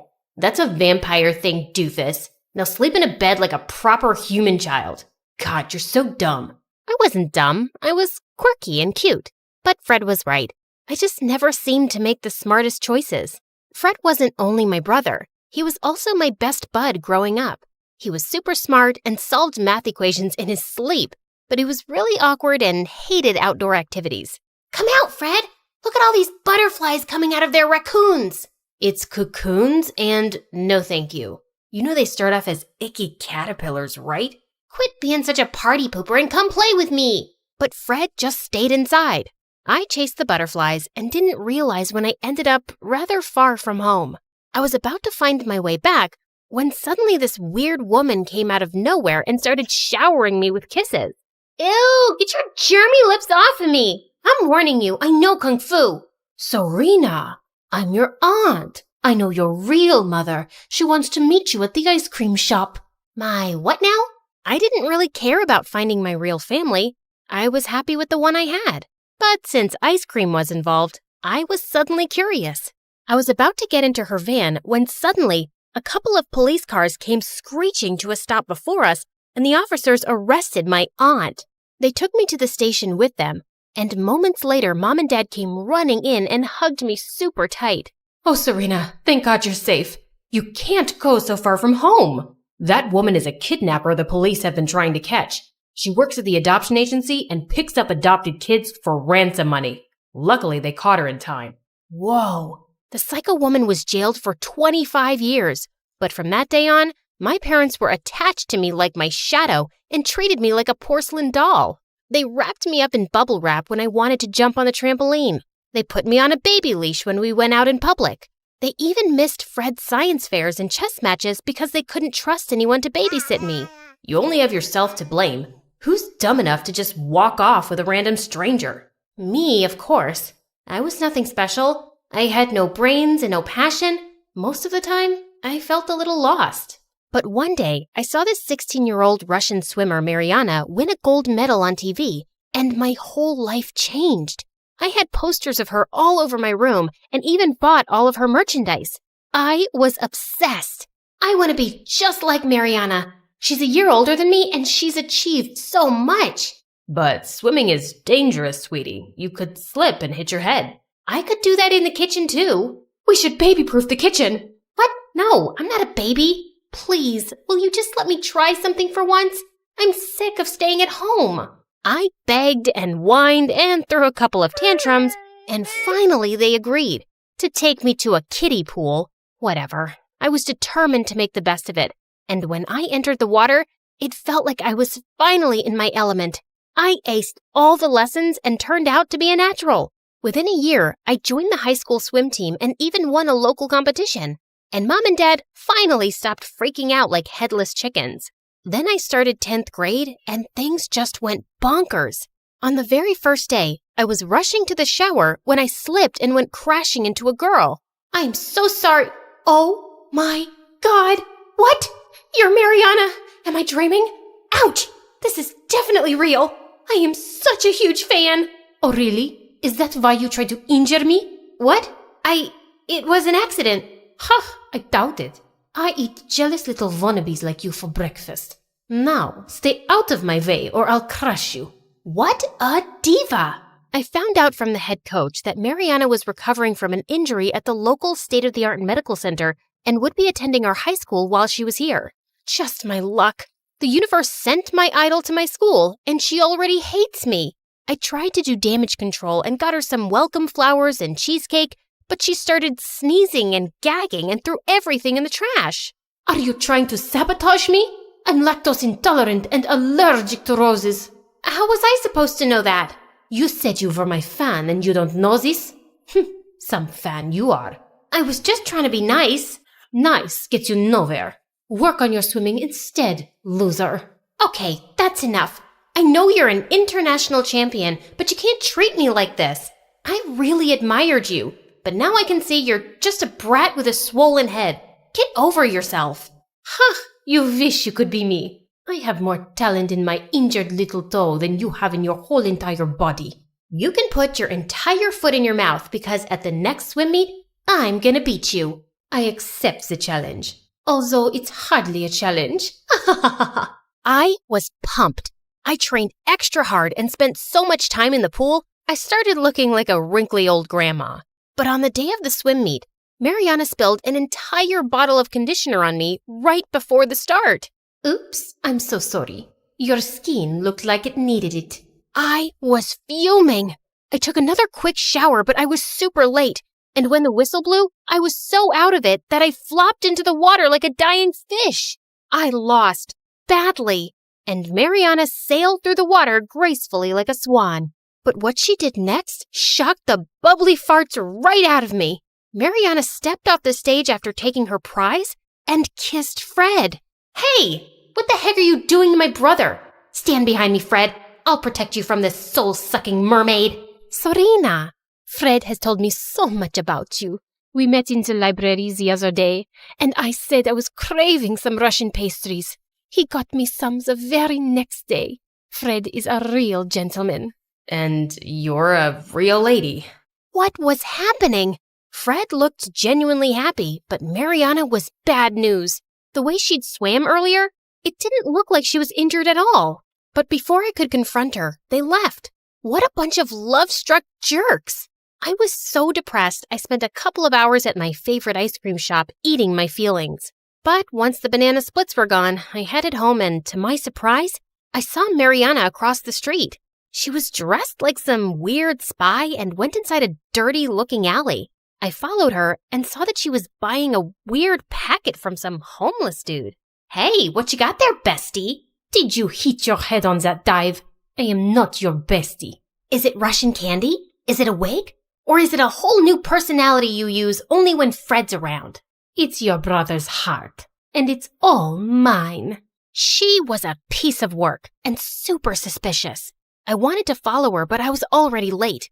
Mom and Dad would probably send a SWAT team after me. So that night, I borrowed Fred's laptop and did some research. I found a few articles about Mariana's injury, but then I found a creepy Reddit thread about athletes using performance-enhancing pills. I was shocked.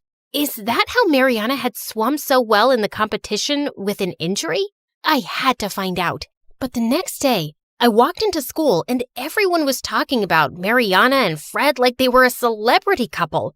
Fred, of all people, was popular. He suddenly had this confidence I'd never seen before. It was kinda awesome. But Mariana was ruining swimming for me. We've decided I'll take your place on the swim team for regionals. What? You can't do that. You're not even a permanent student. Aren't you supposed to be injured and resting? Coach! I'm sorry, Serena. We have a chance to compete with an international gold medalist on our team, and she seems strong enough now. I was so mad I tore up all of her posters from my room and trashed all the merchandise. All I'd wanted to be was noticed by my idol, but she just turned out to be a massive jerk. I was gonna bring her down if it was the last thing I did. Hey, Mariana told me what happened. It was really sweet of you to give her your place. She really needed this. I didn't give up anything. Your evil girlfriend pushed me out. Swimming is the only thing I'm good at, but she couldn't even let me have it. Look, I know you're hurt, but she's a good person. It's all an act. She's only pretending to be your girlfriend to get under my skin. Yes, Serena. I'm sure my relationship is all about you. Everything is always about you. The only reason a girl could want to be with me is to get back at you. Not because I have anything worth liking, right? Wow, I didn't know you were so desperate to be liked, you'll defend the devil herself. Some brother you turned out to be. I hated the look of hurt in Fred's eyes, but I was just so mad. The next day, I sneaked into the gym and went through Mariana's locker, and I found the package she'd taken from the man in the alley, and it had pills inside. I ran to the head coach and showed him everything. Mariana went ballistic. They aren't what you think. I'm not a cheat. Then explain how your injury healed so quickly. You're lying, Mariana, and I have proof. Stop this, Serena. You don't know what you're talking about. No. For once, I'm the smart one, and you're being dumb. She played you with her big eyes and pretty face. She's just a cheating witch. Stop calling me that. And then she pushed me into the water. The head coach insisted on getting her tested, and she went bananas. She started ripping up pool noodles with her teeth and threw swimming flippers at the students like a mad person. 2 coaches had to drag her away, and she was suspended during the investigation. But I wasn't even happy about it. My teammates were mad at me for being a sneak. Fred wasn't talking to me, and Mariana, all the blood work came out clear. Turns out, the pills were special Russian vitamins. But she was so messed up with all the media attention and headlines, she completely failed at the regionals. I felt like a total jerk. It was time for me to apologize. Hey, I'm sorry about the whole mix-up. As if your plan worked. I lost the competition and my reputation. Now you can have your perfect life back. Perfect? My life is not perfect. My adoptive family is the bomb, but I've always felt a bit lost since I was a kid. Swimming makes me feel like I belong, and you took that away from me. Yes, I did. Because I'm better at it, and it's good for the team. But Fred was right. You're a selfish, spoiled brat who only thinks about herself. I was so mad, I slapped her hard across the cheek. We were rolling around on the floor fighting like cats, when suddenly Fred came in between. What the heck is wrong with you two? She started it. She's always hated me. That's enough. I love you both, but this needs to stop. You love me? Are you okay?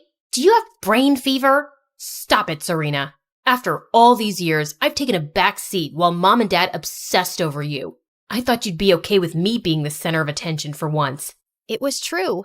Mom and Dad always went out of their way to make me happy and keep me safe. They hardly ever talked about Fred. I was selfish and felt terrible for not realizing it before. And Mariana, you can't blame Serena for jumping to conclusions when she doesn't know the truth. What truth? Suddenly, Mariana looked so sad, it broke my heart. My family had to flee Russia. Some really bad men were after my father, and I had to fake an injury so they would give us quick visas to come to America for my medical treatment. Now I can never go back, and I can never swim for another country if I want to keep my family safe. That's why I wanted to be part of the swim team so badly. But that doesn't explain why you're so mean and horrible. It's all I knew. In Russia, you don't become a champion by being nice and sweet. You have to be really tough and fight for your place. It will be a hard habit to break, but I see you all as competition, especially you. You're good. She said it reluctantly, but she said it, and I was on cloud 9. Aw, that's all I ever wanted to hear from you. Get away from me, or I'll take the words back.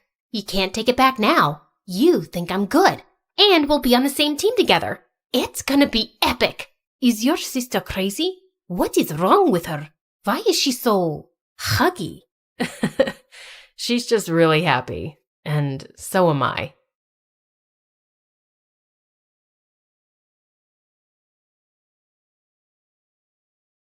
I'd just settled into the couch with my snacks and my movie when suddenly the doorbell rang. Flippity flippin' flamingo. Can't a woman have a moment of peace in her own house? Why is someone here at midnight?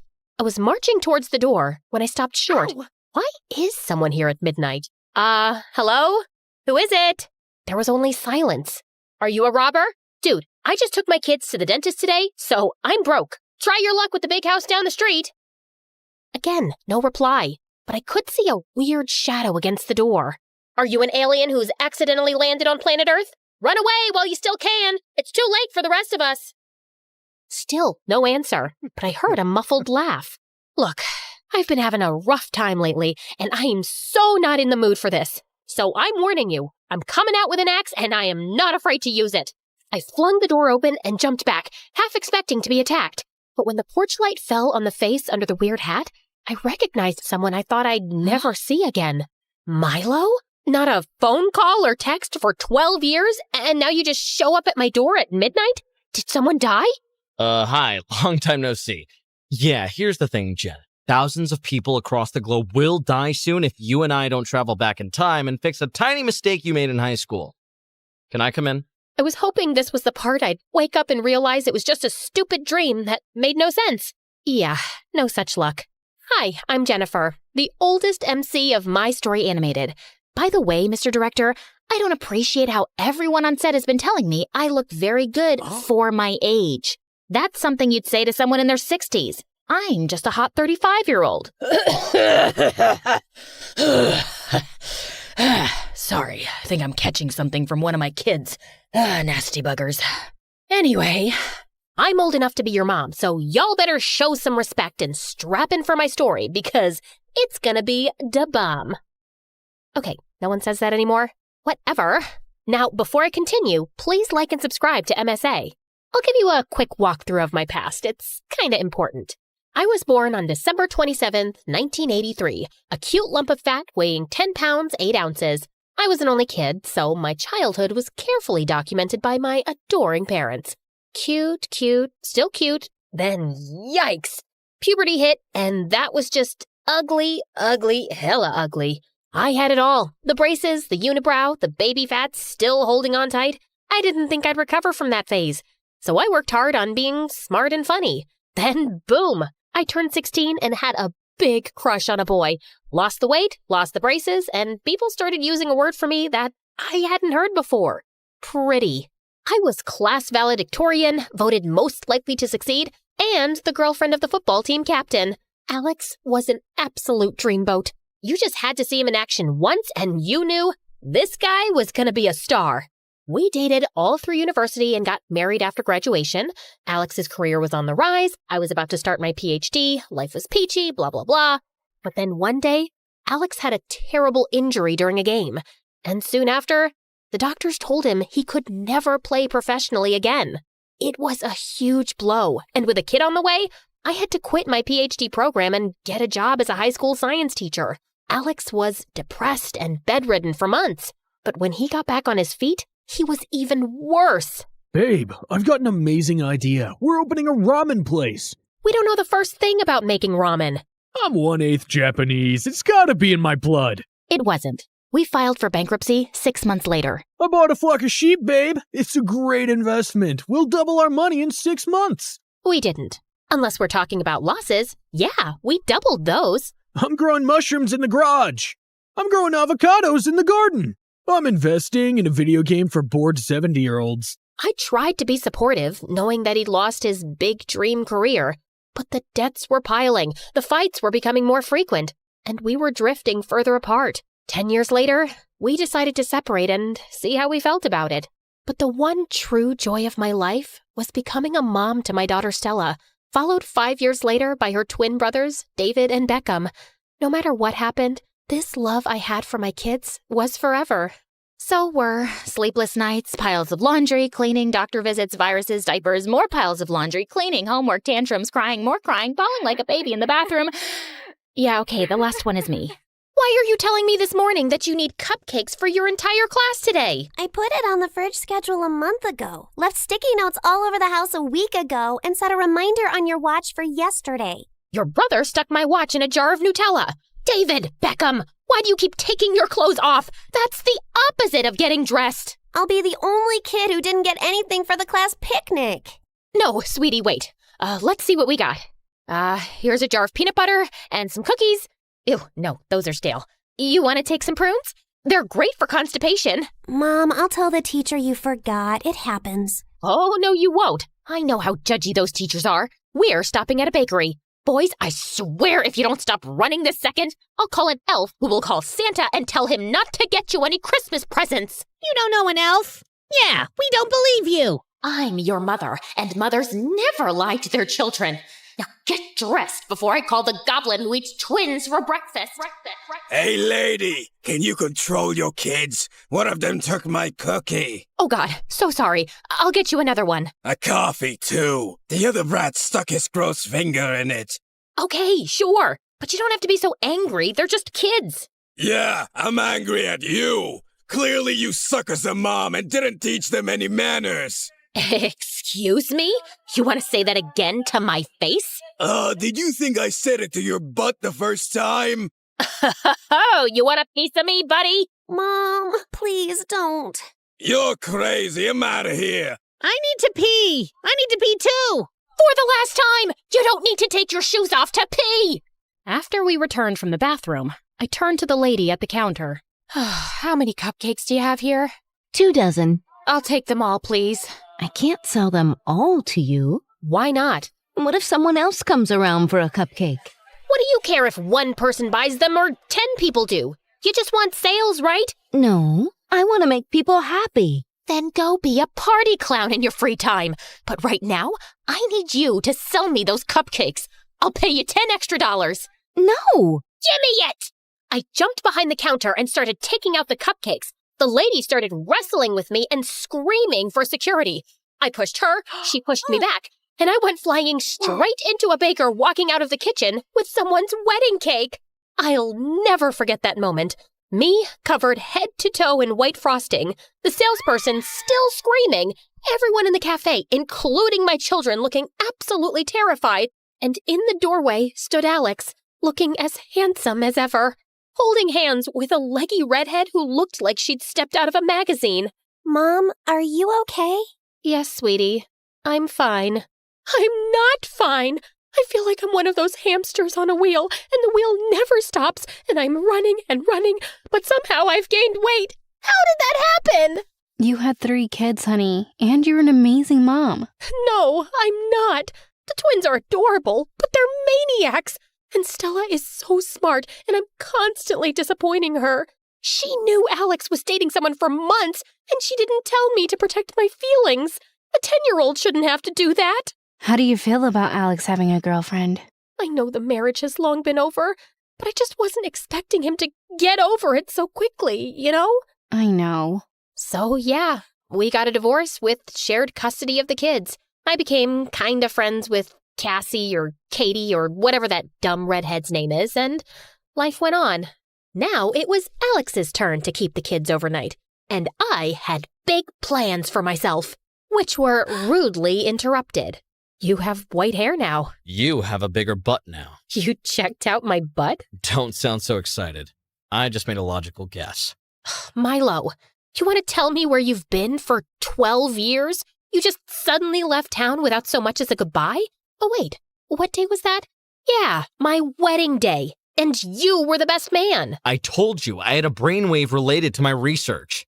Also, you know I hate people and weddings and happiness in general. You left me a text, and I haven't heard from you since. Why come and see me now? Because we have to travel back. Okay, sit down and I'll set up a PowerPoint presentation. Use your words and make them make sense. Okay. So, do you remember what we were doing on the night of 15th December 2000? Sometimes I'm in the shower and can't remember if I just shampooed my hair. So no. Do you remember that you were a nosy person and you suspected something shady was happening in the abandoned warehouse in our town and you dragged me there one night to find out more? Oh yeah, I remember that. And I was right. It was some super freaky science lab. But then we went back a week later and it was gone. Yeah. Have you heard about the xenovirox virus? I recently read about some cases in the news. Soon it'll be a lot more, all over the world. Apparently the virus was created in that shady science lab by some people in government as biological warfare. What? No way! Do you remember that when we were in the lab, you accidentally bumped into some things on a countertop? Did I? You knocked over a vial and the liquid in it got mixed with fluid in another beaker. That was the vaccine. Because of your mishap, the scientist working on it got the wrong result, and he concluded that the vaccine was impossible to make. The project was shut down because it was too risky having a virus from which no one could be protected. So it looks like I did a good thing? You'd think so, but there's no way to really destroy a virus. It was kept in a secure facility all these years, and I don't know how and when exactly, but it escaped, and it's spreading like wildfire now. And because of your accident, the vaccine for it was never made. Oh my God. Well, someone will make it now, won't they? Not fast enough. Jen, it's really serious and we gotta go back and fix this. What do you mean, go back? Didn't I already mention the time travel thing? Yeah, so I stumbled upon a rip in the space-time continuum, which helped me to discover the way to open portals whenever I want and travel to the past. That's what I've been working on for almost 2 decades now. Oh, no. Jennifer, please wake up from this terrible dream. Is it that bad meeting me after all this time? Yes, because not a single thing you've said has been good or made sense. How do you even know all this about the vaccine and the virus? Time travel. I just told you. You used to be a lot smarter, Jen. You actually expect me to believe you're a time traveler? If there's anyone who'll believe me, I expect it to be you. I looked into his sharp blue eyes and knew he wasn't kidding. Okay. If you've traveled back in time, why didn't you just fix the problem yourself? Believe me, I tried. But I can't seem to do it alone, and I can't ask anyone else. Come on, we gotta go now. I have this night to myself, Milo, and I don't want to be some hero and save the world. I just want to watch a movie and fall asleep 5 minutes after it starts and have pancakes in the morning. And no, I won't have to make 3 dozen pancakes or eat the cold ones. Fresh, hot pancakes just for me, and coffee, and peace. Let me have this, please. Jen, everyone you love is at great risk. Do it for your kids. No, that's just emotional blackmail. Is it working? Yeah, fine. It's working. Let's go, you weirdo. You're gonna go like this? Yeah? What's wrong with this? Oh, nothing. You look lovely. Is that mustard or barf on your coat? Shut up. Put this hat on, please. Yay! I get a funky hat, too. Next, Milo took out a cube, placed it on the ground, and it sprang up into a tent. Hey, I need one of those collapsible things for camping with the kids. That's the astral tent. It's my time machine. Now, I just need a minute to set up the temporal destination. I'd followed Milo here, curious to know what he was going on about. But it just hit me then. Milo was actually mental. He'd really lost it. Oh, you poor baby. What's going on? Nothing, sweetie. It's all okay. I'm here for you, but you need help. Professional help. Do you understand what I'm saying, Milo? No. Can you get your hands off my face? I hear there's really nice places now for people like you, and you'll get the help you need, and I'll come visit you, I promise. Are you talking about a mental institution? I'm not crazy. Of course not, sweetie. You're special. Cut it out. If you think I'm crazy, why did you come with me? I don't know, Milo. Maybe I just came along because I'm actually really happy to see you, even though I've been pretending otherwise. And maybe a small part of me thought, hey, he's a genius. Maybe he really did invent time travel, and you're in for an adventure, Jen, which would be a nice change from your mundane life. But you just pitched up a tent in a field and gave me a stupid hat, and this is also ridiculous. I'm going home. Just as I turned to leave, I heard a buzzing sound from behind me, and I gasped. The tent was glowing. It makes that sound when it's warming up. You want to put that hat back on? Okay, then. As we stood outside the tent, I could feel my heart racing with excitement. Was this really happening? Before we go in, you gotta remember 3 rules of time travel. Number 1, and the most important, don't change anything in the past. We have no idea what happens when we pull out a single thread in the fabric of time. It can have a butterfly effect and change many outcomes, possibly for the worse. Aren't we going back to change something? We already know that has a really bad outcome, so we're gonna risk it. Change nothing else, okay? Got it. Number 2, you can't get recognized by anyone. Tell no one who you are under any circumstances. Done. Number 3. Okay, I think I don't have a number 3. So just 2 important rules of time travel.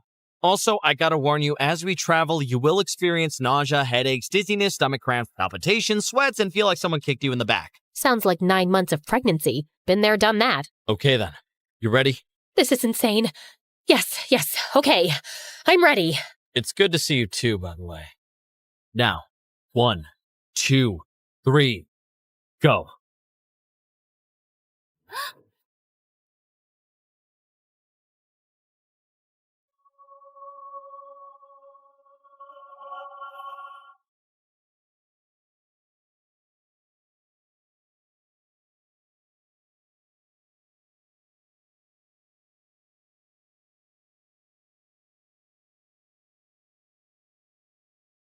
Hi, I'm Joyce, and I'm from China. People think my life is perfect. A pretty face, wealthy parents, and an elite school. But what good is any of that if my family doesn't love me and favors my genius brother? All I ever wanted was for my dad to be proud of me. But I made my brother disappear, and that ruined my life. Let me start from the beginning. I look like Mom, thankfully. Dad's beauty is mostly internal. Mom is the prettiest woman I've ever seen, and she looked more like my big sister than my mom.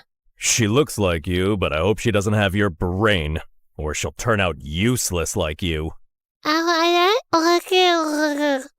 I had learning difficulties and barely spoke more than a few words until I was 5. Dad hated me. He spoiled my brother Dustin rotten. I wanted to impress him too, but Dustin, 3 years younger than me, was already a genius. Dustin loved me, no matter how much Dad compared us. He never let it get between us. Like this one time on my 8th birthday, Dad decided to celebrate Dustin instead of me. He invited all his employees and business partners. Dustin was on stage reciting this long old English poem called Beowulf, and people were already yawning and checking their watches. Mom and I were late because we were at the salon, and when we finally walked in halfway through the poem, every single head turned our way. People looked at us like we were movie stars. Dad came rushing over, looking pissed.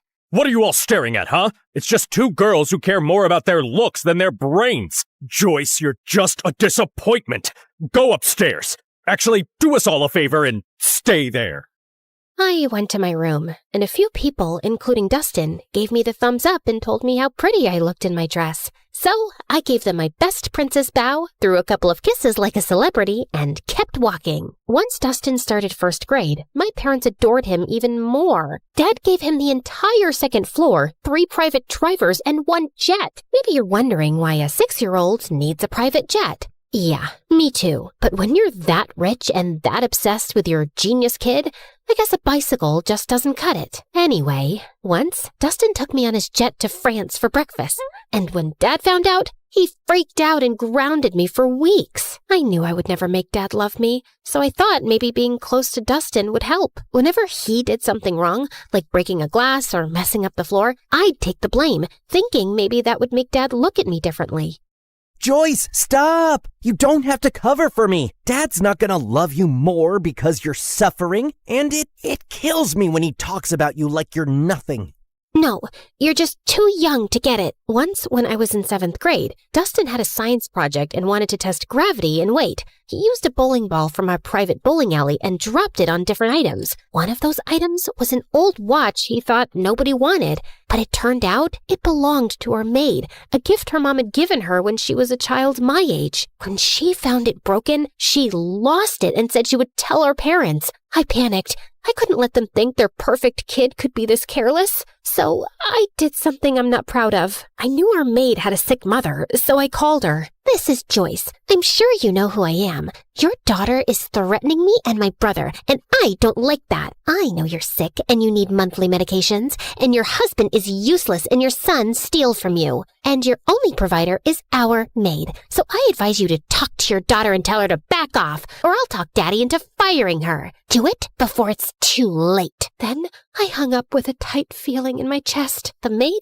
didn't say anything after that. She just kept working quietly for days, and I felt terrible. I kept giving her money from my pocket anonymously for years. Then 9th grade arrived, and something completely unexpected happened. One afternoon, I was humming in the school bathroom when the music teacher happened to be hiding in one of the stalls trying to catch girls who were vaping. She heard me, asked me to sing, and ended up loving my voice. She even said I could be the lead singer for the Christmas choir. I was over the moon. And no, of course Dad didn't come to the choir. Only Mom came. And she didn't even stay until the end because Dad called her to come home for whatever reason. But everyone else was so impressed by my voice that a few people came up to talk to me afterward, including this kind-looking man who honestly resembled Keanu Reeves. If Keanu had a paunch. I'm Peter Anderson. I'm a music producer. You've probably heard the rumors that I'm a fraud, but this town loves gossip more than the truth. Anyway, I see real talent in you, and if you're interested, I'd love to help you become a singer. Here's my card, and maybe we can talk more in my office. I was so happy that someone finally noticed something in me and wanted to help me shine, even if it was this half-fraud kind of a mess person. Of course I kept his card with me, and I didn't tell anyone except Dustin. So I guess you're the child who'll make our family proud after all.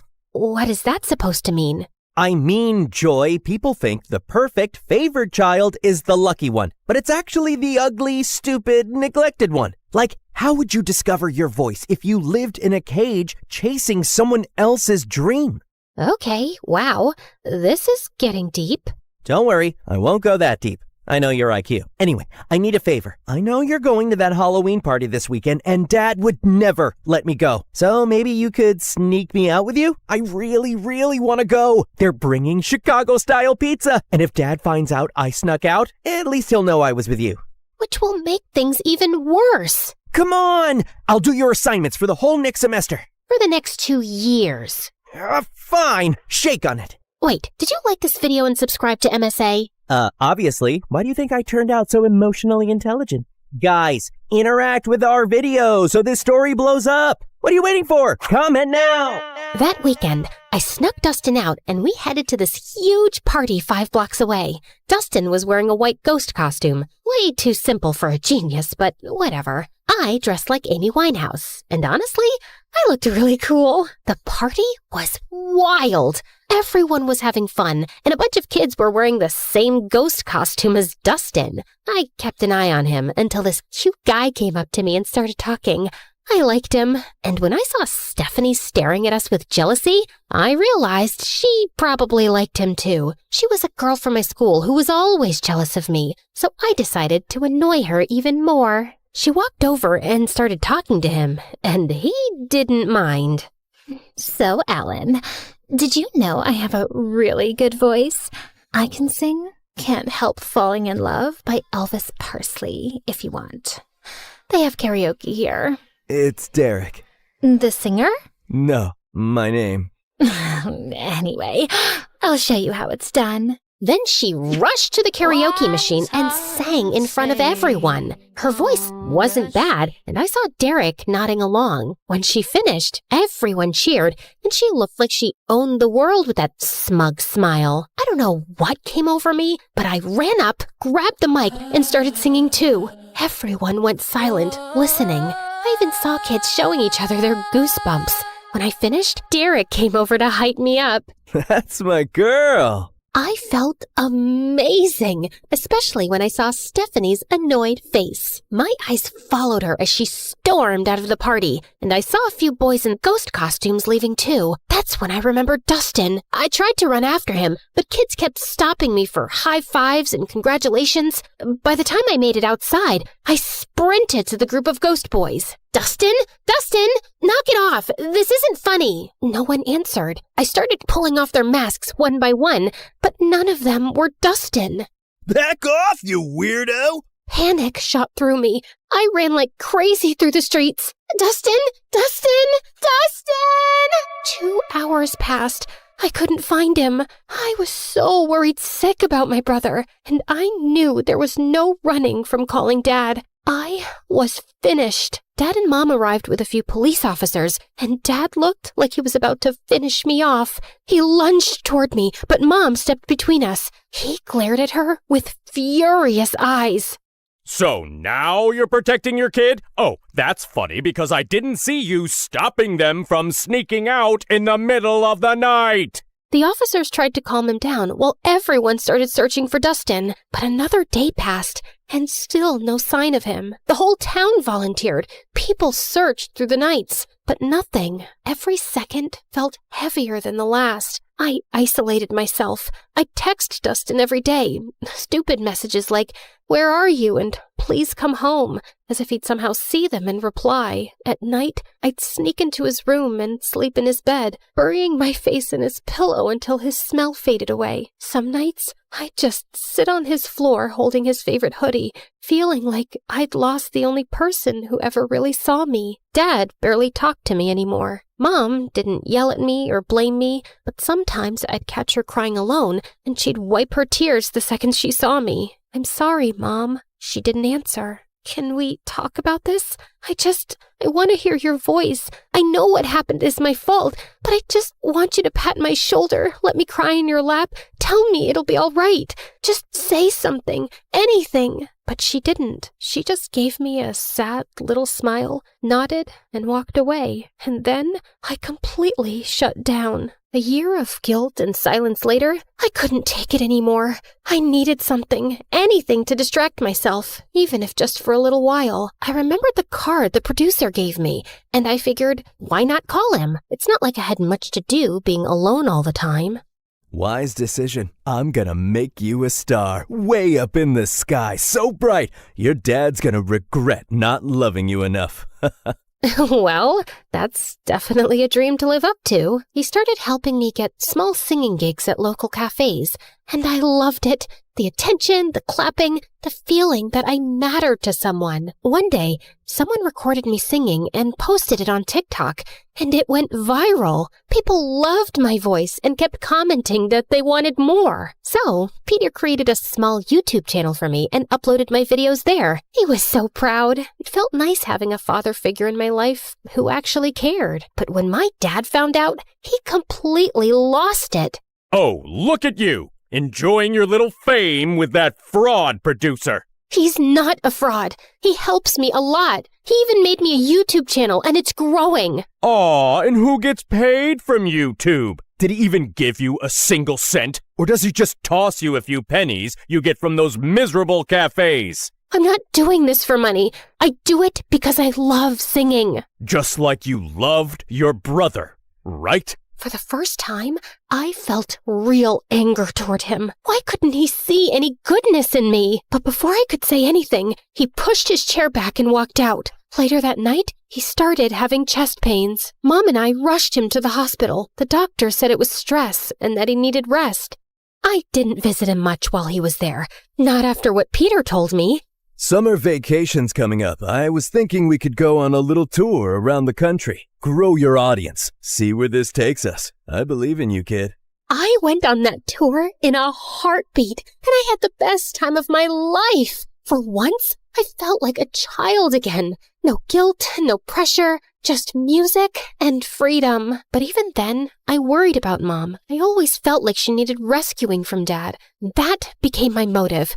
Work harder, grow bigger, make more money, and buy us a house far away from him. My fame grew fast. By the time I finished high school, I was well known enough to earn a good income. One night, before leaving the house the next day for good and renting an apartment in the city, I was having my last dinner with my parents.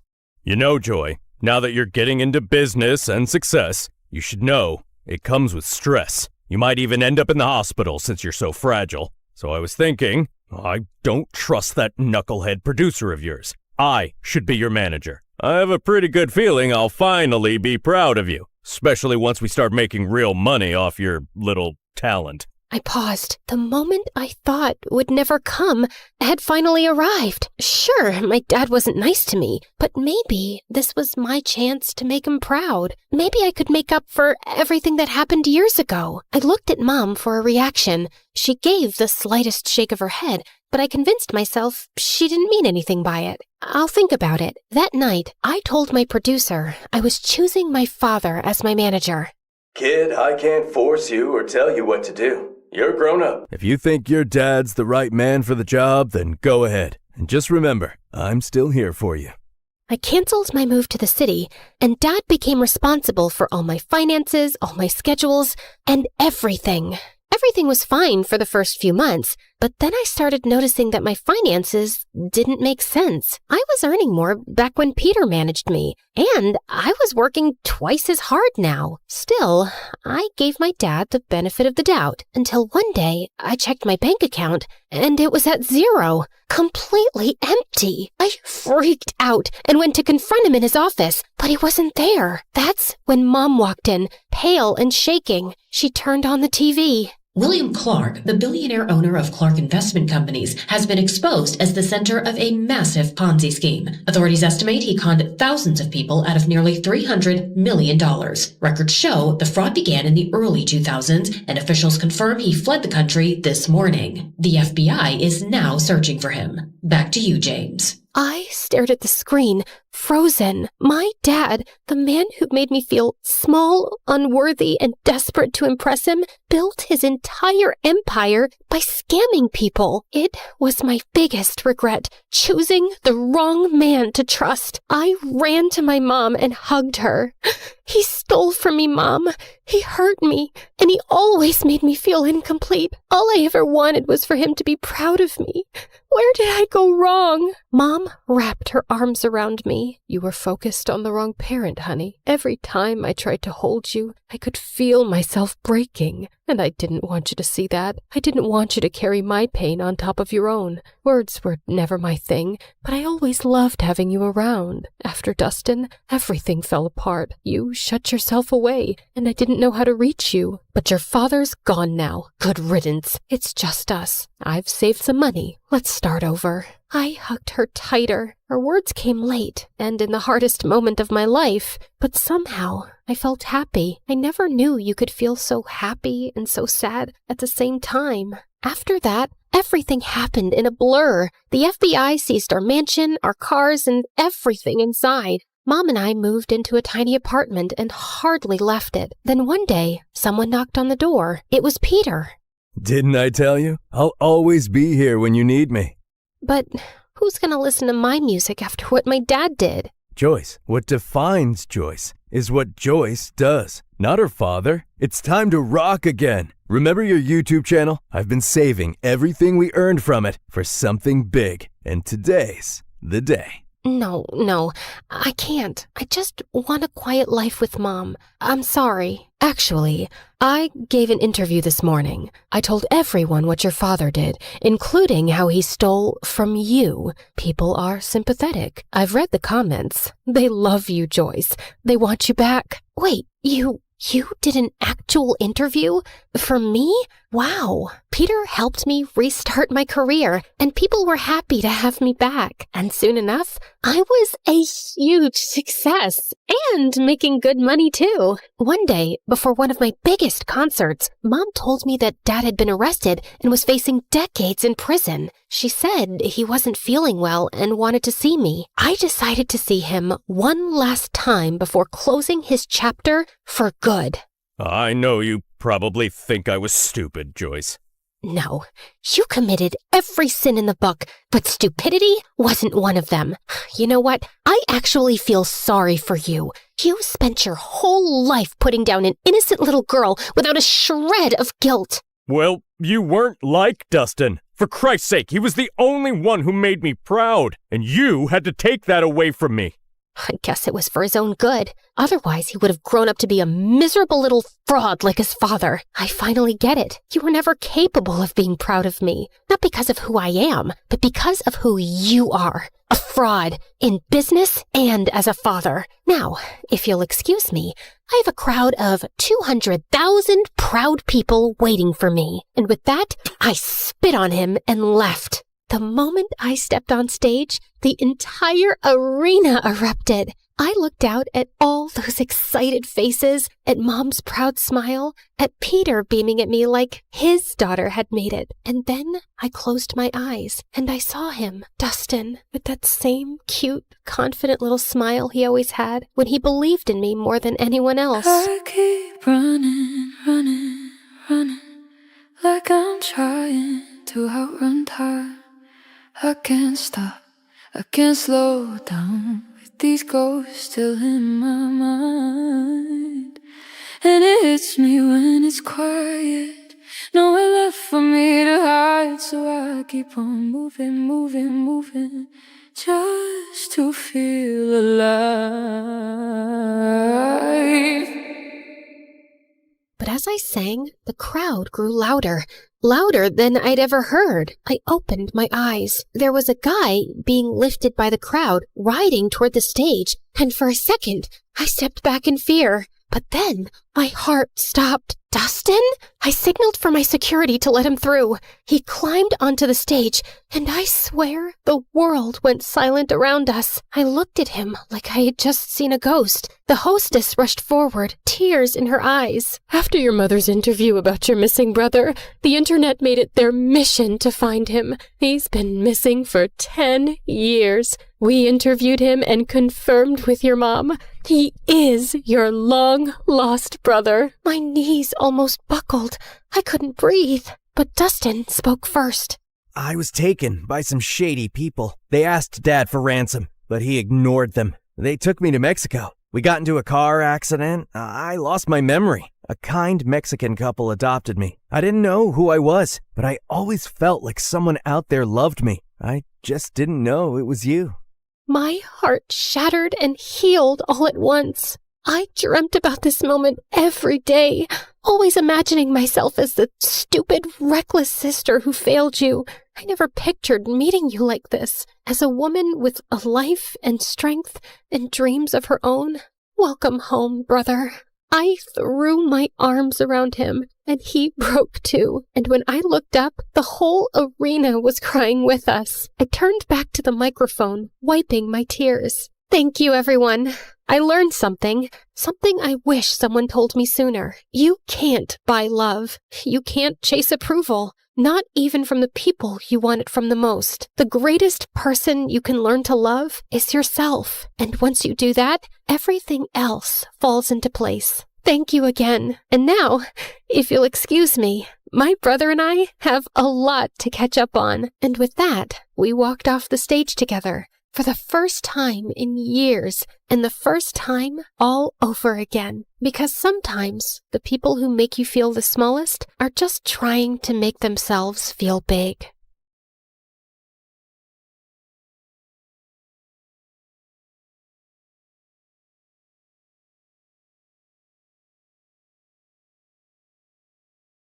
Contestant 9, please state your name. Sierra? Looks like a nightmare, right? Hi, I'm Sierra. And ever since I could talk, I've had a stutter. I didn't think much of it until I moved to a new town when I was 6. Welcome to the neighborhood. I'm Dean. This is my daughter, Kelsey. What's your name, sweetheart? Sierra. Why do you talk like that?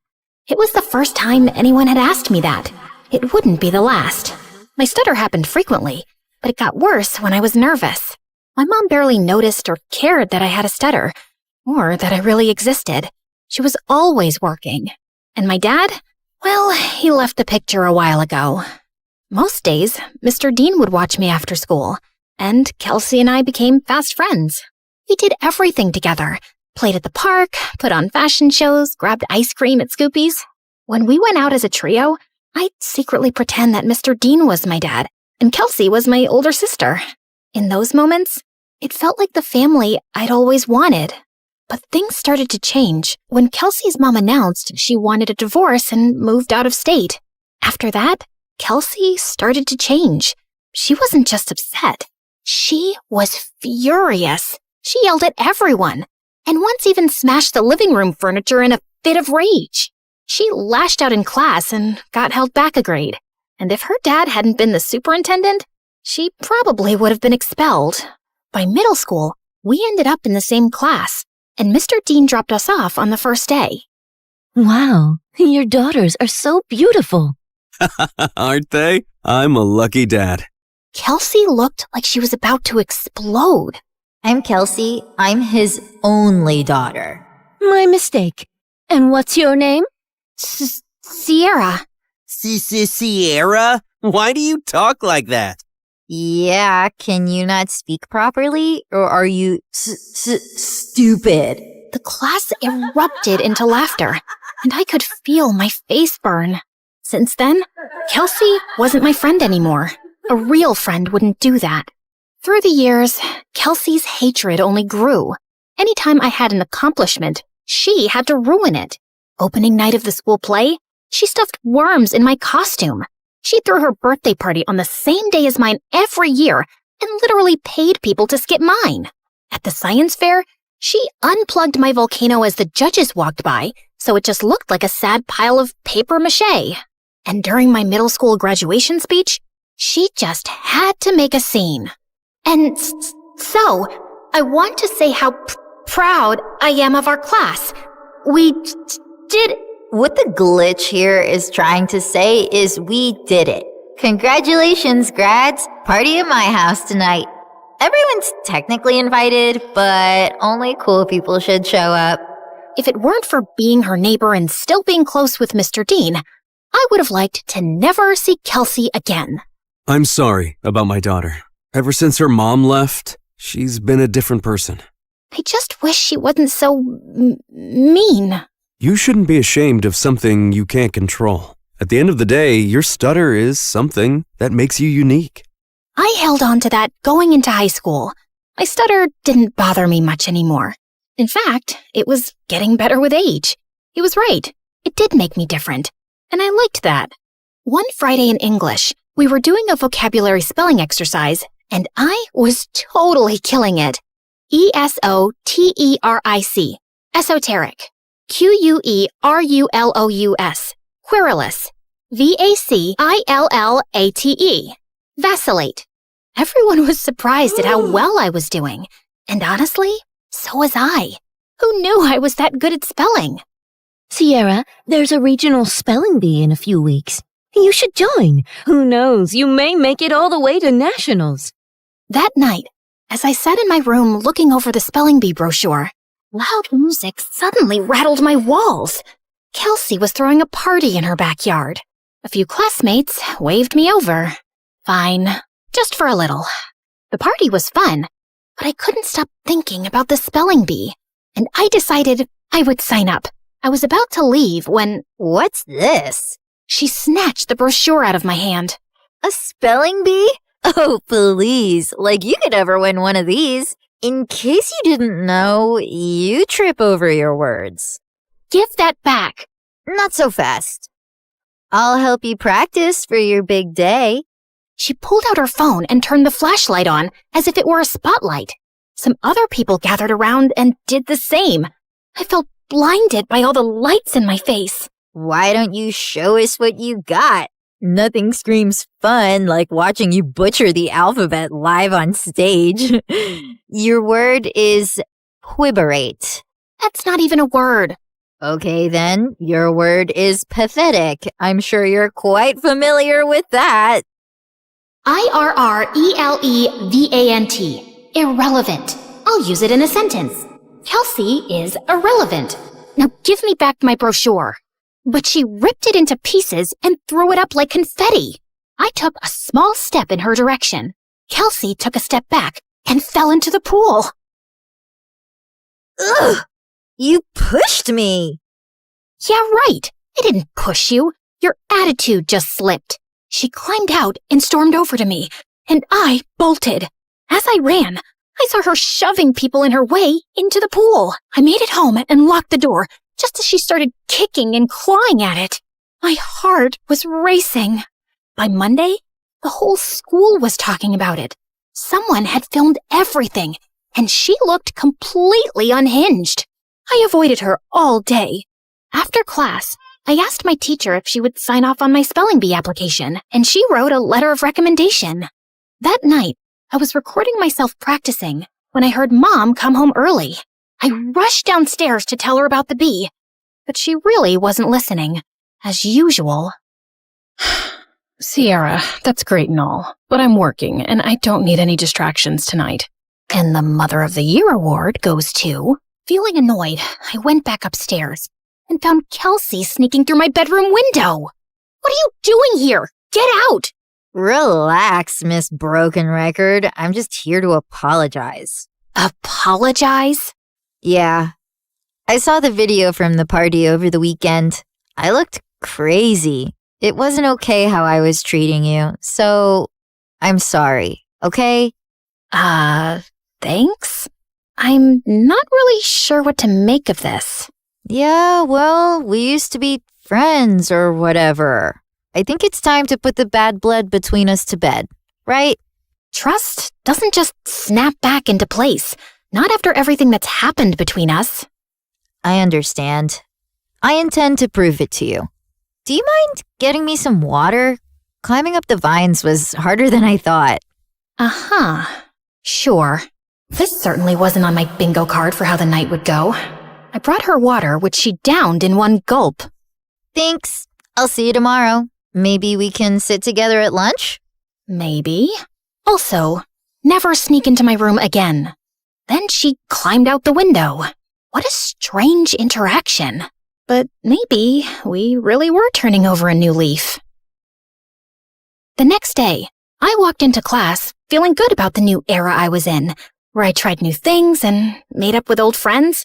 But that confidence vanished when I found my teacher waiting for me, looking pissed. Sierra, you will not be attending class today. I've contacted the spelling bee and pulled my recommendation for your application. What? What did I do? You should be ashamed of yourself. The principal is waiting for you in his office. What was going on? It has come to our attention that the English exam answers were sent to your entire English class yesterday. I'm sorry. I have no idea what you're talking about. That's strange. Given the exam answers were sent from your email address, you'll be suspended for 3 days. Your mom is on her way here to come get you. What? This wasn't possible. I didn't do it. When Mom showed up, the veins in her forehead were practically bursting. I begged her to believe me the whole way home, but she didn't say a thing. When we pulled up to the front of the house, she told me to get out of the car. I can't believe I missed an hour of work for this. You're grounded. Then she just drove off, and I burst into tears. I was wrongly accused, suspended, banned from the spelling bee, and all my mom cared about was missing work. Over the next few days, I stayed home and studied, and I kept practicing spelling words anyway. Failure. Failure. Dismay. Dismay. Okay, maybe I was leaning into the drama a little. When I finally got back to school, everyone basically hated me. A bunch of students had used the answers sent from my email, so the teacher failed the entire class, and now everyone was blaming me. Next few weeks were so lonely.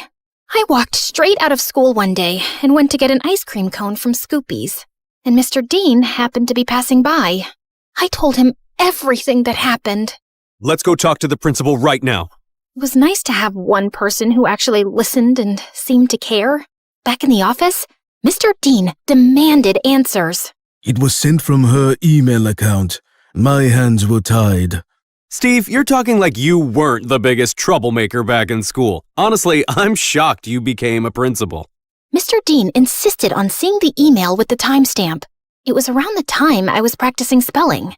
Wait, I had recorded myself doing that. I pulled out my phone to prove it. We watched me spelling, then leaving when Mom got home. Then Kelsey climbed through my window and went for the laptop, but I walked in. Once she sent me away for water, she sat down and typed out the email. She did this. They called her into the office. Dad, what are you doing here? You framed Sierra for stealing exam answers when she's completely innocent. I did not. He showed her the video. Of course you go to defend her. She's never been completely innocent, Dad. What had I ever done to her? The principal and I had front row seats to their screaming match. Kelsey got suspended for a week, and the principal and teacher apologized to me and reinstated me in the spelling bee. That night, I heard a commotion outside. I looked out my window and saw Kelsey stuffing suitcases into her car. I'm over you, Dad, just like Mom was. She slammed the door, rammed the car into the garage, and peeled out of the driveway. I ran to Mr. Dean, who was covered in food. What happened? We were in a huge fight about what she did to you, and she threw everything in the fridge at me. I kicked her out, and she's gone to live with her mom. As much as I wanted to jump with joy at the thought of never seeing Kelsey again, I didn't want things to be like this. Mr. Dean looked crushed as he walked back inside, and I followed him to help clean up the mess. At school, word got out about what Kelsey did, and people started being nice again. Things weren't just back to normal, they were better. I gave an incredible anti-bullying speech at a school assembly that got a standing ovation. I started a support club where victims of bullying could share their stories. And at every free moment, I was practicing for the spelling bee, often with Mr. Dean's help. He still seemed down about being alone, but when I was around, he cheered up. He drilled practice words with me every day until regionals. And on that day, he was there in the audience. My mom wasn't. I got second place and was qualified for nationals in a month. Afterward, the top contestants did a group photo shoot. I was smiling for the camera when someone put an arm around my shoulder. I looked up. It was the guy who won first. You were a great competitor out there today. Congratulations. His accent, his eyes. Suddenly, I forgot how to breathe. Thanks. Where do you come from? Where do you come from? Sierra, are you kidding me? Is that how you speak, or did I just fluster you? Oh, no. I just have a stutter. It's adorable. I'm Leon, and I'd love to get your number. We should talk more, since we'll be seeing one another for nationals next month. Yes, please. We exchanged numbers, and I practically floated back to Mr. Dean. It felt like the best day of my life. When we got home, Mom was on the porch, arms crossed. She rolled her eyes when she saw us together. And where have you two been? The spelling bee, Mom. Remember? I won second place.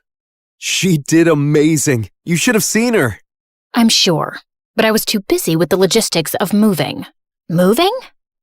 Work wants me to relocate to California within the next couple of weeks. Mom, no! I have nationals next month. Well, that's too bad. Work comes first. You know that. Work always comes first for you, Mom. It's never me. Oh, stop being so dramatic. What if she stays with me until the end of the school year? What? I have Kelsey's empty bedroom. She can compete in nationals, finish out the year, and then move out to California. Please, Mom? Fine. Within a week, Mom was gone, and I had moved into Kelsey's old room. Mr. Dean cared in a way my mom never had, and this new life felt good. And to top it off, Leon reached out. He was a foreign exchange student from Spain living in New York, and we hit it off instantly, texting all night, every night. We had so much in common, and he was so easy to talk to. I had a major crush. One night, I even felt bold enough to tell him. I was losing sleep, slipping in school, and didn't care. I had never felt like this about someone in my life. Leon and I even planned our first date the night before nationals. That weekend, I was behind on prep, but I was more excited to see Leon than I was to compete. We planned to meet at a park, and I spent hours getting ready. I waited for him at the park. He was 5 minutes late, then 15, then 30. After 2 hours, unanswered calls, and 20 unread texts, I gave up and walked home. I got in bed and cried. Had something happened? Had I been stood up? I barely slept that night. The next morning, I was exhausted. Mr. Dean and I headed to the B. I checked in and looked for Leon. Nothing. When it was time to go on stage, I scanned the crowd. No Leon. But then backstage, I heard whispered voices. I turned and saw Leon talking to someone behind him. No, I can't keep doing this. Leon, come on. It's not that hard. He pulled away, and I gasped. Their heads snapped towards me. Kelsey laughed, while Leon froze like a deer in headlights. Was this all just a setup to mess with me? Sierra, wait! My ears started ringing, and I don't remember anything else that happened until... Contestant 9? Contestant 9, please step forward! A contestant sitting next to me tapped on my shoulder, and I walked up to the mic, trying to steady myself. Sierra? Why do you talk like that? Yeah, can you not speak? Are you stupid? You should be ashamed of yourself. Like you could ever win one of these. In case you didn't know, you trip over your words. Contestant 9, please state your name. Sierra? Your word is vicissitude. Vicissitude. VICISSITUDE. That is correct. And just like that, my first round was over. With every ring of the bell that told me I got the word correct, my confidence rose. I shut Kelsey and Leon out of my mind. Contestants were dropping like flies, but I stayed strong. Until it was just Leon and I. Your word is appoggiatura. Appoggiatura. A-P-P-O-G-I-A-T-U-R-A. Appoggiatura. I'm sorry, that is incorrect. Sierra, if you can correctly spell the word, you will be our national spelling bee champion. Appoggiatura. APPOGGIATURA. Appoggiatura. That is correct! I did it! The audience went wild. I got my huge new trophy and went to the lobby to find Mr. Dean. But I heard Leon's voice behind me. Wait, Sierra, please! Leave me alone! Sierra, please, let me explain. It was all Kelsey. She put me up to this. She wanted to get in your head so you'd lose. Wait, don't go to the lobby. I walked through the doors, but Leon lunged at me and pushed me out of the way.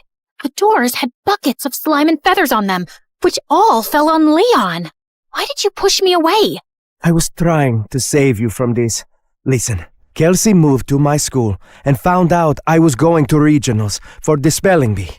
She said she'd pay me to flirt with you and distract you from studying. I'm so sorry. I was just a game to you? I only agreed because I really needed the money for my mom's treatments. That's why I'm even competing in the bee. I didn't expect to end up having real feelings for you. When Kelsey found out, she stole my phone and smashed it. She even threatened to get me kicked out of school. Just then, my mom and Mr. Dean walked up. Mom, what are you doing here? Mr. Dean convinced me to attend, and I had no idea you were so talented at this. We're so proud of you, Sierra. And then Kelsey walked in. Of course my dad is here to support perfect little Sierra. And Leon, I see you've betrayed me too. Guess your mom isn't going to get any better. Why are you so evil? What did I ever do to you, Kelsey? You stole everything from me. Everything! She didn't steal anything from you, Kelsey. Oh, really? Because I remember the night you and Mom screamed at each other when she found out about your little affair, when we both found out Sierra is your daughter. What? Oh, yeah. My neighbor was actually my half-sister. The girl who ruined my family and took my dad away from me. Is this true? Yes, it is. Even though this was the craziest day ever, the news warmed my heart. I'd seen Mr. Dean as my dad since I was a kid. You didn't lose your dad to me, Kelsey. You lost him because of you. You could have told me the truth. You could have been my sister. But you chose to be a liar, a bully, and a sad little lowlife who only feels powerful when someone else is hurting. I may stutter, but I never had to hurt people to be heard. And why didn't you guys tell me sooner? I'm sorry. He didn't know until I told him once we moved in next door. I wanted to tell you right away, but then my wife left me and Kelsey took the news really hard and started lashing out. We thought it would be best for you to not know. For your sake, and Kelsey's. I was planning on telling you. I figured since we live together now, it was the right time. You live together now? She screamed, grabbed my trophy, and hurled it through the convention center's windows. She got arrested for property damage and spent some time in juvie before going to live with her mom. I told my mom I wanted to stay with Mr. Dean for the rest of high school, and thankfully, she allowed it. I gave the prize money to Leon to help his sick mom, but I refused to date him even after all his apologies. My self-worth wouldn't allow me to be with someone who thought it was okay to play with my feelings for any reason. I'm so proud of you, Sierra. Thanks, Dad.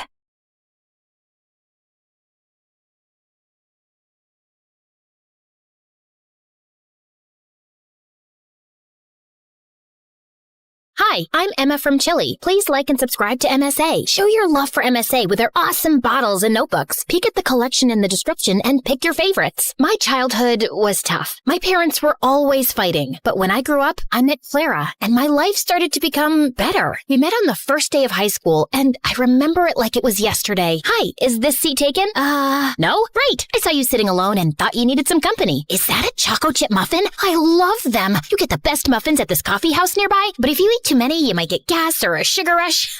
Sorry, I'm blabbering a lot, right? Kind of.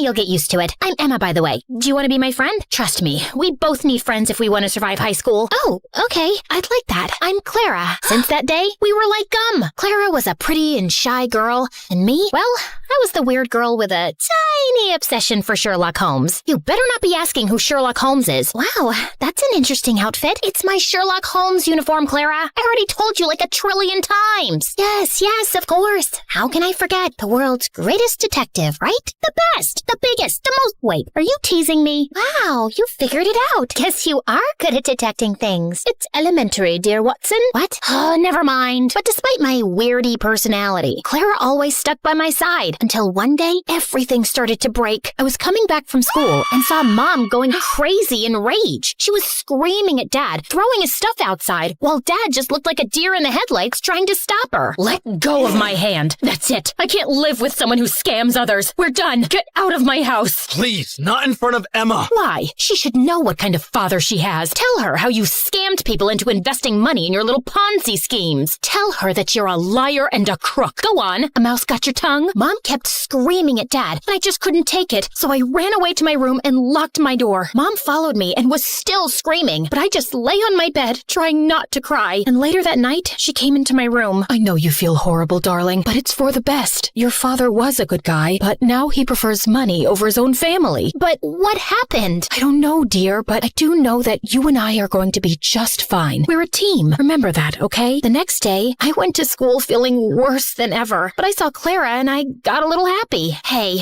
I had the most awful day yesterday. Can we skip classes and talk? I really need to vent. And why do you think I have the time to listen to you whine? Excuse me? Clara started to walk away from me, but I stopped her. No, wait, I don't understand. Did I do anything wrong? We can talk about it. Oh, God, if I have to listen to you talk one more time, I will kill myself. I don't even know how your parents tolerate you. You're so childish and annoying. I can't be around you anymore. But we're best friends. And now we're not. So please don't talk to me again. Clara left, and I felt completely broken. Did she always think of me like that? I tried to talk to Clara between breaks, but she ignored me, and she did so for the rest of the week. I had no other friends, so I just spent my time in the school library reading some Sherlock Holmes. At least the books were loyal. But one day, I was walking to my next class and saw a notebook by the lockers. I opened it out of curiosity, and what I saw blew my mind. The notebook was full of pictures of Clara. Clara going to class, Clara in the gym, Clara walking to her house. What kind of creep would do something like this? I was flipping through the pages when I noticed someone familiar in one of the photographs. It was this guy from our class, Gerardo, and he was holding a camera in a mirror reflection in the photograph. I'd seen Gerardo following Clara around in school, and I always felt that there was something off about him, but Clara would never let me chase him away. And now he was taking her pictures? This guy was a freak, and I had to do something before Clara was in some serious trouble. So I went to the principal and explained everything to her. I can't accuse any student without real proof, Emma. I mean, Gerardo is the official photographer for our yearbook. He could be taking pictures of anything else. But if you feel so strongly about this, I'll tell the teachers to be on the alert, okay? But nothing ever happened. Since telling the principal blew up in my face, I fell back on the one thing that I knew would work, my awesome detective skills. I spent the entire night stalking Gerardo on social media, but it was a dead end. The only possible solution was to confront him. But the next morning when I entered school, I saw Clara walk in with Gerardo looking completely different. Her face was painted with makeup, and her hair was all red. Oh my God, Clara, what happened? Did a radioactive spider bite you or something? What happened to your hair? And what's with the makeup? Can you stop touching her, you freak, and get out of the way? I wasn't talking to you, creepy stalker. Clara, what are you doing with him? Did he torture you? Do you need my help? She doesn't need anything from you, so get lost if you have nothing to say. Clara didn't look at me, so I walked closer to her, ignoring Gerardo's protests, and pulled out the notebook. Clara, this guy is a stalker. He's been taking your pictures since God knows when.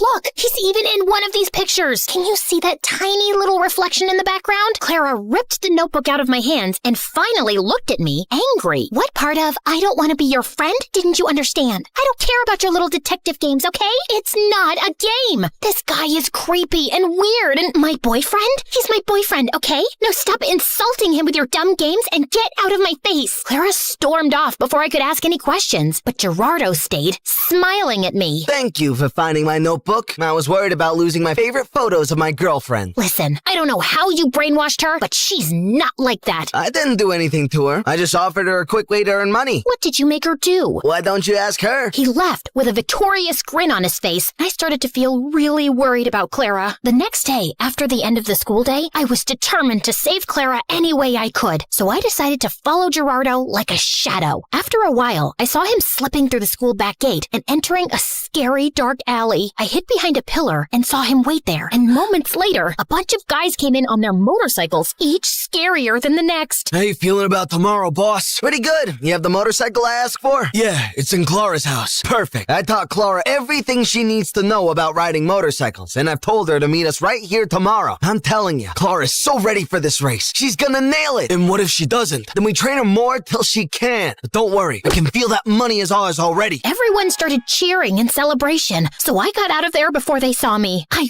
ran until I found a bench and sat down. Clara was participating in a motorcycle race? Why? I had so many questions, but right now, the only thing on my mind was to save Clara from this dumb race. The plan was simple. I was gonna go to the dark alley after school and wait for Clara to show up, and then I would just grab her arm and run till we were safe. So the next day, I went to the alley extra early and waited for everyone to show up. Everyone, including Gerardo, was around, but Clara was nowhere in sight. Half an hour went by, and when she didn't show up, I decided to leave. But my jacket got caught in one of the boxes, and I fell, and all eyes turned to me. Whoopsie! I was just making sure there was no rats here. I think it's safe to say that this place is officially rat-free.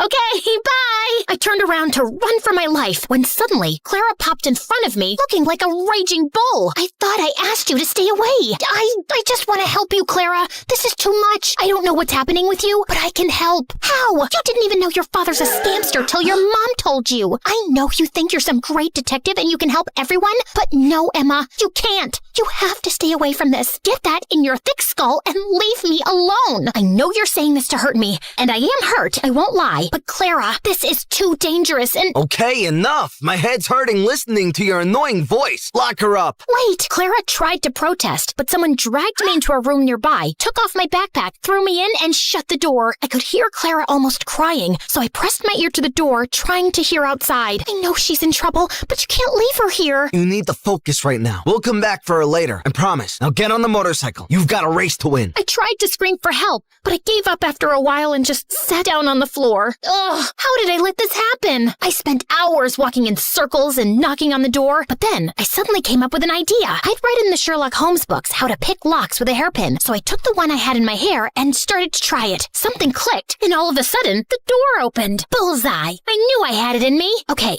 now focus. I left the alley and started to run without direction, but then I heard sounds of motorcycles. I went down a stone stairway and found a giant tunnel full of motorcycles and people. And Clara! But before I get Clara out of there, I need to do something else. Hello? 911? Come to Keller Street, down the stone stairway, and hurry up. There's an illegal motorcycle street race happening. Can you provide me with your name? There's no time. Hurry up! I hung up and ran down the stairs. All the motorcycles were already lined up, and Clara was on one of them. I could see Gerardo talking to some guy, so I ran to Clara without him seeing me. Come with me. It's impossible to escape from you, right? You can roll your eyes later. Just get off this thing and come. Emma, you don't understand. I found out a week ago that my parents declared bankruptcy, and we might have to move to a homeless shelter. He's a liar. Look at that nose on his face. It's so plastic and fake. You can't trust him. His nose was really crooked. You should have seen— Wow, great story. Let's save it for another time. Now come. Just as Clara stepped down from the motorcycle, we heard police sirens outside. I pulled Clara away before Gerardo or anyone else could frame her. How? Shh, you're a suspect. If anyone asks why you're hiding behind this bush, pretend that you're from a really exotic island, you know? Maybe you're collecting a— Emma, I'm such an idiot. I've ruined everything. My grades, my life, my future, our relationship. Gerardo told me not to talk to you anymore because he wanted me all to himself. Emma, I am so sorry about everything. I just really need my friend right now. Hey, don't worry. I'm not going anywhere. You and your family can stay with us until you guys get back on your feet. Let's just go home and get you cleaned up. I missed you. I missed you too, Emma. Thank you.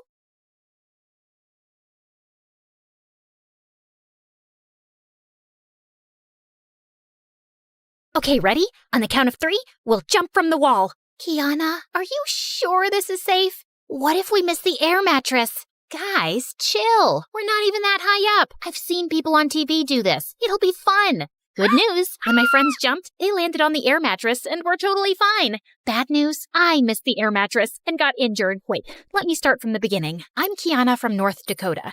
And you probably think I'm a moron for doing something so dangerous. But what can I say? Teenagers do stupid things sometimes. Don't pretend like you haven't. Before I continue, please like and subscribe. Luckily, when I got to the hospital, the doctor said I was fine, since I didn't jump from that high up. But I still had to wear an arm and leg cast for 3 freaking months. When I returned to school, everyone had heard what had happened and showered me with love, saying how relieved they were that I was okay. But then in math class, something strange happened.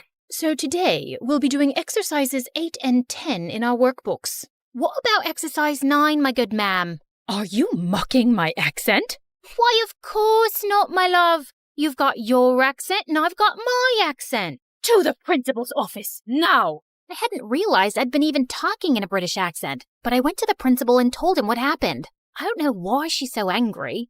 Maybe it's her time of the month, if you know what I mean. Kiana, stop with that British accent right now. I'm not doing one. The principal and I fought back and forth for a while before he called my parents. Except I was still doing a British accent when they arrived without knowing it, and continued talking British for several days. Eventually, Mom and Dad took me to a doctor since I was acting so strangely. And to my shock, the doctor told me I'd developed a brain condition as a result of my injury. It was called foreign accent syndrome, which meant I would always talk like a foreigner now. So I started talking in a British accent all the time. It wasn't a huge deal, but kids at school were confused that I'd completely switched my way of speaking. Most of them thought I was messing around and it was annoying. And some British kids at school always felt I was making fun of them. As time passed, everyone started avoiding me because I made them uncomfortable. So I was stuck having no friends and wanting my normal accent back. One afternoon, I was doing homework in the schoolyard when suddenly someone held out a diamond ring in front of my face. Here, take my promise ring that I spent $10,000 on for my stupid girlfriend. In fact, why don't I date you now instead of her? How about you give it to my sister, who you're apparently in love with? Ugh, not those two. Dean and Brielle were the hottest, most popular kids in school and had been dating on and off since 9th grade. Since they were known for always fighting, I didn't take Dean's offer seriously and walked away. But a week later, someone rang our doorbell one morning, and I was shocked to see Brielle standing there. Kiana, right? I need to talk to you about something important. Come in. My ex-boyfriend Dean is a monster. He cheated on me and made out with my sister. And now I want revenge, and I need your help. Why do you need my help? You and I have barely even spoken before. Look, I know a lot of kids at school think you're weird, but Dean's always found you very attractive. I always catch him staring at you during class, and if he hadn't been with me, he probably would have asked you out. So I was thinking, maybe you could get him to date you for a month. Then you can make a TikTok fake crying and telling everyone that he hurt you and took advantage of you. I don't think anyone would take it seriously if I did it, since we're always fighting about one thing or another. Can you please do this for me? My head was spinning. First of all, did she just say that the most popular guy at school thought I was pretty? Well, if he was a cheating jerk, then maybe it didn't matter. But still, wow. Brielle begged me to help her out and went on and on about how much fun we could have taking Dean down together. Was she implying that we could be friends? I hadn't had a friend in so long. And now I could be BFFs with the school queen bee, who could maybe help me make other friends. I just had to ruin the life of her awful ex-boyfriend. I'm in. That week, Brielle and I found an empty classroom during lunch to go over our mission. Step 1, flirt with Dean and let him know you're interested. Smile at him during class, give him a compliment, or do a classic dropping your school books to get his attention. I hadn't flirted with any boy since before my injury, but I was confident I still had game. So when I saw Dean, I walked close to him and threw my textbooks onto the floor. But unfortunately, one of them landed on his foot and he screamed. Ow! Ow! My foot is broken. I'm gonna lose a foot. I'm so sorry. Dang it. I was supposed to get you to ask me out, not murder you. Oh, it's you, Kiana, hot girl from history class who talks with a British accent, even though she's American. Yes, that's me. You poor thing, getting hit with a textbook and having your girlfriend dump you. Actually, our breakup was mutual, so I can only imagine what it must be like getting dumped, thinking you'll be alone, single, and pathetic forever. But lucky for you, I'm gonna let you take me out to dinner on a date. Really? You can even pick me up in a car and bring me flowers, especially white roses, please. They're my favorite. But it's my gift to you. Dean immediately said yes, and I was so proud of myself for being so smooth. But unfortunately, my actual date wasn't very enjoyable because Dean was the most obnoxious guy ever. He complained about everything. The chairs made his butt hurt, the music was too loud, and when he bit into some spicy buffalo wings, he started crying and saying he needed to go to the hospital. I'm gonna die. I'm gonna die. I'm gonna die. Of course, because so many people have died eating buffalo wings. Finally, when the date was over, Dean dropped me off in his car. I can't believe I didn't ask you out earlier. 2 years wasted with Brielle when I could have been the boyfriend of this beautiful goddess right here. He was looking at me with stars in his eyes. Oh boy. I told Brielle everything over video chat. This is perfect. You've already got him wrapped around your little finger. In a month, you're gonna tear his heart to shreds like he tore mine. I really did have him wrapped around my finger. Dean texted me as soon as he woke up the next day and sent me like 8 different heart emojis. How was he already so into me? When Dean saw me at school on Monday, he came up to me right away holding a stuffed tiger. Okay, babe, hear me out. So for our next date, how about we go to the carnival and you can witness my amazing skee-ball skills. I'll win you a tiger just like this. I knew I'd made a deal with Brielle, but this guy was turning out to be super annoying. Still,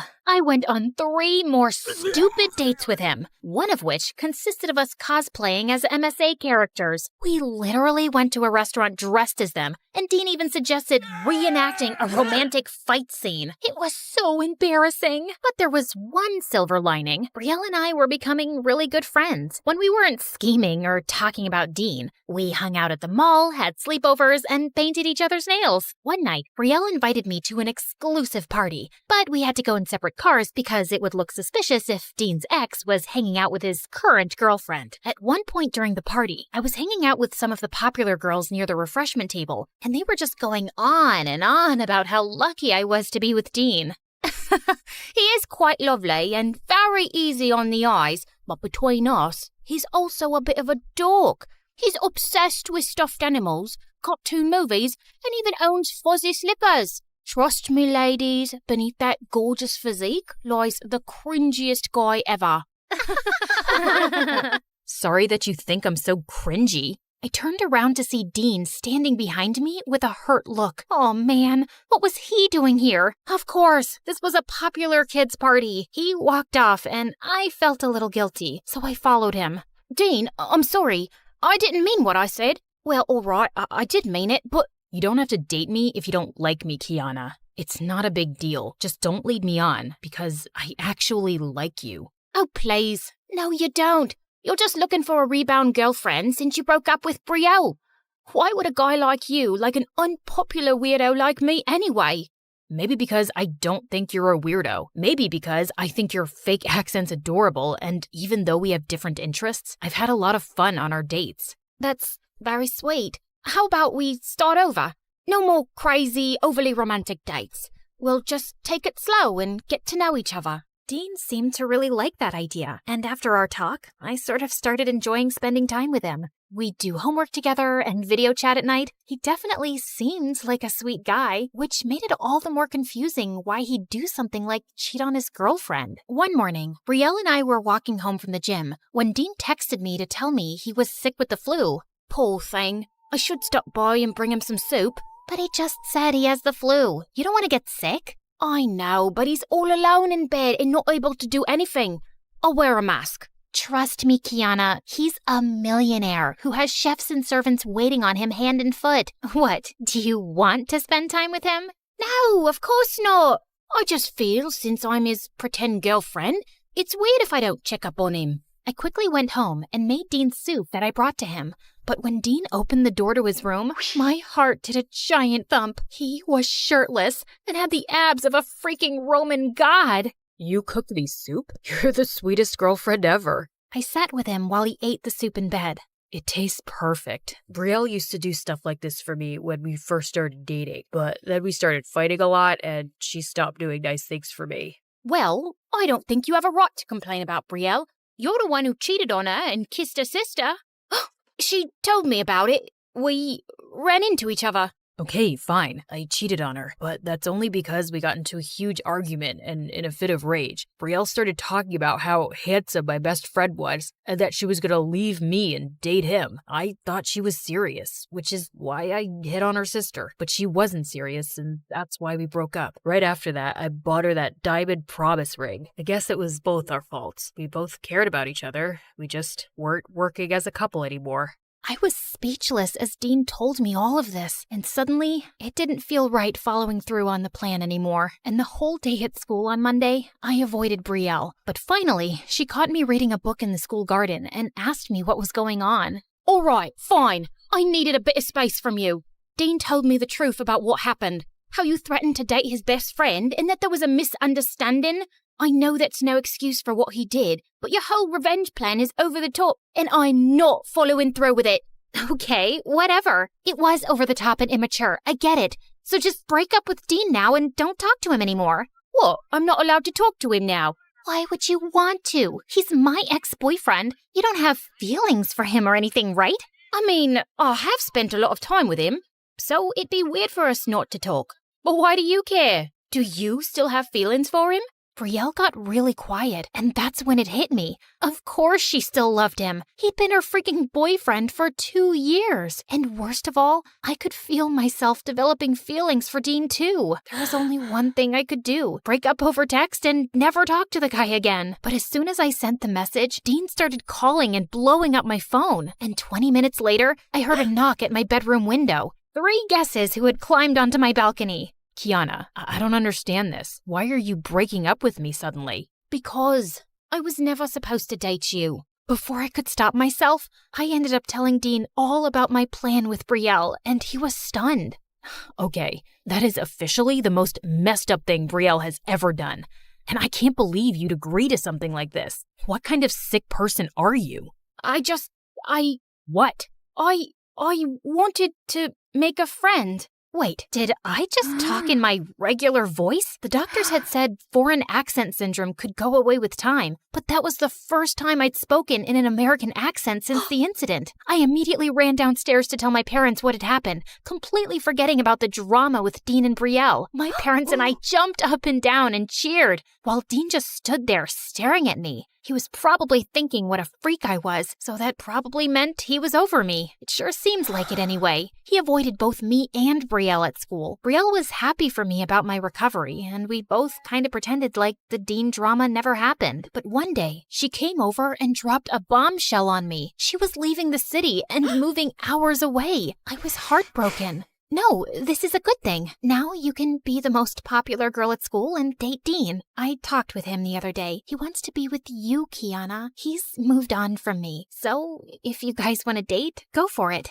But how would that make you feel? Don't you still love him? Yeah, I do, and it will hurt knowing he chose you over me. But I want you to be happy, Kiana. I know our friendship started with just you doing me a favor, but I've grown to care about you. You were there for me at one of the hardest times in my life. Suddenly, I saw a car pull up in the driveway, and it was Dean. He was coming to see me, probably to profess his love for me. He got out of the car, and he looked so handsome in the sunlight. I was ready to run into his arms and kiss him, but I didn't. I couldn't hurt my best friend like that. That's why I sent Dean home and told him I wasn't interested. Kiana, you don't have to do this. I'll get over my pain. You have my blessing to be with him. I know, and maybe I will one day when you are over him.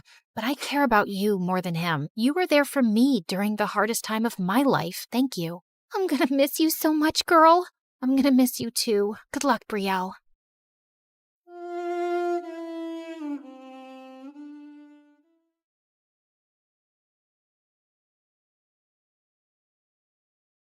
Hey there, I'm Christina. Hit that like button and smash subscribe to MSA for stories that'll make your head spin. But first, show your love for MSA with our awesome bottles and notebooks. Peek at the collection in the description and pick your favorites. Life used to be all fun and games with my twin Nadia. We did everything together. Watched cartoons, played games, and even wore identical clothes. We were so alike, even our parents got mixed up. But as we grew older, things changed. We started liking different things, and by the time we were in 5th grade, everyone saw that Nadia was way smarter than me. Mom was a university teacher, and she was always talking about Nadia's good grades to everyone and giving her extra lessons. She tried with me once, but when I didn't understand quickly, she just sighed. Some kids shine, others don't. It made me feel bad. Nadia's study sessions grew longer, and our playtime disappeared, like our matching outfits. How about a cartoon break? For old time's sake. Can't. Mom thinks they're just a distraction now. And then, Mom started giving me more and more house chores. At first, I didn't mind helping, but then I noticed she was doing it on purpose to keep me away from my sister. Leave your sister alone. She's studying. Go wash the dishes. But I just wanted a little help with my math. Ask your teacher for help. Nadia's busy, and those dishes aren't going to wash themselves. And after that, you can organize your closet. If you can't manage that mess, you're not going to get very far ahead in life. You don't always have to be like that. It's all right, Christina, honey. Let's go do the dishes together. Nadia and I were growing distant. Mom paid me no attention, and she and Dad fought a lot, mostly about the way she treated me, and I couldn't couldn't help feeling that I was the reason our family was tearing apart. Eventually, Mom and Dad split up, and I ended up moving out with Dad to a really dingy apartment. Look on the bright side, honey. Adventures await us. Adventures, huh? More like nightly mouse marathons and indoor rain. This place just needs a little love, and you can choose the decor. Pink for your room? Maybe black, just like my future. Surprisingly, I came home to find one wall in my room painted black. Dark moments show us how the little things can shine. He put bright flowers against the black wall. Notice how the colors stand out now? It's pretty, I guess. You'll understand someday. Always look for the bright spots. Positive thinking was tough, especially with school growing weirder by the day. Everyone at school thought of me as the other dumb sister. Even my teachers seemed to feel sorry for me. Christina, maybe put in some extra effort? You might surprise yourself. Sure, I'll ask Mom for help. Oh, wait, she's too busy with her star student. I left the classroom upset when I heard Nadia's voice behind me in the hallway. What's wrong now? Just another day of me growing tired of being compared to you. It's not my fault. I just keep to myself. It must be nice not worrying about anyone else. I was walking off, but Nadia grabbed my arm. Hey, listen, I know you're upset, but there's something I can't tell you right now.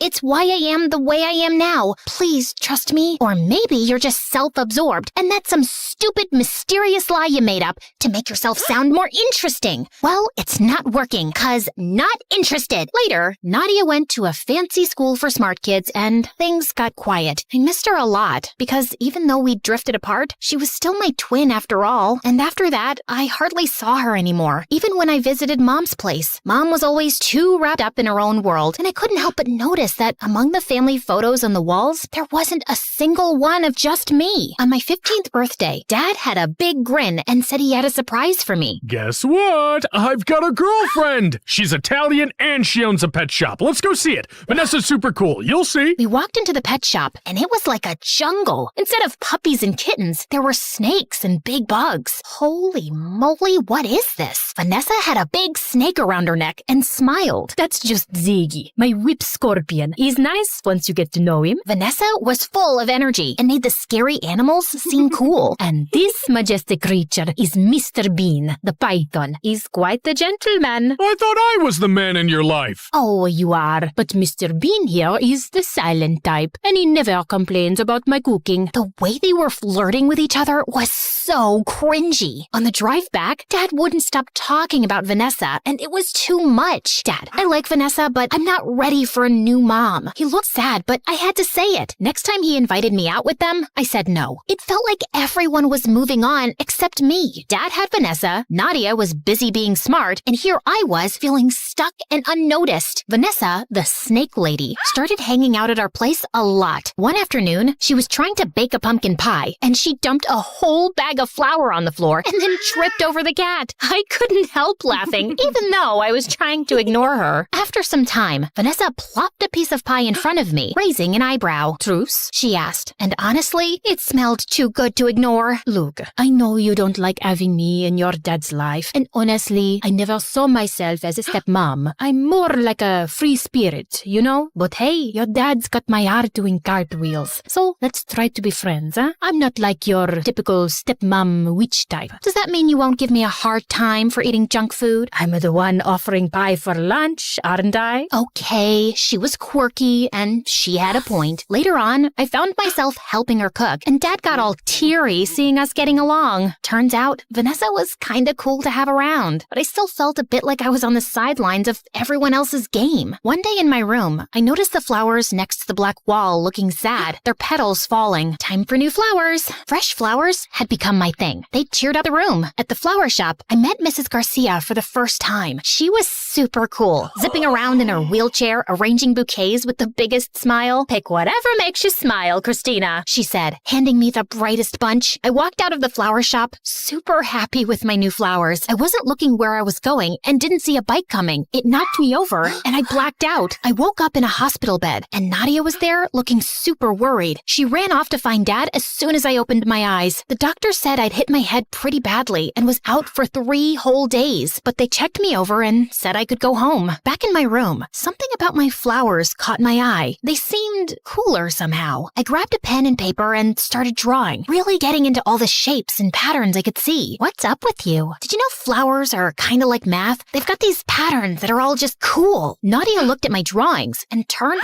white as a ghost. No way. Here, try these math problems. Stuff that used to look like alien code suddenly just made sense. I even solved the complex equations. Did my brain just level up or what? We gotta tell Mom, like she'd care to check on me. She's not heartless, okay? She was actually worried. Don't defend her. You don't know everything. Then tell me. I told you, I can't. Ugh, then just go ahead and leave. I don't even want to know your stupid secret. Later, when Mom popped by, she barely glanced at Dad and Vanessa and came straight to me with a stack of papers. Time for a little test, Christina. After I finished, she examined the papers and just said, pack up. You're staying with me now. Oh, what? Can we talk about this first? No need. She's got a gift, and I'm going to make sure it doesn't go to waste. Wait, you can't just show up and decide to take her. Where were you before and why are you suddenly loving her now? My God, I can't believe I'm even standing here listening to you, a nobody. I'm her mother. But if you must know, Christina might have acquired savant syndrome, and it's not something either of you can deal with. I can help her. She explained that sometimes a head bump can switch on a talent for things like art or math. She thought that's what had happened to me, and I couldn't help feeling excited. Could this be my shot to shine and get Mom's attention?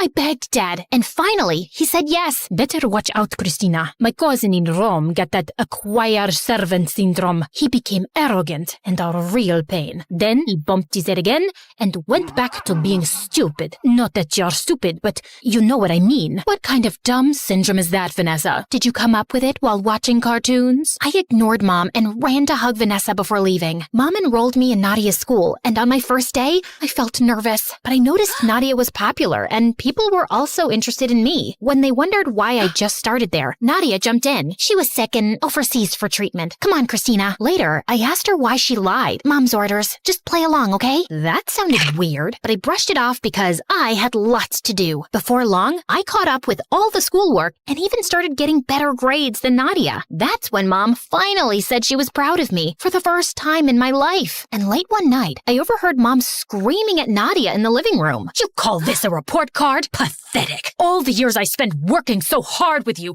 down the drain. I'm trying my best. Your best? Your best is a joke. You're nothing like your sister. If you don't smarten up, you'll be a nobody, just like your father. Hearing this, I felt stunned. Why was Mom being so harsh with Nadia? And calling Dad a loser? That was just mean. I snuck into Nadia's room later and told her I heard the argument. Great. Now what? Mom's on my case, expecting the best, and you're making it harder. You're doing all this for her? Yes. She's always pushing me, being super strict. If I don't do well, she gets really mean, and I can't deal with that. I didn't say anything before about how mean she is because I thought I wanted to be the best too, and she was helping me. Now, it just feels like she's making me miserable. Mom was even tougher on Nadia than I thought, and hearing that shook me. And now, Mom was dragging me to these math contests too that usually Nadia competed in. I didn't want to stress out Nadia more, but I also wanted to shine. Was that so bad? And soon, I was winning the math contests with record-breaking results. People started calling me a genius. Reporters interviewed me, I got my pictures taken, and I even spoke at Mom's university. All that praise and validation should have felt good, but somehow I still felt empty inside. This isn't what I wanted. Ugh! That weekend, I needed to clear my head, so I visited Dad. On the way, I stopped by the old flower shop. Mrs. Garcia was there. Hey, Christina, what's new? How are you feeling now after the accident? And catching up with her, I spilled out my whole story. She was putting together a bouquet as she listened. Then she looked up and said, you know, Christina, a flower doesn't worry about being the tallest or the brightest in the bunch. It just grows at its own pace. That's kind of like us too. Suddenly, it made sense. Being myself was enough, whether I was winning math contests or not. Dad, Vanessa, and my friends didn't care about any trophies. They just liked me for me. They always had. Mom was the one caught up in who was the tallest, brightest flower. But Mrs. Garcia saw something else. A garden where every flower mattered. Seeing Nadia so unhappy, just trying to please Mom, made me sad. I used to be jealous, but not anymore. And I decided that something had to change. I got Dad and Vanessa on board, and we cooked up a plan. We just needed the perfect time to kick it off. That chance came during a live TV interview with me and Mom. The host asked me what it was like growing up with a ton of books. She loved it. Actually, that was Nadia. She always had her head in a book and never got to have any fun. The crowd was shocked, and Mom got stiff. I wasn't the bookworm. My smarts came after a head bump. You mean the illness you had? That's just Mom's story. She didn't want to acknowledge she had a dumb kid, I guess. Be quiet. I won't. And I don't care about winning math contests. Nadia doesn't either. We're done trying to please you. With that, I walked off and went backstage to find Nadia. Why'd you do that? Mom didn't bat an eye when she separated us, ruined her marriage, and used you to become popular. She ignored me all my life, and now she's using me. Nadia, we deserve better. Aren't you tired of being Mom's puppet? Come with me. We bolted before Mom could stop us. Dad was outside, ready to whisk us away. You can't take my kids. They're old enough to choose. Or do you want to take this up in court? Mom looked furious, but she stayed quiet, and we went home. Vanessa had a lovely dinner waiting, and it felt like a fresh start. And Nadia started helping Vanessa with the snakes, and it seemed to be her calling working with those slimy creatures. As for me, I'm still figuring things out. But for now, I'm just happy with the good stuff around me.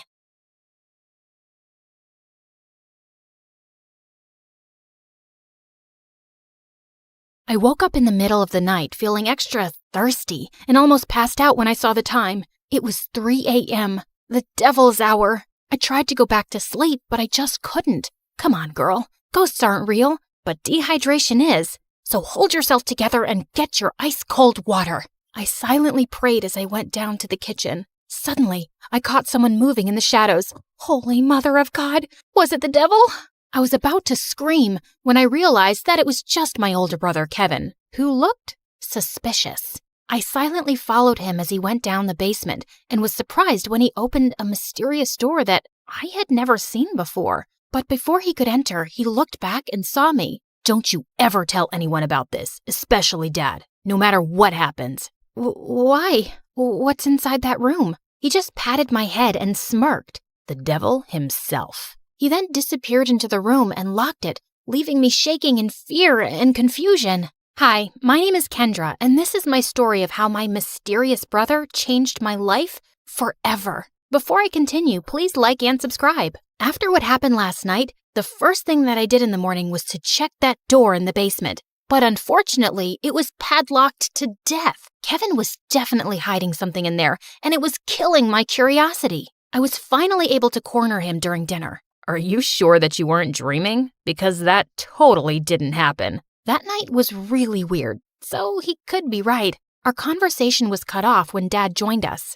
Son, it's time for you to take over the company. We will be holding a gala next weekend to introduce you to everyone. They're all so excited to meet you. But Dad, no buts. You're graduating in a few months, so prepare yourself. I don't want any problems. Understood? Of course my brother couldn't say no to him. He was always Dad's favorite, his golden boy, the perfect son. While me, I was just a stranger to him. If Mom was still alive, things would probably be different. Later that night, when I was about to sleep, I almost screamed when I saw Kevin leaning against my door. Can I help you? What makes you feel alive, Kendra? Huh? What's with you? Why are you being so weird? The less you know, the better. Good night, Peanut. Peanut? Where did that come from? That was the weirdest and longest interaction we've ever had. He was a year older than me, and we had never been close growing up. His time was spent in his room reading, in the piano corner perfecting his sonatas, or with Dad talking about business while playing chess. We also didn't see each other often at school because he was always with his best friend Cedric or surrounded by their crazy fangirls. The next morning, I woke up to Dad screaming from the library. I dashed to check what it was and found out that one of our maids found a letter under Kevin's pillow. I read it and froze. Kevin left. He didn't say where he went and when he was coming back. All the note said was, "Do not wait for him." I would expect something like this from you, but not my son. Kevin is a responsible young man. Well, the note says otherwise. The gala is this weekend. I need your brother to be there no matter what it takes. We tried looking for Kevin everywhere, but no one knew where he was.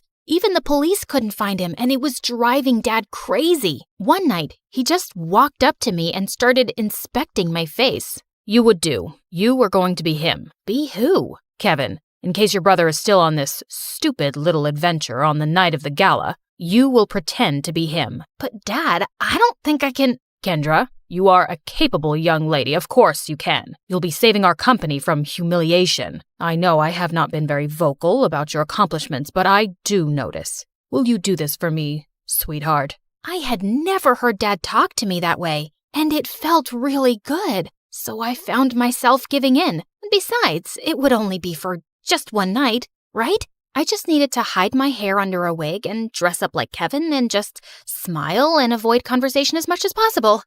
Simple.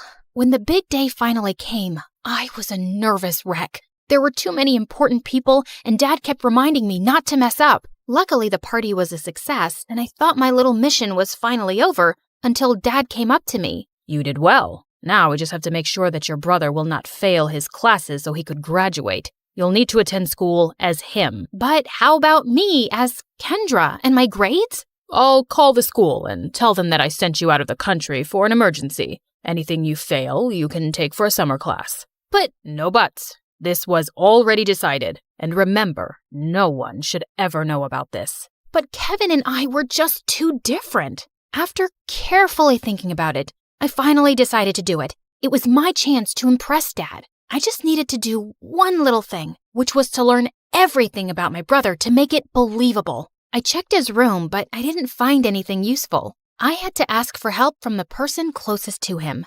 Cedric. But there was one problem. At school or whenever he visited my brother, I would usually lock myself in my room because every time our eyes met, I felt like passing out. The guy looked like a demigod, and I just couldn't handle him. But this time, I had no choice, and I knew exactly where to find him at school, the music room.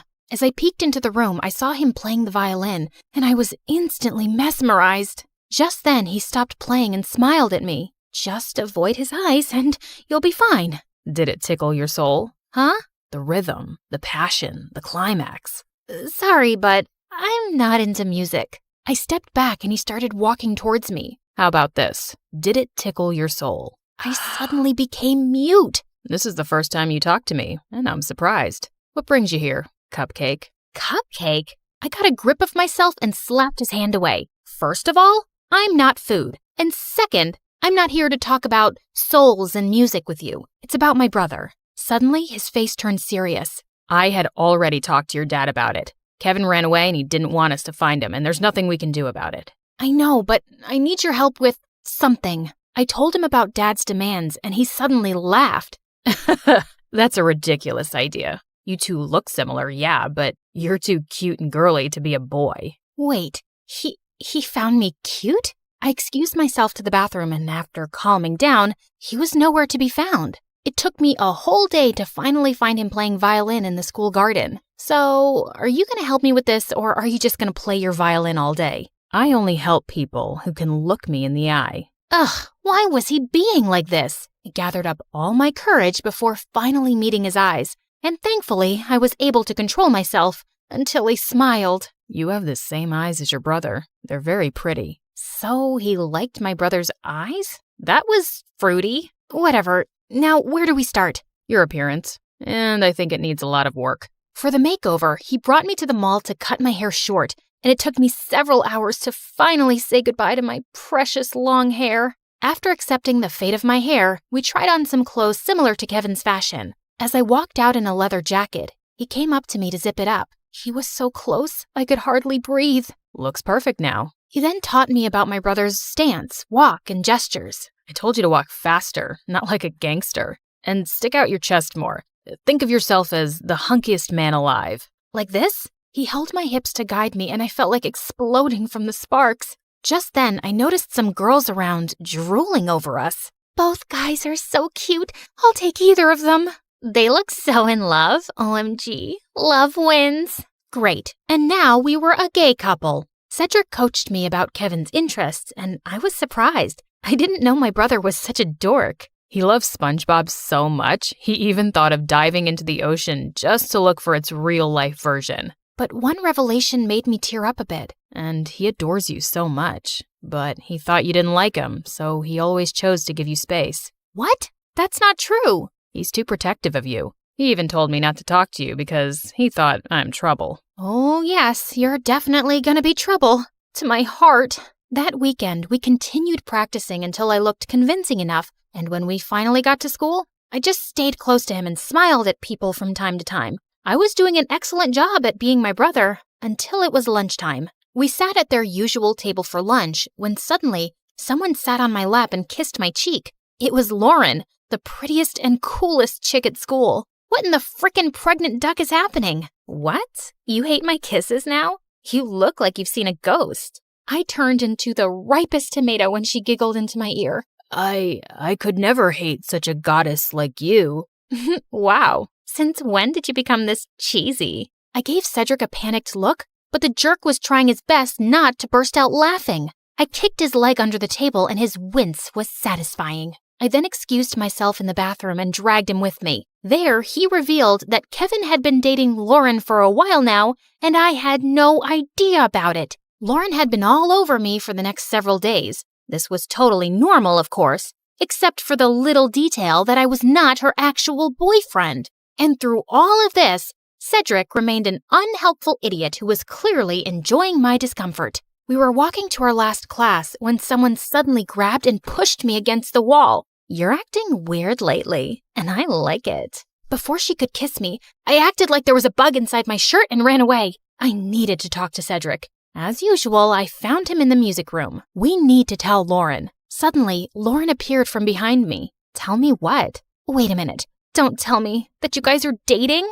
What? Cedric finally stopped playing the violin and grinned at me. I'm straight, but I don't know about your boyfriend. Aw, baby. You know I would accept you however you identify, right? Well, that's good to hear. Lauren looked like she bought it, and I just found myself exploding. I'm not Kevin. I'm not your boyfriend. I'm his sister Kendra pretending to be him. I then explained everything to her. Oh, okay.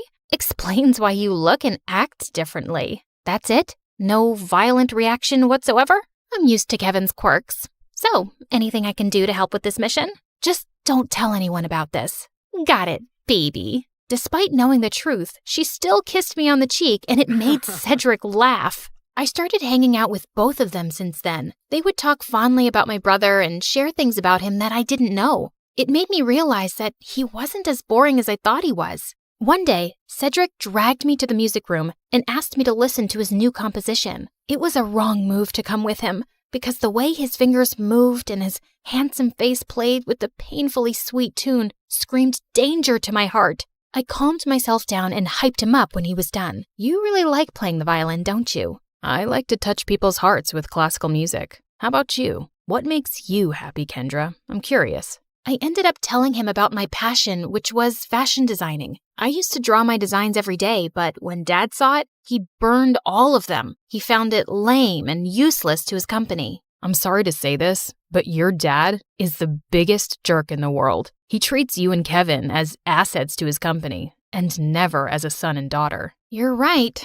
but it just made me crave for his love and approval. Someday, I hope you'll be able to find the courage to do what you need to do. You have me now, you know. I'll take care of you. He leaned in closer, and I thought he was going to kiss me, but to my surprise, he pulled away and walked back to the platform to play again. What was that all about? After the incident in the music room, I started thinking that maybe Cedric liked me too, until one day I heard him talking to Lauren in an empty classroom. You like Kendra, don't you? What are you talking about? She's off limits. And besides, she's just like the little sister I never had. Those words were enough for me to accept the truth, that Cedric will just be my dream. To distract myself, I invited Lauren for a sleepover, and as she was trying on some of my favorite clothes, I couldn't help but admire how beautiful she was. Just then, I found her smirking at me through the mirror. Are you falling in love with me now? What? No, I wish I was as pretty as you. Oh, honey, you are prettier than me. And not to mention cute. She ended up knocking on my drawers, spilling some things. There was one thing that suddenly caught my attention. A peanut. What was it doing there? Suddenly, I remembered Kevin calling me a peanut before he ran away. Why don't we crack it open? Maybe he left a secret message or something. And he actually did. I'm finally alive. Wait a minute. That night before he left, he asked me what makes me feel alive. Lauren and I then came up with a mission to find the answer to that question. Your brother is too mysterious sometimes. maybe Cedric knows something. But unfortunately, he was useless. One day, Dad suddenly called me and started asking about Lauren. I learned that she's dating your brother. Her parents and I are talking about a very important business deal. We will have dinner with them tomorrow night. Make sure to be extra attentive to her. I thought it wouldn't be much of a problem until they suddenly decided to marry us off with Dad knowing that I was Kendra. He was crazier than I thought. Do you think Kevin will be home by then? I don't know if he's ever coming back. I can't believe you dated an idiot. Watch your words, honey. That's my idiot. Well, we need to find your idiot ASAP. The next day, we met up with Cedric in a cafe to talk about finding my brother. We don't even know what makes him feel alive. Shouldn't we just wait for him to come back? Our parents are talking about marriage, for Pete's sake. We're running out of time. Do you know what my parents would do if they found out they were being played? Out of panic, I remembered something again. The mysterious door in the basement. I told them about it, and we waited for Dad to be out before destroying the padlocked door, only to find out that it was actually a dark room where Kevin developed all his photographs, and it was connected to his room. And all those pictures were related to an island that only meant one thing. Kevin was staying on one of them. It makes sense now that he always disappears on weekends. I also found a camera in his bag one time, but I never saw it again. And why didn't you both tell me about this earlier? You're both idiots. And with that, the three of us were off to an adventure to get my brother back. As we traveled, I kept on flirting with Lauren to avoid Cedric. And for a moment, I thought I saw his deadly glare through the rearview mirror. Was he jealous? I wished. In a span of 2 days, we had already visited 7 islands, but there was no luck. Just when we were about to give up, we suddenly spotted someone resting on a hammock. It was Kevin. He looked shocked to see us. Suddenly, he glared at Cedric. Dude, you told them? Wait, you knew? Let me explain. No, you knew. And you kept silent while I was going crazy trying to find a way to bring back my brother so I could get me back. Kendra was equally furious. Babe, I can explain. Shut it, Kevin. You're not my favorite person right now. Kendra. Later. I need to speak to my brother. I walked away and Kevin followed me. Now start explaining the reason I'm sacrificing my identity. I'm sorry, Peanut. I didn't mean for you to be tangled up in my mess. I felt stuck and suffocated because of Dad's expectations. I always knew I would have to take over the company someday, but I didn't know it would be this soon. I thought I would have enough time to still do what I love, to enjoy every island and see its beauty through my lens. But suddenly, I didn't even have a year, so I panicked and I ran away. I'm such a coward. It didn't take a second for me to melt. No, that's the bravest thing I've seen you do. All our lives, I've only ever seen you nod to Dad's every demand. I'm proud of this version of you. I convinced him to come back, but he ended up convincing me to ditch Dad and come with him. After everything that happened, I just realized one thing. Dad wasn't worth it. So I agreed. Lauren is amazing, you know. She didn't deserve to be left without a word. I know, Peanut. I guess I have a lot of making up to do. Good luck, Walnut. Later that day, he spent his time making it up to Lauren and talking to Cedric, while I was left alone doodling some cute dresses on the sand. My brother then came up to me and asked me something. Are you mad at Cedric? I asked him not to tell anyone. Keeping this from you must have been very hard for him. I understand, but you like him, don't you? What? No, I mean... Don't worry. I finally gave him the go signal. You two can kiss or whatever. As soon as he left, Cedric walked up to me with an earth-shattering smile. Can we talk? I couldn't look at him in the eye again. About us. I've always fancied you, you know. More than violins. I felt like melting at his confession. I told him about the reason why I'd been avoiding him all these years, and he responded to it by finally kissing me on the lips. Thank God I didn't pass out. So, did it tickle your soul this time? Yes. Finally.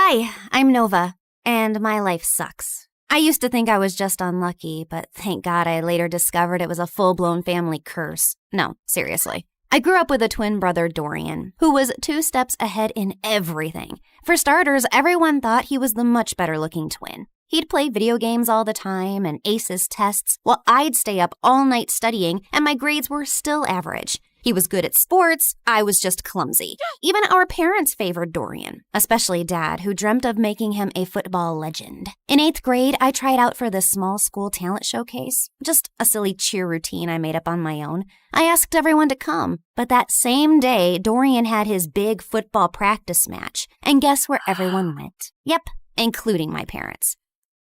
What's going on? Your brother scored the winning goal at his big match, so we called all his friends over to celebrate. So you missed my talent show for a dumb match? You participated in a talent show? Why? You're so uncoordinated. Just last week you tripped over a sock and hurt your head. Thanks, but I don't need your judgment. I'm just saying, maybe next time choose something you're good at. Oh wait, you can't.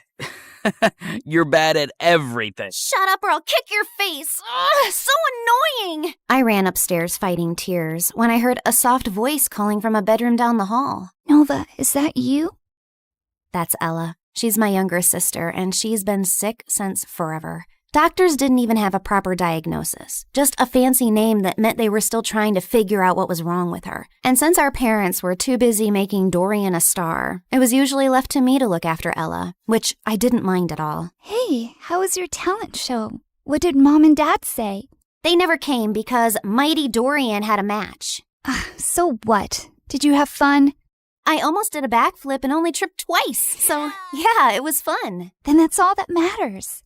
Talking to Ella always made me feel better, but I could never tell her how I really felt. My problems just seemed so pathetic compared to everything she was going through. Even at school, I mostly kept to myself while Dorian hogged the spotlight. The only time people spoke to me was to ask for Dorian's number, so I barely had friends. Until I met Maya in high school. She was new and asked me if I could show her around, and we hit it off right away. We liked the same music, same shows, and I finally had someone I could pour my heart out to. She was the only person I felt free and happy with, but that changed on her 18th birthday. Maya decided to throw a costume party. I was gonna be French fries, and she was gonna be ketchup. It was gonna be epic. But when I got to her place, I was the only one in a costume. I checked my phone wondering if I'd missed a text from Maya, but nothing. And worse, I found her standing near the pool talking to Dorian. Oh, wow. Looks like someone didn't get the memo. What is he doing here? And wasn't this supposed to be a costume party? Oh, shoot. I thought I texted you. I wanted to have a costume party, but Dorian thought it was stupid for an 18th birthday. And since when did you start taking advice from Dorian? Since we started dating. What? He asked me out last week, and I said yes. Why? Of all the men on the planet, why him? And you couldn't stand that there was finally someone who liked me more than you, could you? Would you stop overreacting? You look like angry McDonald's French fries, and I can't take you seriously. Also, my feelings for Maya are totally genuine. Genuine my butt. Everyone at school knows you change girlfriends faster than you change underwear. Maya, listen to me. Whatever garbage this guy's been feeding you, it's not worth it. But I love him. No, you're infatuated. Like every normal girl your age is with some butthead like him. Come back to your senses. Fine, I can see this is a total waste of time. So before I embarrass myself any further, I'm leaving, and we're done. I stormed off dramatically, only to walk straight into the birthday banner. I tried to fight it, but stumbled and knocked over an entire balloon arch. Maya ran to help me, but I spun around mid-fight and accidentally slapped her in the face. Did you just hit my girlfriend? I grabbed a paper cup and hurled it at Dorian's head. Ow. Wow, that really hurt me, Nova. How will I ever recover from this concussion? Everyone laughed as I ripped the last streamer off my leg and stormed out, and went straight to Ella. She was the only person who'd understand me. Oh, wow. You look tasty. I don't know about tasty, but I am definitely tragic. Mom never let me have fries. Said they're too oily. Here, take a bite. It might cheer you up. You're weird. And you're stuck with me. And I put my head down, and we dozed off. The next morning, I woke up to a bunch of missed calls from Maya, but I ignored them. So she sent me a bouquet with my favorite ice cream scoops, flew drones past my window with I'm sorry banners. At one point, she actually climbed up to my window to talk to me, but I just drew the curtains and ran into the attic so she wouldn't find me. I was looking for some boxes to hide behind when I accidentally knocked one over and a diary fell out. It had my grandmother's name on it, with a photograph of her standing next to someone who looked exactly like her. And there was a note. Lumiere se dara kinsol, veher dul ambrax? What? That's what it said, written in this bizarre language I've never seen before. Luckily, someone had scribbled a translation underneath. To break the curse, balance must be found. One light shall rise, one shadow bound. I read more and found out that my grandma had been overshadowed by her own twin too. So she teamed with a psychic named Margot and crafted spells to break the twin curse, a generational cycle where one twin always thrived while the other faded into the background. I knew it sounded ridiculous, but this just couldn't be a coincidence. I was constantly lagging behind Dorian, not because there was something wrong with me, but because I was cursed. The note also said that to unlock the curse, like and subscribe to this video and leave a comment.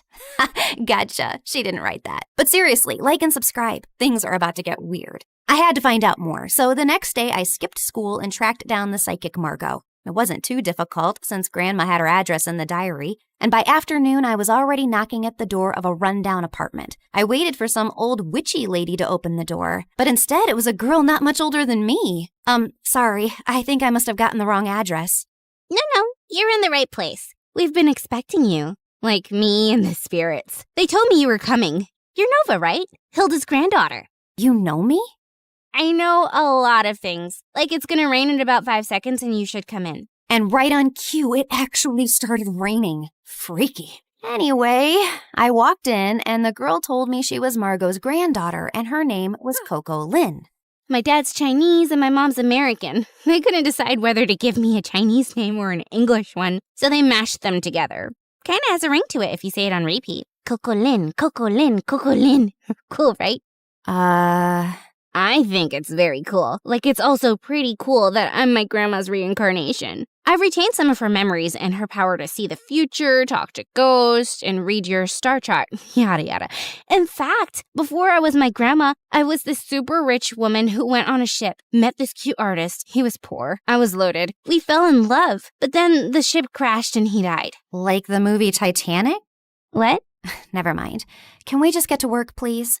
I gave her the diary, and she invited me into this small room. As I settled into a beanbag, Coco Lin took the diary in her hands. Then suddenly, she threw her head back dramatically. Before I could ask if she was okay, she snapped her head forward like a possessed owl, then started spinning in slow circles. Then she dropped to her knees, flapped forward, and after a full minute of silence, popped back up. All done. The curse is now reversed. Whatever once belonged to your brother is now yours. Wait, what do you mean by reversed? I wanted you to end the curse. Yeah, well, unfortunately for that, you'd have to find the original witch who cast the curse on your family. And she's probably dead. So unless you have a shovel and a time machine, this is the best I could do. Now remember, every spell has its repercussions, so just be aware of potential side effects. What kind of side effects? Mild nausea, headaches, nosebleeds, and in rare cases, hallucinations. It depends. On what? On how badly cursed you are. Just kidding. I fixed the curse, remember? You'll be fine. Would you like some tea? But I just thanked her, paid her fee, and got out of there as fast as I could. The whole way home, I kept thinking if what I'd done was wrong. But was it really that bad if Dorian suffered a little? Also, Coco Lin was kind of a weirdo, so I wasn't too sure if her chaotic head Roomba fixed anything. But boy, was I wrong. I looked around and I froze. This wasn't my room. It was bigger, with velvet curtains, a chandelier, and a full-length mirror. I jumped out of my bed and pulled the curtains, only to see a massive, perfectly manicured garden with fountains and a freaking swan. Why am I in this place? How did I get here? I checked my phone. It showed the same date as yesterday. Okay, this is clearly a dream. Ow! Ow! I pinched myself hard, and seconds later, Mom burst into the room. Oh my God, Nova! Why did you scream like that?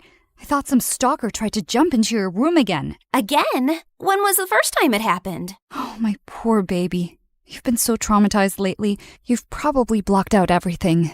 It's fine. We can talk about it later. For now, drink your kale. You're already late for gym, and Coach gets cranky when you're not warmed up before cheer practice. Mom, I don't do cheer practice. I barely passed PE. This isn't real. I rushed outside to find Ella's room. She might have answers. But the house was so huge, I had no idea which room was hers and accidentally entered Dorian's. Ah! What are you doing in my room? Shut up and tell me what's happening. Are you trying to pull some elaborate joke on me? Who even owns this house? One of your weird rich friends? What are you rambling on about? I'm just living my perfectly miserable life in silence, and you won't let me have that? If your life is miserable, I might as well be an earthworm. You know, I saw this documentary about teen celebrities and how they all went bonkers at age 18. You should watch it. I think you'll fit right in. You think this is funny? God, just tell me where Ella is and I'll leave. Same place she's always been. Why? Suddenly remembered you have a sick sister who needs your attention? I've always cared about Ella. You don't care about anyone else but yourself, Nova. Now get out and go sign some stupid autographs. I was shocked. The way Dorian was talking and everything Mom said could only mean one of two things. Either everyone in my family had lost their minds, or the spell actually worked and transported me to my new reality where I was the golden child. I ran back to my room and opened my closet to find shoes and clothes that I could never afford. Downstairs, Mom was smiling like I was the best thing that ever happened to her, while Dorian sat quietly on the side scowling. Then I went to school, and the moment I got out of the car, people flocked around me. Hi, Nova. Love your outfit. Can we get a selfie? Are you coming to my birthday next week? You can cut the cake if you want to. It was like stepping into a dream where I finally mattered and wasn't invisible next to Dorian. I was still processing everything when Stacy walked over and linked her arm through mine. There you are, bestie. I've been trying to call you. Really? I didn't get any calls. I said I was trying, but then I got busy with these new cheer uniforms. Everyone's obsessed with pink, but what do you think?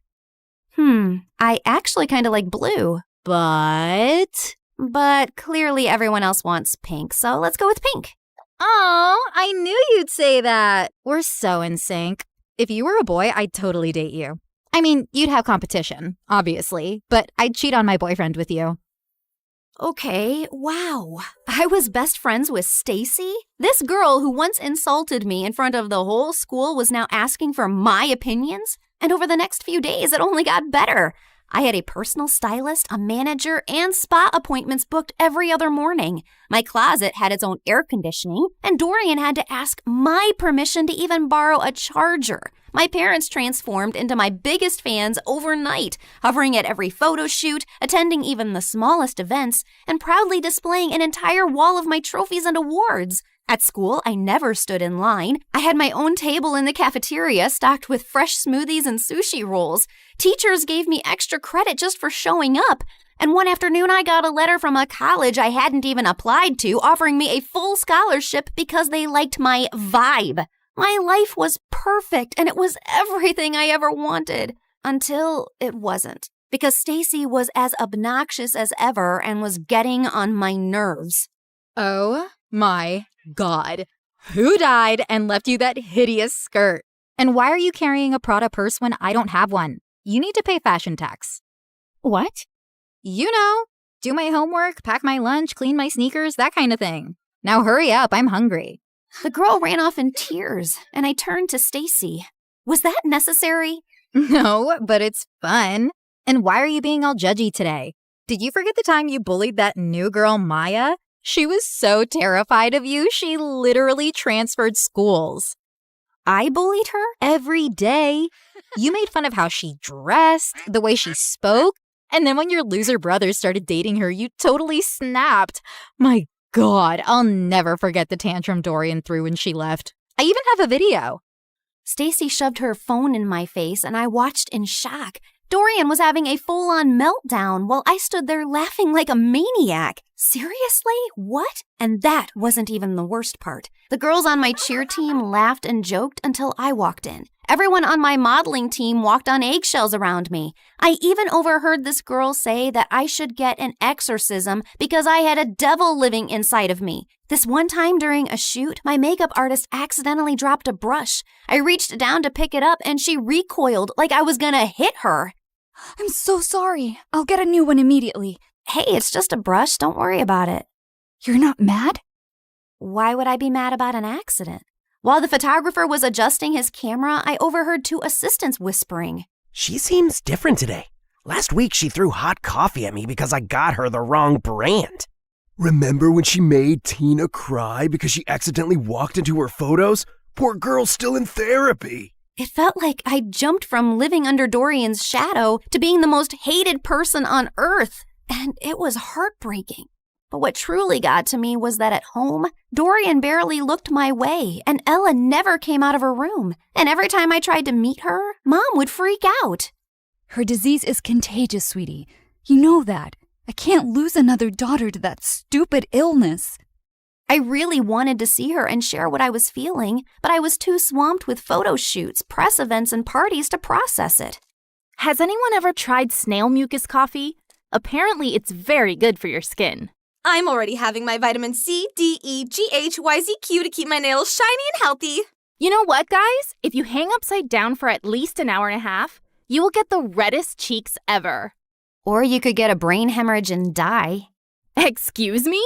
I'll just be right back. Jeez, how lame were these conversations? If these people were the cream of society, I'd rather be skimmed milk. The rest of the night was just as bad. The music was too loud, the people were fake, the food looked fancy but tasted like chalk. Then my date asked me to dance, and I accidentally stepped on his foot so hard he started limping. I rushed to grab him a first aid kit and came back to find him making out with a waitress. Ew. I just wanted to leave. I was walking to my car when I spotted someone across the road. Maya was standing at a stall selling t-shirts. I dropped everything and sprinted toward her. Maya! Oh my God, how are you? Leave or I swear I will call the police.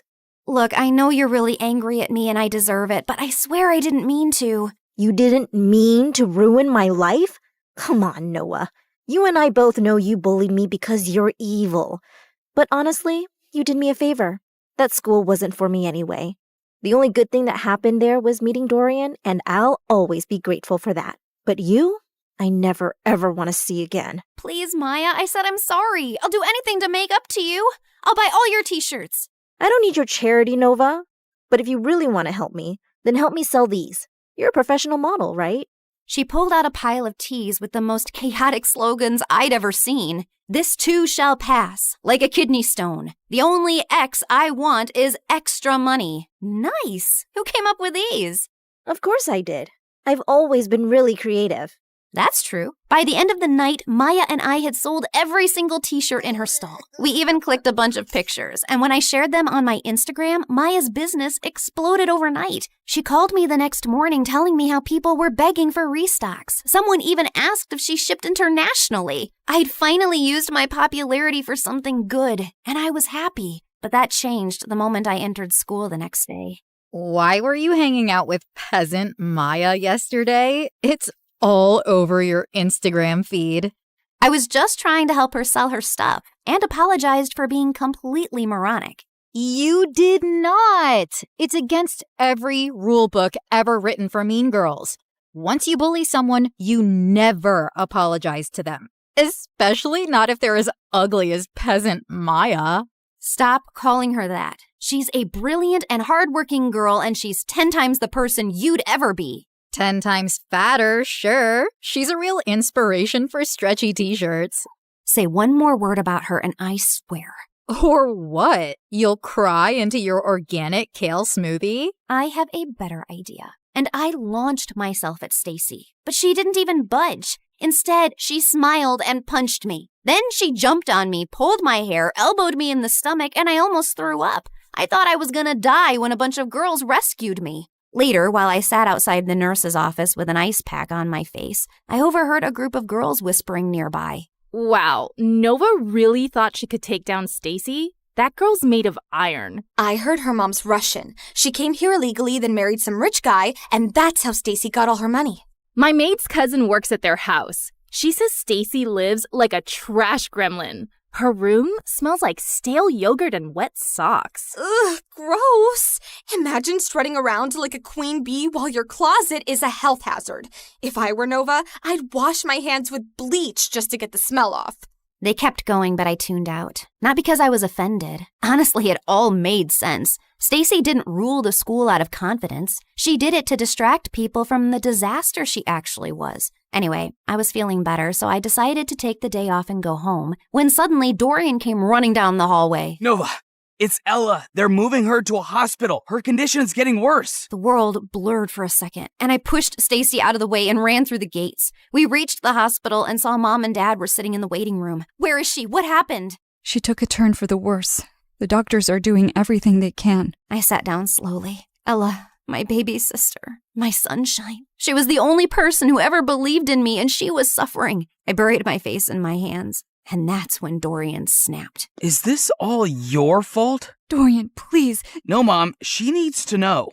I've been trying for months to act normal, but no more. What are you talking about? You were supposed to babysit Ella, but instead, you chose to sneak out and go to your dumb party with her in the back seat. You'd barely gotten the car out of the driveway when you crashed into another car. You blacked out and Ella took the hit. She's been in a coma ever since. But Mom told me her condition was contagious. That's why I couldn't see her. Well, she lied. Because you hurt your head too and forgot all about the accident.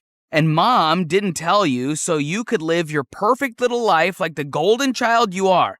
I swear, if something happens to her, I will never forgive you. And he stormed away, leaving me totally shaken. I bullied my best friend. My brother couldn't even look at me. And my little sister was in a coma because of me. This wasn't the life I wanted. I stood up quietly while everyone was still talking to the doctor, slipped out of the hospital, and ran straight home. I stormed into the attic, flung open every box until I finally found the diary. The next morning, before going to the psychic's house, I went to the hospital. I just had to make sure Ella was okay. And thankfully, when I got there, she was sitting on her bed smiling. I stopped a doctor walking by. Is she okay? Yeah, she had a seizure, but it shocked her system so hard, it jump-started her like an old car battery. Guess sometimes being on your deathbed has its perks. I took one look at Ella's face and walked in. As soon as she saw me, her face lit up. I ran over and hugged her tight. Hey there, you slept for a really long time. Yeah, well, I needed my beauty sleep. Why do you look so old and wrinkly? Probably because I'm sad and sorry for everything. I messed up your life. It wasn't entirely your fault. I was jumping around like a monkey in the back seat, remember? You couldn't even see the car behind us. I basically launched us into it. So I guess I'm sorry too. Well, I'm sorry too, Nova. I shouldn't have snapped like that yesterday. I haven't always been the best brother because I've often let jealousy get in the way. I wasn't exactly the best sister either. What I did with Maya and how I treated people around me was horrible. Yeah, but you're changing. I saw what you did for Maya. That's growth. I nodded slowly. I'd spent so long being angry about everything I wasn't. I forgot to appreciate what I had, my adorably flawed family. And all I really wanted to do was to go back and mend things now. Namaste, fellow seeker. What brings you here today? Oh, it's you. Welcome back. You recognize me? Why do you always ask the same question? Of course I do. I can see through dimensions too. Like, in one of my parallel lives, I was this really hot girl who lived on the streets doing odd jobs. Until one day, this handsome rich guy asked me to be his date. He bought me clothes, took me to parties, and eventually fell in love with me. Like Pretty Woman? Yes, I was a very pretty woman. But enough about me. Tell me what you need. I told her I wanted to reverse the curse, and Coco Lynn stared at me blankly. Are you sure? Once I reverse the curse again, the spell will seal itself. No more rewinds. So make up your mind. You can't keep jumping between realities. I already have. I want to go home. And this time I won't hide behind Dorian's shadow or bad grades. I spent so much time being angry and dejected that I never really focused on myself. And that's why I never got anywhere in life. I can't control how people treat me, but I can control how I take their opinions. So now I'll live for me, with kindness and purpose. Spoken like someone who's truly ready. She stood, cracked her knuckles, and started chanting. The candles flickered, the walls shimmered, and then everything went blank. I woke up to the smell of burnt toast and the sound of birds. I sat up slowly and looked around. My old room. My old posters, my old creaky fan spinning above me. I rushed to Ella's room and found her sleeping peacefully. Then I went downstairs and saw Dorian kicking the ball like a dork. I ran and tackled him in a giant hug. Oh my God, I missed you. Get off me. You broke my streak. Now I have to start all over again. Well, so do I. That morning, I got dressed and walked into school. And for the first time, people noticed. Not because I was a model or because I had 1 million followers, but because I held the door open. Because I helped a kid who dropped books. Because I smiled at people. For real. And that's when I realized that life isn't about being the favorite. It's about being someone you can be proud of, even when no one's clapping.